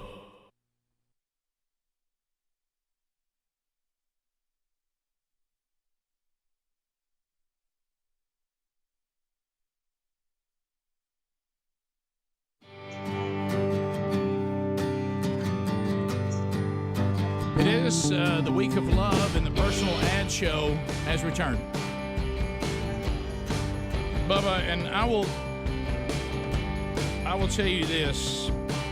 From the emails, the audience is thankful that we have decided to bring back this fun, this powerful, but yet at times difficult personal ad show. Well, Rick, I just felt in my heart after that guy called the other day. Yeah. And No, said that was the turning that point. his parents met on the show. Mhm. And I thought, well, if we hadn't had that show, he wouldn't be here. Let me So, re- I mean, that kind of hit home with me. Let me read you some emails. I saw Greg tearing up. I did too. Deborah. I was struggling. From email, I've been happily married for years, but I am loving, all capitals, this part of the show. This is hilarious. Let's go to, here's another good one that we have in. Danny Robinson will say, right now, Bubba leads with the line of the day. He's basically looking for a Shania Twain that delivers packages. That's a good one. I have not laughed this hard since yesterday's show. Radio Go, thank you for that. Another one from Lee. I was skeptical during the vote to bring this back. I have to say I've been proven wrong. So we have that. Another one. I don't deserve these blessings. Solid gold. Just woke up my 2-year-old because I was laughing so hard. They're also asking if I could roll up my sleeves anymore because they see me struggling that I wore a shirt. It's supposed to get cold today, and it hasn't got cold yet. So also listening this morning about the return of your dating game. I must admit this has brought more to the table than I expected, and I think I'm enjoying this more than the will of meat. So there we go. And Rick, and I'm paraphrasing this one. I'm playing some of these interviews back from my wife tonight, so she will appreciate me a little more. No doubt. Yeah. A lot of those out there. Yeah. So is it stuff in here? Or is it just yes, me? it is. Yeah. It has been since we arrived earlier. this morning. Okay. Yeah. Yesterday during the Bible study, we were all sweating. Yeah. Yeah. It's not. All right. So let's go to Greg. Turn the heat up. Let's go to Forrest. Forrest, welcome to the Rick and Bubba Show. How are you? Hey, doing good, y'all. Oh, so Forrest, we want you. You have about 5 minutes, so let's jump right in. All right. Tell us about yourself. Yeah, tell us about yourself, Forrest. All right. Well, I am Forrest. My name's Forrest. I'm 5'11", 175. Mm-hmm. Kind of fit, cut, kind of guy. Very clean cut, aka totally bald. You said. What do you mean, totally? Forrest, did we meet you the other day? Totally bald. Totally bald. You did. Okay, you were here. Yeah. Okay. Oh, we know Forrest. Well, bald is in. Just ask Speedy. I mean, bald is in. I'm telling you, Forrest, you are very athletic and in shape, like by the Speedy. way. Yeah. Yeah. Well, I appreciate that. So the celebrity you most look like is Speedy from the Rick and Bubba Show? No. That's exactly right. I agree. Yeah. You got it. You hammered it. Boy. But I mean, you have people sharpening their pencils right now. Watch out. But you have absolutely no hair. I mean, I'm talking about like no facial hair or anything. It is. I'm bald, man. Yes. Okay. You're slick as a baby's. Forrest, what do you do? Exactly. I'm a dental student right now. I'm going to graduate. I'm going to be working, Lord willing, in about 4 months. So you'll be making a good living as a dentist. Yeah, so how old are you, Forrest? 26. 26. Okay, so you're finishing school because you had to do the extra for dental. So you don't have your own place yet, right? I am. I'm living at my own place in Birmingham right now. Oh, you are? Okay, plan good. To buy a place as soon as I. So yes. Okay, so that's a big yes. So Forrest, what are you looking for in a woman? I'm looking for. Well, first, she's got to be a firm follower of Jesus Christ. That's the most important thing. Yeah, that's a big step. That's a big one, and that's like 80% of the deal right there. But a couple other things would be real nice. I want someone southern, kind of refined. You know what I'm talking about? Not totally redneck, but but a good southern girl, and maybe that. Yeah, you prefer a southern belle, but not a redneck. Yeah, you could that'd be perfectly well put. Right. Okay. So you'd probably rather go to a college football game than a tractor pull. Yeah. I mean, you want her to appreciate all the finer things of the South, but probably so. You want someone who likes the smell of sweet, sweet magnolia, but has never screamed out "hell yeah." Yeah. You got it, Rick. Yes, sir. Okay, yes, I got it. And when you ask her what she's been up to, she don't scream partying. We all know her. Oh man. Partying. Forrest, is there any type of woman physically that you're looking for that would? Or do you have a preference, blondes or brunettes or what? Everybody has something in mind. Yeah. And yeah, so I definitely want somebody physically active. Okay. So that It's a good way to put it. I like the way you put that. Yeah, takes care of herself. Yeah. Takes care of herself. Healthy lifestyle. Saves you a lot on diabetes medicine in the future. Okay. Forrest, do you mind your wife having a credit card? Awesome. Hey, if she's self-disciplined, I can, industrious. I wouldn't.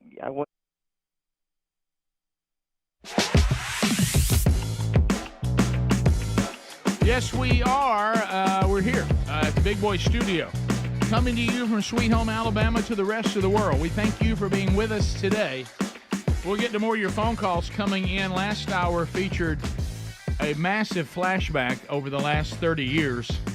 And we have dug in, and thanks to one of our listeners, have found some archives that I think will be golden for the year. We'll start looking and listening to some of those. We're finding things like Greg coming in the studio before he was on the show, all kinds of stuff. So we'll look at some of these historic moments. Looks like we may be able to review some of the Vicky quests even. So look for more of those coming. If you missed today's, go back and catch the archive on our YouTube channel, and you can see Speedy in his encounter with Richard Simmons. It was a little more severe than we remembered. Speedy, the real Greg Burgess, Helmsy, and Adler all here. Welcome back, Bill Bubba Bussey. Thank you, sir. Glad to be here, and thank all of you for joining us as we relive some of the moments over the past 30 years. Well, I'm with you. Now that we got this, we can drop those in weekly. So, so we'll find. I say we ought to have one a day. Yeah, find some gold and lay it down, because we found out you don't remember things correctly.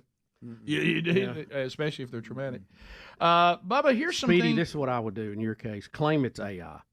There you go. It's all generated. That's it really good. didn't happen. That's your out. I would go with that. That is a great. Well, great you're idea. down. I really feel bad for you. I'm trying to help you out. I think we've lost him for the rest of the show. I truly do. It's not even fun piling on anymore. Right. Honestly, he's staring into archives, and I don't think we'll ever get him out there. No, I think he's now. Too. I think he's looking to say, "I'm terrified of what may be next." Well, I was looking at some of the episodes of The Bachelor on there, and it was everything I remembered it to be. Correct. Yeah, I need to get those. Yeah. So anyway, so the good news is, thank you, Patrick, the listener, awesome. and all of you that are sending us stuff that we didn't even know we could even access. Yeah, we don't know where it's at. We don't know where it is. All right, so we're starting this hour. You and I, Bubba, have often talked about there seems to be a generation of men who do not know how to pursue a woman. So I think any information that women give young males out there, not everybody can be as happy as we all are with the woman of our dreams. They're still trying to find them. So you might need to understand things that are not going to help you. And Adler has a video. This is a girl that is explaining why your girlfriend broke up with you. Is that it? Yeah. Okay. Yeah, and this is actually pretty rational. I was like, okay, I can get into the female head a little bit more. Okay. And this is not just for boyfriend, girlfriend. I read the other day that most divorces are filed or whatever by the woman. Most women are seen as the less happy one, and so this is good info for, I think, everybody. Here we go. If you're a boy who has ever been dumped by your girlfriend for seemingly no apparent reason and you're looking for answers, this is what happened. Okay, this is you guys. You guys are in a happy relationship, and now all of a sudden you have one simple, fixable problem. For this example, we're going to use no good morning text. And your girlfriend who loves you, she's really happy with you. She comes to you and she tells you, she's like, hey, do you think we could start doing good morning texts? Like, it'd mean a lot to me if you text me good morning. So you, her loving boyfriend, agree to give her good morning texts. But something happened, and for whatever reason, you stopped giving her good morning texts. So now we have a bigger problem. She now thinks that you don't care enough about her to send her good morning texts, even though she asked. But she's going to be like, you know what, this is still kind of a small problem. I'm just going to remind him. She reminds you, you're like, oh my gosh, that's right. I did agree to that. Okay, I will text you good morning. Unfortunately, though, you didn't follow through again. Now we have confirmed that you do not care enough to text her good morning, even though this is a simple, fixable problem. This is now a big problem. So now your girlfriend, who has never picked fights before in her life, starts picking a bunch of little fights about all these different things because she believes that you do not care enough. Through all of these picking fights with you, though, she still loves you and likes you enough to want to be with you, even though you guys have all these little problems now. Until one day these become unattractive to her. She's going to realize that all of these little things that you do that remind her that you don't care about her enough are unattractive. And so now the problem is not these things. It's not even that you don't care enough. It's not even that she never got good morning texts. It's that she literally does not like you anymore. Oh, wow. So it all started. Ouchie. Yeah, and Okay. it's once. Well, I think it was Everything rolls downhill. Yeah, it all rolls Yes. downhill, and I think all of us thought the same thing. What man, knowing men, makes a commitment of a good morning text every day? Yeah. You can't live up. Who can live up to that? You know you can't do that. I mean, I've been married 28 years, and I do send my wife probably out of 100 mornings, she probably gets 90 good morning texts from me. That's pretty good. That's an A. That's a little high. A plus. I do it most every day, and I even have tried to play their game, and I said I notice I only get a thumbs up or a heart. Oh. I said I notice I don't get anything back. I have feelings too. Yeah, you ever do that? And not that I care, but do you ever do that and then mess with them a little bit, give them just a little bit of the because it's rare we get to play the victim. It's so rare. I mean, it's well, I usually let Betty start that because I don't know when she's up. Right. Yeah. I'm up so much earlier than she is. Yeah. I don't want to wake her up. The worst thing is to give a good morning text and hey, I was sleeping. Yes, that is problematic. In our case, I know that Sherry's phone is not by her, so I don't have to worry about that because it's never there. But you know the bigger point is I think a lot of times guys overthink everything and they think it's more complicated. They're complicated people, but you really go a long way if you'll just establish a firm foundation because they always think they're not pretty. They always think that they're drifting. They need to always be reassured that they are beautiful. They always need to be reassured that you think about them. They always need to be reassured you value them. And that even from time to time, and this is the toughest one, they really would like for us to ask them what interests them and what they like to do and how was their day and sit and listen. I don't know what this thing is with women and listening, but they really seem to like it. Yep. And it may be the toughest thing that we do. Would you agree? It can be. They be prepared. If you ask how their day went, you need to mean it. Yes. Because there's nothing worse to ask that, and they start to tell you about it, and you went, "Oh wow, I really didn't mean that." No, I didn't realize it was going to take this long. And all of those things can seem difficult and hard to communicate. What you just said, that list you just ran, it can seem difficult and hard to communicate because I'm not good at communicating those things. But it's something simple like a good morning text can help communicate those things that they need. Well, listen, Greg has said it for years, and you remember I said, look, an encouraging text goes a long way. Yeah. Sure. Everybody loves an encouraging text. Yeah, or just remember to take the garbage out. Right. But that's big. Y'all may have been through this. I don't know if you've heard the same thing. I have sat with my wife and just fill in the blank, just call it relationship show, whatever one's on. This thing where people are trying to make some love connection with some female, okay? And there are couples. It could be, any of these shows. There's tons of them out there. And my wife will say this when they'll meet them for the first time, and she'll go, this guy's talked the entire time. He's never once asked her what she likes or what she does or what she's interested in. Always ask the woman, so tell me about yourself. Tell me what you like. So tell me things and she'll sit there and she goes, he's blowing it. And she said, I can just see her shutting down because all he's talking about is himself. Not once has he asked her, so tell me what you like. Tell me about yourself. What are your hobbies? What are things you find interesting? She goes, if men knew how far that went, and it's not even complicated. It's a pretty simple thing. And then the whole thing that, Bubba, you've talked about, and we even did a podcast, and you talked about it, women like to be pursued. Oh, yeah. They want a sense that the man is pursuing them.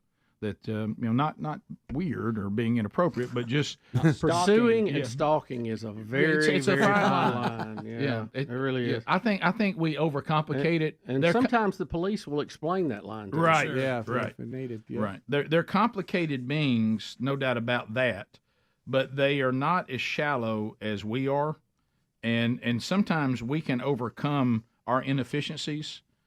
Because if they think you care about them, they think you value them, they think that you're in pursuit of them, you can even overcome not being that physically attractive.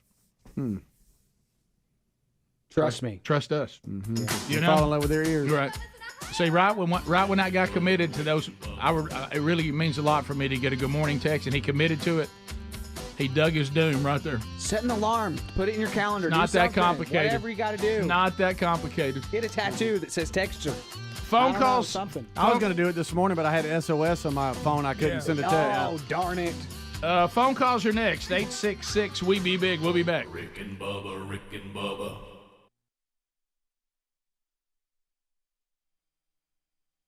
Nick's wife has given her my credit card. Do you enjoy talking about curtains? If she likes it, yes. Okay. Then yes. The answer is yes. How are you on pets? I'm not big on pets in the house, but thank you. If she likes her dog in the doghouse, then you better believe it. Yeah, as long as the pets are in their proper place, not living amongst humans. All right, we're out of time. How do we get in touch with you? We're up against the break. All right, what do you want to put out to get in touch with you? Hey, I want to. My email is ForrestHHarris@gmail.com. Forrest 2 H's. Forrest H. Harris with 2 H's back to back. There you go. At gmail.com. Yes, sir. Yes, sir. That is by no way my full name. You can't find me on Facebook by that name. Okay. All right. Forrest, we can't wait to hear the results. Forrest, good luck.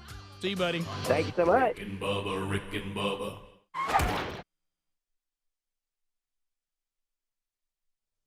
Oh, my goodness. I have to step in here. That is hilarious. That is this lady I've talked about all the time on the show, Stacey Lynn. She's got like 7 kids. That is one of Stacey Lynn's kids. That was Forrest. Forrest is now married and has a kid of his own. So don't send an email to that email. Forrest Harris is taken. Thanks for watching Rick and Bubba on YouTube. Be sure to give it a thumbs up and subscribe to our channel for notifications. Y'all are awesome. Thank you, tubers. But yeah, that guy is happily good and married. And I think they met at church. I don't think they met through the Rick and Bubba thing. All right, back to Rick and Bubba flashbacks on YouTube. Look for March the 2nd, which is Read Across America, and fill out that information, and you'll be part of the world's largest classroom as we continue a Rick and Bubba tradition, reading Green Eggs and Ham on Read Across America and Dr. Seuss's birthday. All right, so Relief Factor and the Rick and Bubba Show, we have been teamed up for a lot of years now. I love Relief Factor. I take it, and when I remember to take it every day, I do well. If I let a few days go by and I forget, I remember why I loved it so much. It's all natural. If you're struggling with chronic pain and aches, and it doesn't just have to be from the aging process. It might be from exertion, overdoing it a little bit, whatever the case may be. Maybe you got something that you injured. It does a great job naturally of fighting the body's natural response to inflammation. Here's an email from Tim in Pennsylvania. He said, Pain and I had lived together for 3 Pain I had lived with. Pain I had lived with, there it is, for 3 to 4 years has completely disappeared thanks to Relief Factor. I've literally been with chronic joint pain, and after some nagging by my wife, I finally decided that I should do what you guys had said and give Relief Factor a try. In 2 months of Relief Factor, my pain has totally vanquished, and I had to share this with you and tell your fans out there to give this a try or give it to somebody you love who's struggling with pain on Valentine's Day. Personal ads, we'll return to those before the show ends today. So if you have one you want to or you want to get word to somebody, hey, you need to call the show today, we will do that coming up a little bit later on. We've got some great ads already out there. Kaysen in Gilberttown had another question. Kaysen, go ahead. Hi, I would just like to know what you guys think on the impeachment and what you guys think about Trump being acquitted. We do have a Trump update. We got a Trump update, Kaysen.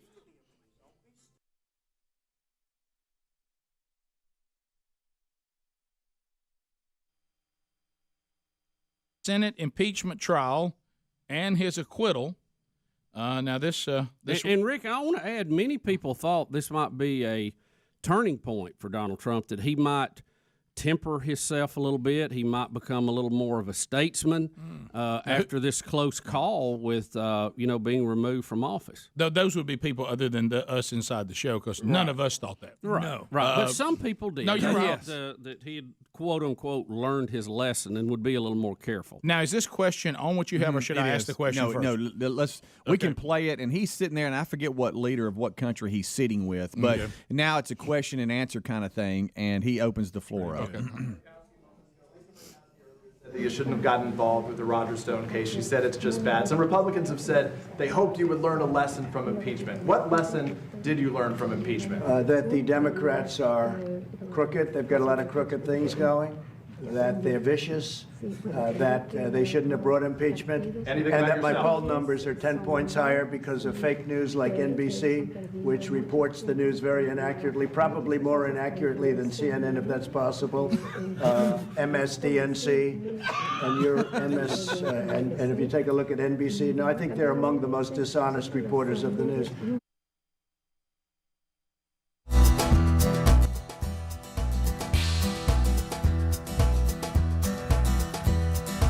Release the Kraken. 21 minutes past. It's phone troll time. All 10 lines are available. 30 seconds a pop. Lots of folks rolling in. Our friend the buzzer keeping everyone in check. I know some of you were calling during the break. We apologize. We did not have anybody ready to take them. So if you did, you can come back at 866-WE-BE-BIG.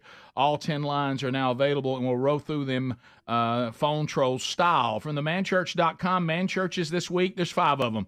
Boone's Chapel Baptist Church, Prattville, Alabama on Saturday. Lee Moore, MVP, will be there. We call him that on Team Man Church. Then on Sunday, we got 4 of them. Down around Tampa, Webster, Florida. First Baptist Church, Webster. Primetime, Blake Prime will be there. Twickenham Church, Huntsville, Alabama. Also on Sunday, Brian Gunn will be there. First Baptist Church, Tallahassee, Alabama on Sunday. Tony Cooper will be there. And Scott Dawson will be at First Baptist Church, Tuscaloosa, Alabama on Sunday evening as well. All those can be found at themanchurch.com. If you've been looking for a church near you guys that does the strategy, if they're doing a man church, they are. So that's a good way to find one. Let's start with Cameron out of Gadsden. Trolling. Keep them phones a-trolling. Here we come, phone trolling, phone troll. Cameron, go ahead, 30 seconds. How are you? I'm really good.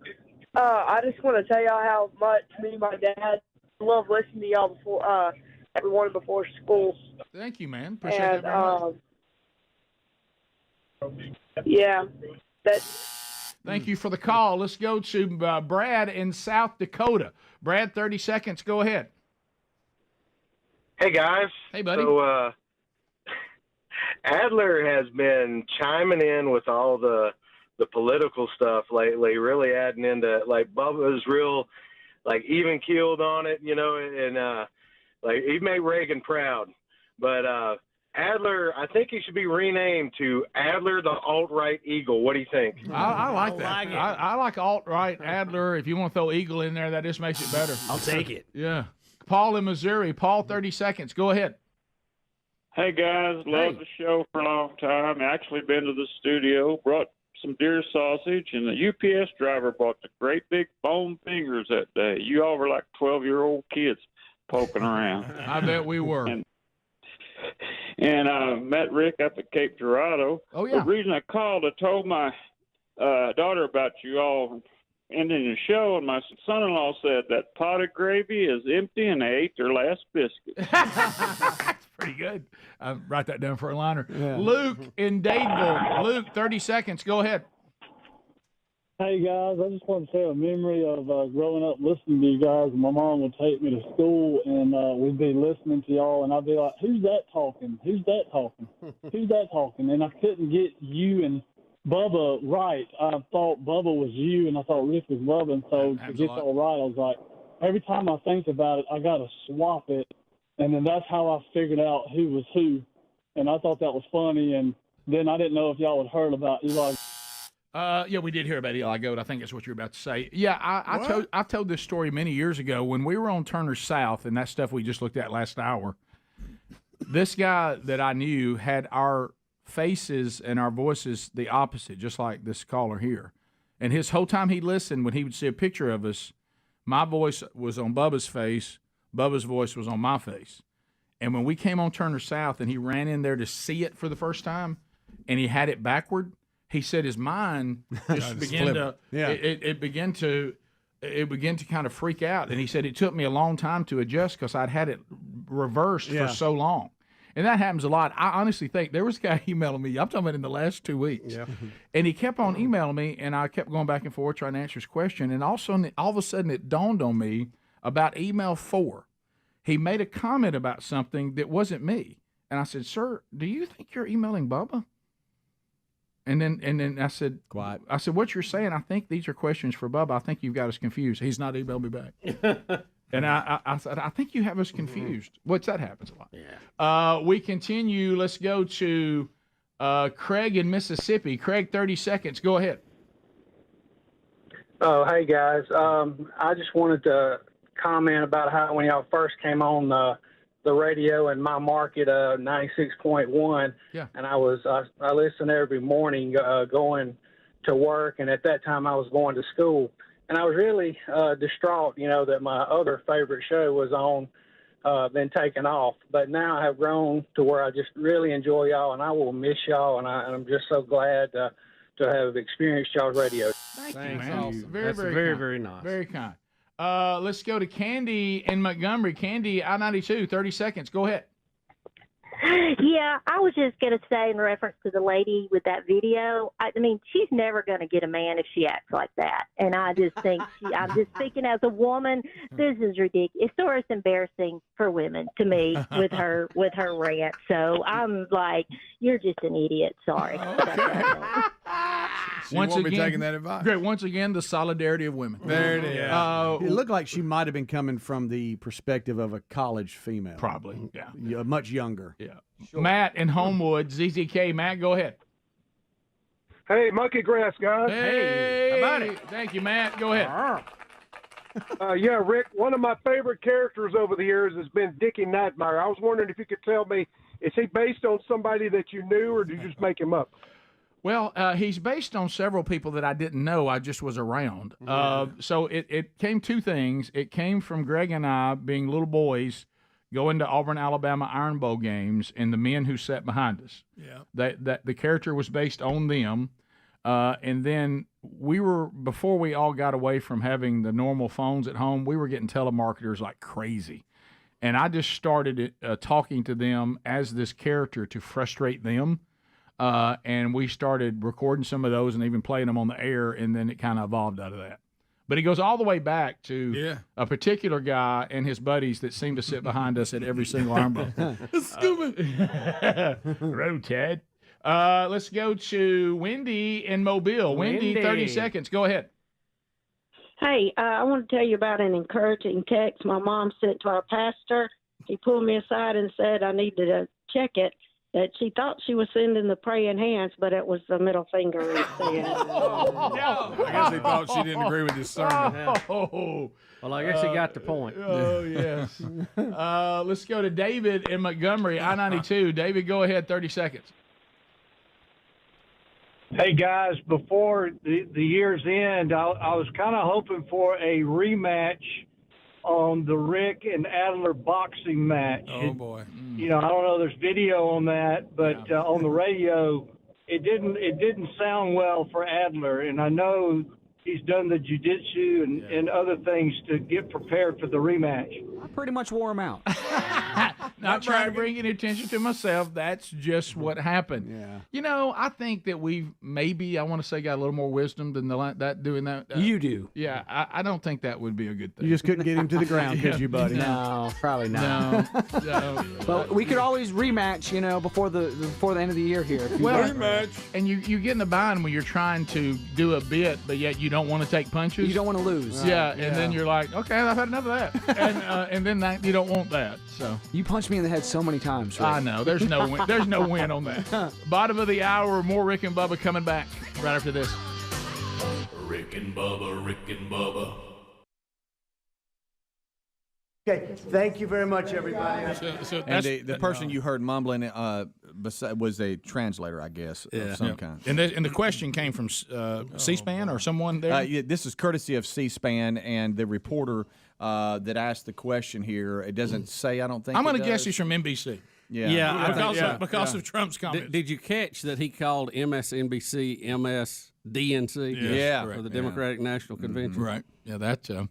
So that's what he's learned. Yeah, he's learned. He's learned. Can we hear it one more time, just so I'm clear? Exactly. Okay. I want to hear lessons from. I want to hear exactly what he learned. Exactly. Kowski earlier said that you shouldn't have gotten involved with the Roger Stone case. She said it's just bad. Some Republicans have said they hoped you would learn a lesson from impeachment. What lesson did you learn from impeachment? That the Democrats are crooked. They've got a lot of crooked things going. That they're vicious, that they shouldn't have brought impeachment, and that my poll numbers are 10 points higher because of fake news like NBC, which reports the news very inaccurately, probably more inaccurately than CNN, if that's possible, MSDNC, and your MS, and if you take a look at NBC, no, I think they're among the most dishonest reporters of the news. All right, so that guy had to be for NBC, because he even said, so he learned that Democrats are crooked and they have their crooked ways. He's learned that they're vicious. He's learned they should not have brought impeachment against him. He's also learned that his approval rating went up by 10 points, and he's learned that people like you at NBC and CNBC report fake news more so than CNN, if that is possible. That's what he's learned. So did anybody? What else did anybody think was going to happen? I mean, did they really think he was going to look at himself and go, "Well, I ought to handle that"? Yeah, baby, vote Trump. So there it is. Election season, he is storming toward the goal line. Yeah, he sure is. He has doubled down. I think he's going to go airborne from about the 9. I don't think there's any hope you can stop him. Did you see how happy he was to get that question? Oh yeah. Oh, he couldn't believe it. Thank you. And he had another, like I say, he had a foreign leader here and his wife that were sitting next to him who did not speak English. So right. Yeah. He didn't mix words there on how he felt. Well, and and I don't know that I understand what this reporter was trying to do, because the reporter is trying to preach to him. The reporter is trying to be his parent and set him straight and talk down to him. But surely nobody, like in the Republican Party, thought he was going to learn something, right? Mm-hmm. I mean, nobody really. And I have to ask this question. Look, I'm not a Donald Trump defender when he exercises bad behavior or too much government, but what was he supposed to learn? I mean, didn't we go through the? I think what I said, I would have said I should have got rid of all the Obama people that were still in the administration day one, and not let them hang around. And again, this is what we said from day one. Really, prior to day one, Donald Trump is a bulldozer. Right. If you're looking for a gardener, if you're looking for a yard weasel, if you're looking for someone that's going to be putting pine straw out, that's not the guy. He is a bulldozer.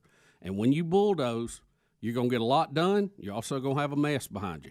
Mm-hmm. Yeah, well, going back to this, though, you're right, 100% right. But go back to this. From what we gathered from the process of investigating this, the Democrats brought a accusation against him that was determined to be unfounded.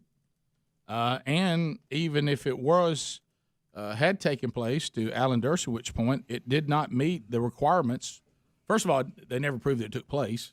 But even if it did, it doesn't meet the requirement demanded by the Constitution. So at least 67 senators didn't think so. Right. So, Rick, to Kason's point, I think he was acquitted because the evidence didn't show that he should be removed. Rick, we knew day one there was no way 67 senators in that Senate was going to vote to remove him from office. No Senate has ever removed a sitting president. Ever. This was not going to be the first one. They knew that. They went ahead with it anyway. They look like a bunch of Keystone cops now. The Democrats need to stop all this if you care about getting political power going forward, and you better get back to making your case to the people on why your party gives them a better America than the opposing party. And I would quit trying to sell middle America on the fact that the economy is not good. I think you need another pitch, because you look like you're perfectly executing a circular firing squad right now. Yeah. And you've let the socialists take over your party. Unbelievable. Yeah, Unbelievable. And you better start concentrating. You got problems at home, and you better go work them out. I mean, right now, the people speaking for the modern Democrat Party are Bernie Sanders and AOC and the squad. Pass the gravy, please. Ooh, it brings me to my knees. All right, we're back. Thank you for being with us. Field of Greens, boy. the response on this product has been outstanding. Well, and understandably, you can all day long you can say I'm resolved to eat better, trying to do just a little bit better, but really, even on our best efforts, are we really able to get in the recommended nutrition? Not really. And that's the key to health and longevity. You can try it on your own, and if you can pull it off, man, there you go. But it's very difficult. But you can make your diet healthier really quick by just adding Field of Greens to it. It's a healthy superfruit and vegetable habit, and unlike some of the others you may see or hear about, it's the only fruit and vegetable product that literally promises better health. At your next checkup, your doctor will notice your improved health, or they'll give you money back. Now, give me a list of how many products claim that. It'll be very short. So why don't you make the move now? Because each superfruit and vegetable in this product was doctor selected for a specific health benefit. Some support heart, others lungs, kidneys, others a healthy energy, and of course your immune system benefits from this because the body is getting the fuel that it needs. It is a wonderful product. I can't say enough about it. Works fast too. You'll feel better with more energy. Plus you'll notice your skin and your hair and your nails are going to look healthier too. And it happens relatively quick. So save 15% right now by going to fieldofgreens.com. Use the promo code Bubba. That's fieldofgreens.com. The promo code is Bubba to save 15% today. Also, there's a link at rickandbubba.com. And as always, if I can help you in any way with any follow-up questions, you just let me know. All right. So, Bubba, we have a video here. Now, it's going to require you and I, why don't you take it reading some things. This is a video that Adler has out today, and it's talking about how many things can happen in the universe in the blink of an eye. Yeah, it's really eye-opening, no pun intended, as Did you just say how much eye-opening? is going on Right. in a very, very large universe. Right. So the blink of an eye is a very short period of time. I don't even know. I'm blinking now. Yeah. What do you call that length of time? That is, let's see, what is it? That's, 250th of a second? Yeah, 0.25 seconds. 0.25 seconds. And it says that's about how long it takes us to take one blink, and it's showing people blinking for those of you that can't see it. And it's talking about how many things can happen in the blink of an eye in across the universe. 15,000 stars above a born. Yeah, 300 stars explode. 15 million rogue planets will form. No. Woo! 15 million planets will form in the blink of your eye. How do we know that? Yeah. 30 black holes will be born. Uh-huh. What? The universe will expand by 527,000 kilometers. Wow. Our galaxy will travel 250 kilometers. Right. And that's a kilometer is 0.6 miles. Right. Greg. Y'all buying this? It'll grow by 125 meters. How you going to dispute it? Yeah, I don't know. How did they count all this? I don't know. They know, Greg, about the science of it. They know about the science No of way it. any of that. It's science, Greg. Well, they can count what happens in No a way. small area, and then you just scale that up to a bigger area. Absolutely, they can. Yeah, I'm sure it's easy to count stuff like that. Well, you know the thing, and I don't want to. I know that we're. Y'all believe Yeah, it. well, yeah, and I want to stay light and all that, but I tell you the one thing that hit me immediately, and it probably did most of us that have a biblical worldview, is that we're told that the return of Christ and the things that are going to happen Blink of an eye. is going to be in the blink of an eye.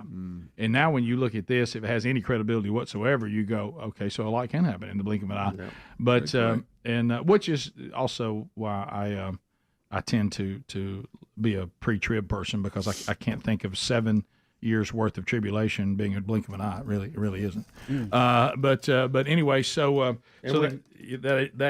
the first thing I thought of. Yeah, that's it. Really puts it in perspective. The whole picture. Adler, what about number 6? We have a guy who was a delivery man, and his van got cut in half by a train. I guess he got stuck on a track. Yes. And he survived it. Yes. And you have the dash cam footage of it. No, not dash cam. And this has got a TMZ. By the way, while I'm giving credit to people, that last video was from @MusicalScience on social media. Okay. Just for that credits where credits due. Okay. And this is from TMZ. They have their watermark on it, so I'm going to leave this small on YouTube, but you'll still be able to see it. But I'm not going to go full screen with it just in case of copyright and stuff like that. But this Amazon van driver has the camera that shows the driver, And you're going to see it's actually recording the audio too, but it doesn't have audio. But you can see this is where the accident happens. You can see how loud of a spike that is on the little waveform here. So here you go. He's just driving along. You can't see what he sees, but you can see him get very worried in about a second or two here. And y'all, the whole back of the van is going to disappear. It's just going to disappear, and it's just him in his seats, and that's it. Ready? Oh, my. Boom. Good gracious. And the train is moving right behind him there. Oh, look at that. Look at the train go. Holy moly. The train's in his back seat. The train's in his back seat. Well, at least he's still got his mask on. No, thank God for that. Yeah, well, knock it off. Sort of on his chin for some reason. Holy molies. Guys, how did he not see that train? He is still in his seat and everything. Yeah, it's a wonder he's alive at all. Absolutely. I mean, if he just... How did he get on did he not see it coming? Or what? It looks like he's turning left across the track. Right, so or something. His toboggan and his glasses are slung off. I'm going to watch his other We don't clothes. see him get, And that mask on he his looks chin. one way, then looks the other, and then, that's a train. Boom. Wow. And it's just... Good I don't see how he got that close to it. I can't believe it. Look at he's even he shaking shakes his head. Yeah, he shakes his head. I can't believe I'm alive right now. Guys. That's the closest call I've ever seen with a train. Yeah, those of you that can't see us, I mean, there is nothing... Like, we see the train because the truck's gone, and he's sitting in his seat. The passenger seat's still there. It cut it in half. It cut it in half, and all that's left is the cab. All that's left is a cab. Kudos to the seatbelt. Yeah, that part worked. The airbags worked. The guy walked away. You know, I couldn't help but think, was my package on that? No, that's not the thing. There it goes. We've all had them that didn't show up. That is probably not what we should think right now, but we do. From the train's perspective, if there is a conductor, and they, because some are just computer, they run them, but if somebody's up front, they're going, like, what are you doing? Well, they know at that point they can't stop. There's no way to stop that. So. Here's the after picture. Look at that. What? It's just the cab. Look. It wasn't his time to go. No, look at that right there. That's as close a call as you can have. So he's trying to come across that track. There's nothing that didn't have any guardrails or anything.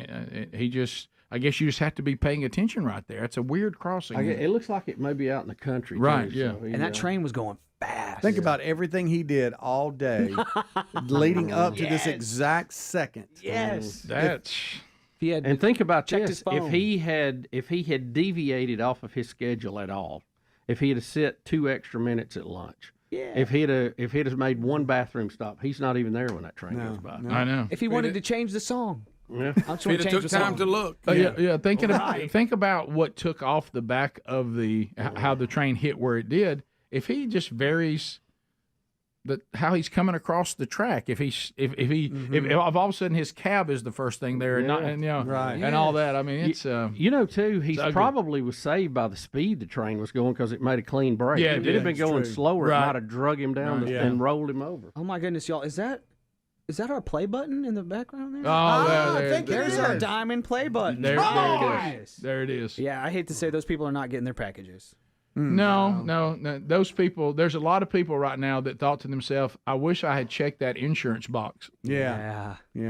It went from out for delivery to call us. Like never going to be delivered. You know how you track it on your email? Yeah. Now it's laying in a ditch somewhere. Hey, look, it's over in so-and-so county. Oh, and now it says call us.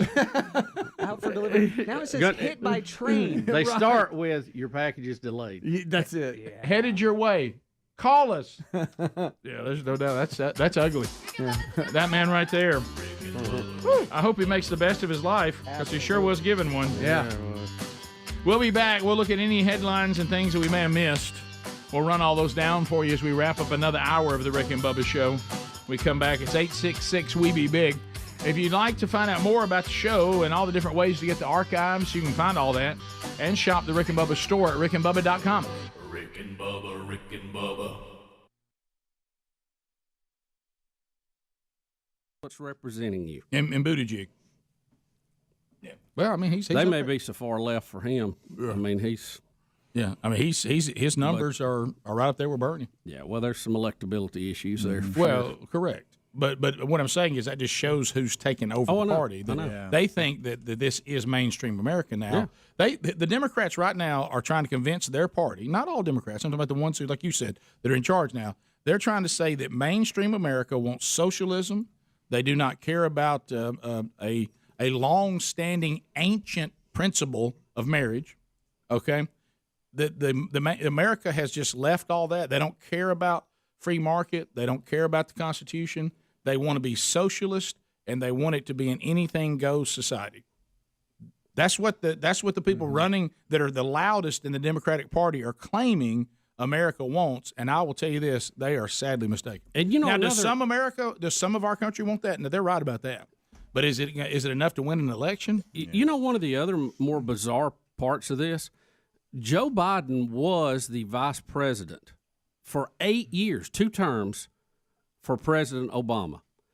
He is not showing President Obama in his campaign ads. President Obama has not endorsed him, but he's not even running him and Obama together in the campaign ads. Michael Bloomberg is. If you just looked at the ads, you would think Michael Bloomberg served with Obama, not Joe Biden. No, you're right. And Bernie's come out and said, now they know Bloomberg's a problem now. And Bernie come out yesterday and said he's just trying to buy this election. That's all it is, a billionaire trying to buy the election. And the reporter... He's trying to buy it, Rick. You can see that with your education. Come on.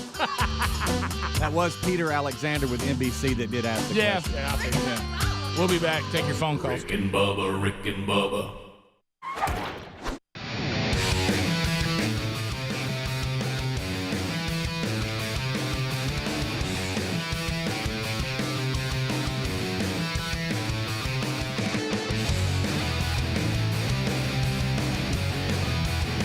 Six minutes past the hour. Rick and Bubba Show from the Broadcast Plaza and Teleport. Speedy, the real Greg Burgess, Helmsy, Eddie Van Adler, all here today.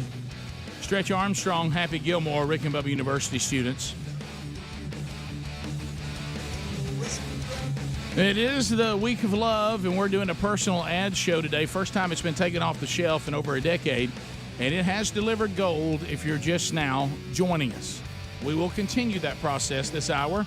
If you have a personal ad that you're looking for a date, maybe for Valentine's weekend, we will take your personal ad, and maybe there'll be a love connection. The personal ad show has spawned marriages, children, and sadly one subpoena. Welcome back for a brand new hour, Mr. Bill Bubba Bussey. I'm sorry. Dun, dun, dun, dun, dun. Love is in the air. Rick, glad to be here, and thank all of you for joining us with a little thing we call the Rick and Bubba Experience. Mm-hmm. So Cynthia is calling out of the Music City. Cynthia, welcome to Rick and Bubba. How are you today? I'm great. How are you? We're good. You've been paying attention to the personal ad show today, have you? I have. So are you going to be the first female to step up and say, I will do a personal ad? I will. Okay, good. All right, so we have some questions, as you heard us asking the guys, and there's certain questions that we try to ask because of years of experience and the fact that we are men, so we actually probably can be more helpful to you than even we are to the men. Okay. So first of all, we're dealing with men here, okay? So you might as well get this out of the way. What celebrity would you most resemble? You don't have to look just like them, but yeah, just ballpark. They're looking for attributes that they can at least get started somewhere, like you've been married to someone for a long time, then you're really in love with them, and the physical attraction is not near as important because you really know them. But in the beginning, men can be a little shallow in the beginning. If you want to get if you want to get their attention, presentation is everything. So you have an answer to that question? I was thinking about this, and when I was younger, I got told that I looked like Punky Brewster. Punky Brewster, okay? Punky Brewster, yeah. We're old enough to... Now, Punky Brewster as Punky Brewster or Punky Brewster later in life? Like, I guess later in life, but like similar, like the freckles and brown hair. So you have dark hair.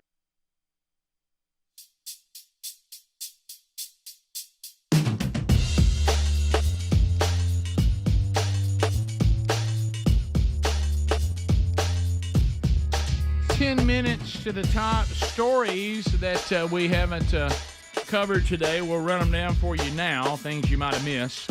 So apparently, Kelly Rowland, now she was with Beyonce and the gang when they were Destiny's Child, right? How do you say? Is that how you say her last name? I'm just guessing. Rowland? Is that Rowland? Yeah, Rowland? Okay. Yeah, I'm just going with that. I said it confidently, so you mistakenly thought I knew. But a lot of times if you just push through, people never know the difference. I think that's right. I got 2 thumbs up from Alt Adler, so he must know. But anyway, you were telling me earlier in the show. Did I know that she had walked off the set of the Today Show? And I said, no, I didn't know that. So at one point they were saying that she was being a spoiled brat and didn't like her dressing room and blah, blah, blah, blah, blah. It's now being confirmed, I guess, by the handlers of Kelly Rowland and what she said. She said she walked off of the Today Show because she was disrespected by the host Savannah Guthrie, Yes. Who aggressively kept questioning her about Beyonce rather than asking about what she was there to promote. Yeah, she's in a new film, and Right. she was there to promote that, right? Right, and she got tired of being asked what was it like to be in Destiny's Child with Beyonce or updates on Beyonce, and she finally had enough of it, and she left. So she thought and I don't know about walking off the set, but you can understand if you were her and you're coming in to promote your movie, and they basically do an interview with you about Beyonce. And you're like, well, it's kind of not really why I'm here. Yeah, I'm here to push my product. Right. Now, And- there was a rumor that got out that she was mad about her dressing room. Correct, yeah. And some of the other hosts said that was not necessarily true, although she was dissatisfied with it. Right. And wanted to have a better dressing room. Right. So anyway, they're saying that, as you said, the dressing room might have actually something happened there, but that's not the reason why she walked off. Right. She walked off because of the Beyonce questioning. And she was supposed to later co-host the rest of the show with what's her name? Hoda. Yeah. Yeah. So she was supposed to co-host the rest of the show. Oh. And the lady that was talking to her about Beyonce, she said, "Yeah, and you're going to host later with Hoda." And Kelly goes, "Yeah, we'll see." And she didn't come back and host. Oh, wow. And some other singer had to step in. Rita Ora had to step in for Kelly Rowland. And these are people that I really don't even know about. I'm talking about them. I don't talking. But anyway, so there's the answer that a lot of you are waiting on that one. Michael Jackson's former bodyguard revealing the real reason behind him having the nose surgery, saying he had a horrific accident that prompted him to go under the knife for the first time. That's what started it. Doing a spin move or something and fell and broke his nose real bad or messed his nose up. Yeah, and then but he did say his nose was a bone of contention, no pun intended, with his family, that his daddy and other family members made fun of his nose quite often. Yeah, they said Joe was really tough on him about it. There's a shocker. I know. It said his statement was, you must get that from your mama's side because you didn't get it from me. Were you really thinking Michael Jackson ever had a really nose to be? Well, compared to what he ended up with. Well, honestly, the one he ended up with was kind of weird looking. Right, I like the other better. I did too. I didn't have a problem He with that. should have stopped whatever he did at Thriller. Just kept it like that. Now, he says, Rick, that, he'd been made fun of and all this. Honestly, he probably wanted to have something done about it. Right. But said he would dance for 3 hours a day on average. Wow. And at one time, he tried to do 50 spins in a row, which is unbelievable. Right. He lost his balance, spinning around, fell over, broke his nose, and saw it as a perfect opportunity while he was getting surgery to fix that to get a smaller nose. Right. But then kind of got hooked on the process. Liked the results. Went back, and then, did a little doctor shopping. We see that a lot with this cosmetic ended up surgery. with no nose. Yep. Yeah. Well, you remember at one time I thought to myself, Michael, I don't think anybody wants the nose of an elf. Right. I mean, at one time it was an elf nose. It really was. And I'm like, who wants to have the nose of an elf? No offense to elves, but I mean, it's. He just went too far. Just keep it the Billie Jean video. Keep it at that. Yeah, right there. Yeah, here's a good timeline. That is a good time. Why is he so upset about his nose? 79 was okay. 79 was fine. 77, Yes. I can see a little work. 83, stay with that. 83, there it is. There it is, Once right he there. went to the bad era, he started going downhill from there. 83, nothing should have happened. 2002, holy moly. Oh, yeah. Yeah, 2009 is kind of That's another one. Trying to make He got a little lighter. Yeah, I don't know how those shades stayed on. Is the last one a speculation on how he would have looked if he never got any nose work? Is that what that is? If he, if he hadn't gone as crazy, I think maybe hung at Guys, 79. you know what? We can let him slide at 83. 95's a little weird. Right, but don't y'all agree at 83 we'd all been fine? Oh, yeah. Of course, Yeah. Stop there. 79, 83. Yeah. Matter of fact, I would say 83 is his best look. You know what? No, was that anybody looks cooler? like a normal nose. Was anybody cooler? No. And it was the greatest decade mankind had Of ever course. seen. So he You was can't- right at the top of the list. You can't ignore that. Bubba, how would Joe make fun of him? He would say, "Sing, dance." Look at that nose. Got a honker. That's it. You know when bless his heart, never had a child. Never. No, God love him. I mean, it messed him up. I mean, he just wasn't right. Yeah, Joe wasn't known for his compliments and his loving nature. No, he was not. I tell you what he could do. He produced one heck of an entertainment machine. No, he did. Greg. Hey, the first time Michael could get out of there with a pocket full of songs, he did. Yes, he did. Yeah. Greg right produced- over to the old I'm Thriller. out of here. Greg producing emotionally sound children, not so good. Very talented though. Yes. Extremely talented. Very talented. You know that your career must have run aground and I don't mean to make light of someone's death here, but when you pass away and the cause of death is revealed, and all we can really say about you is you were the former Porky's star. Yeah, me. Things must have run aground right there. You know, I didn't. He never lived up to that after that. You never did anything after that. I don't That was think it. so. I think he had some small roles. They showed some movie with him and Sally Field, but okay, Porky's was kind of rough. Porky's first time. Rick kind of peaked at Porky's. Rough. Do not go looking for that movie. But No. this is all I'm saying is that's how we refer to you. I mean, when you have a celebrity death, that's all we have. That's all we got, Rick. You know, is, I've never Well, seen Rick, he played meat on Porky's. Right. That's all he's got. Twice. That's his name. That was the character's name. I didn't make it up. What was more shocking to you the first time you saw it or Animal House? Animal House is a good movie. I think I think Bubba for me. I mean, shock factor is as an upstanding. I'll be young honest, man. Porky's was shocking. Well, I don't know what I was doing there. I thought, well, how did this happen? The shower scene itself. Okay, Greg. Thank you, Greg. Continue to talk, don't you? Animal House, Bubba, I didn't see when I was like a person going to the movies. It was something I saw later in life. Right. But I do remember that, unfortunately, I was at the age to make decisions to go to the movie when Porky's came out, and it was not a good decision.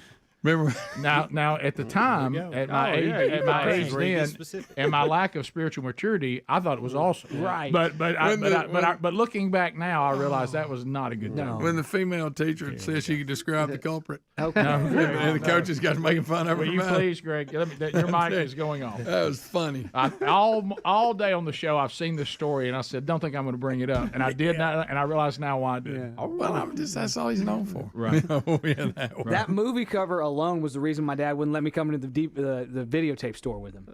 Yeah. Right. Yeah, some of those covers were a little wild. Oh my goodness. He's like, you stay in the kids section. Did he do anything else after that? That's what I'm saying. Greg claims he did something with Sally Field, and I can't imagine that. Earlier today, it showed. I don't think it was a major role.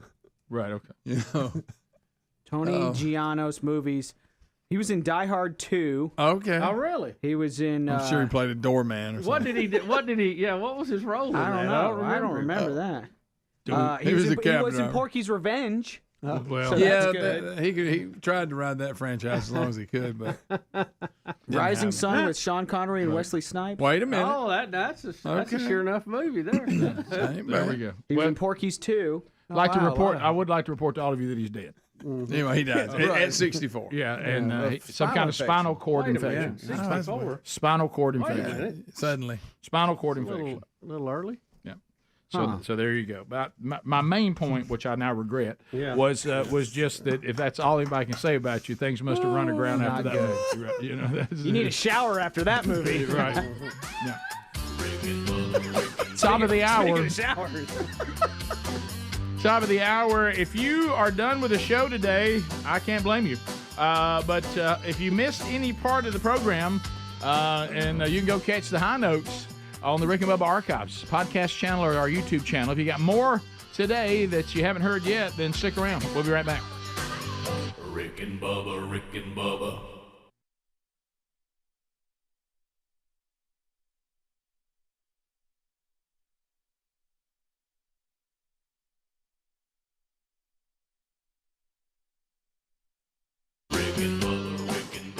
This is the Rick and Bubba Show. Watch more at blazetv.com/Rick and Bubba.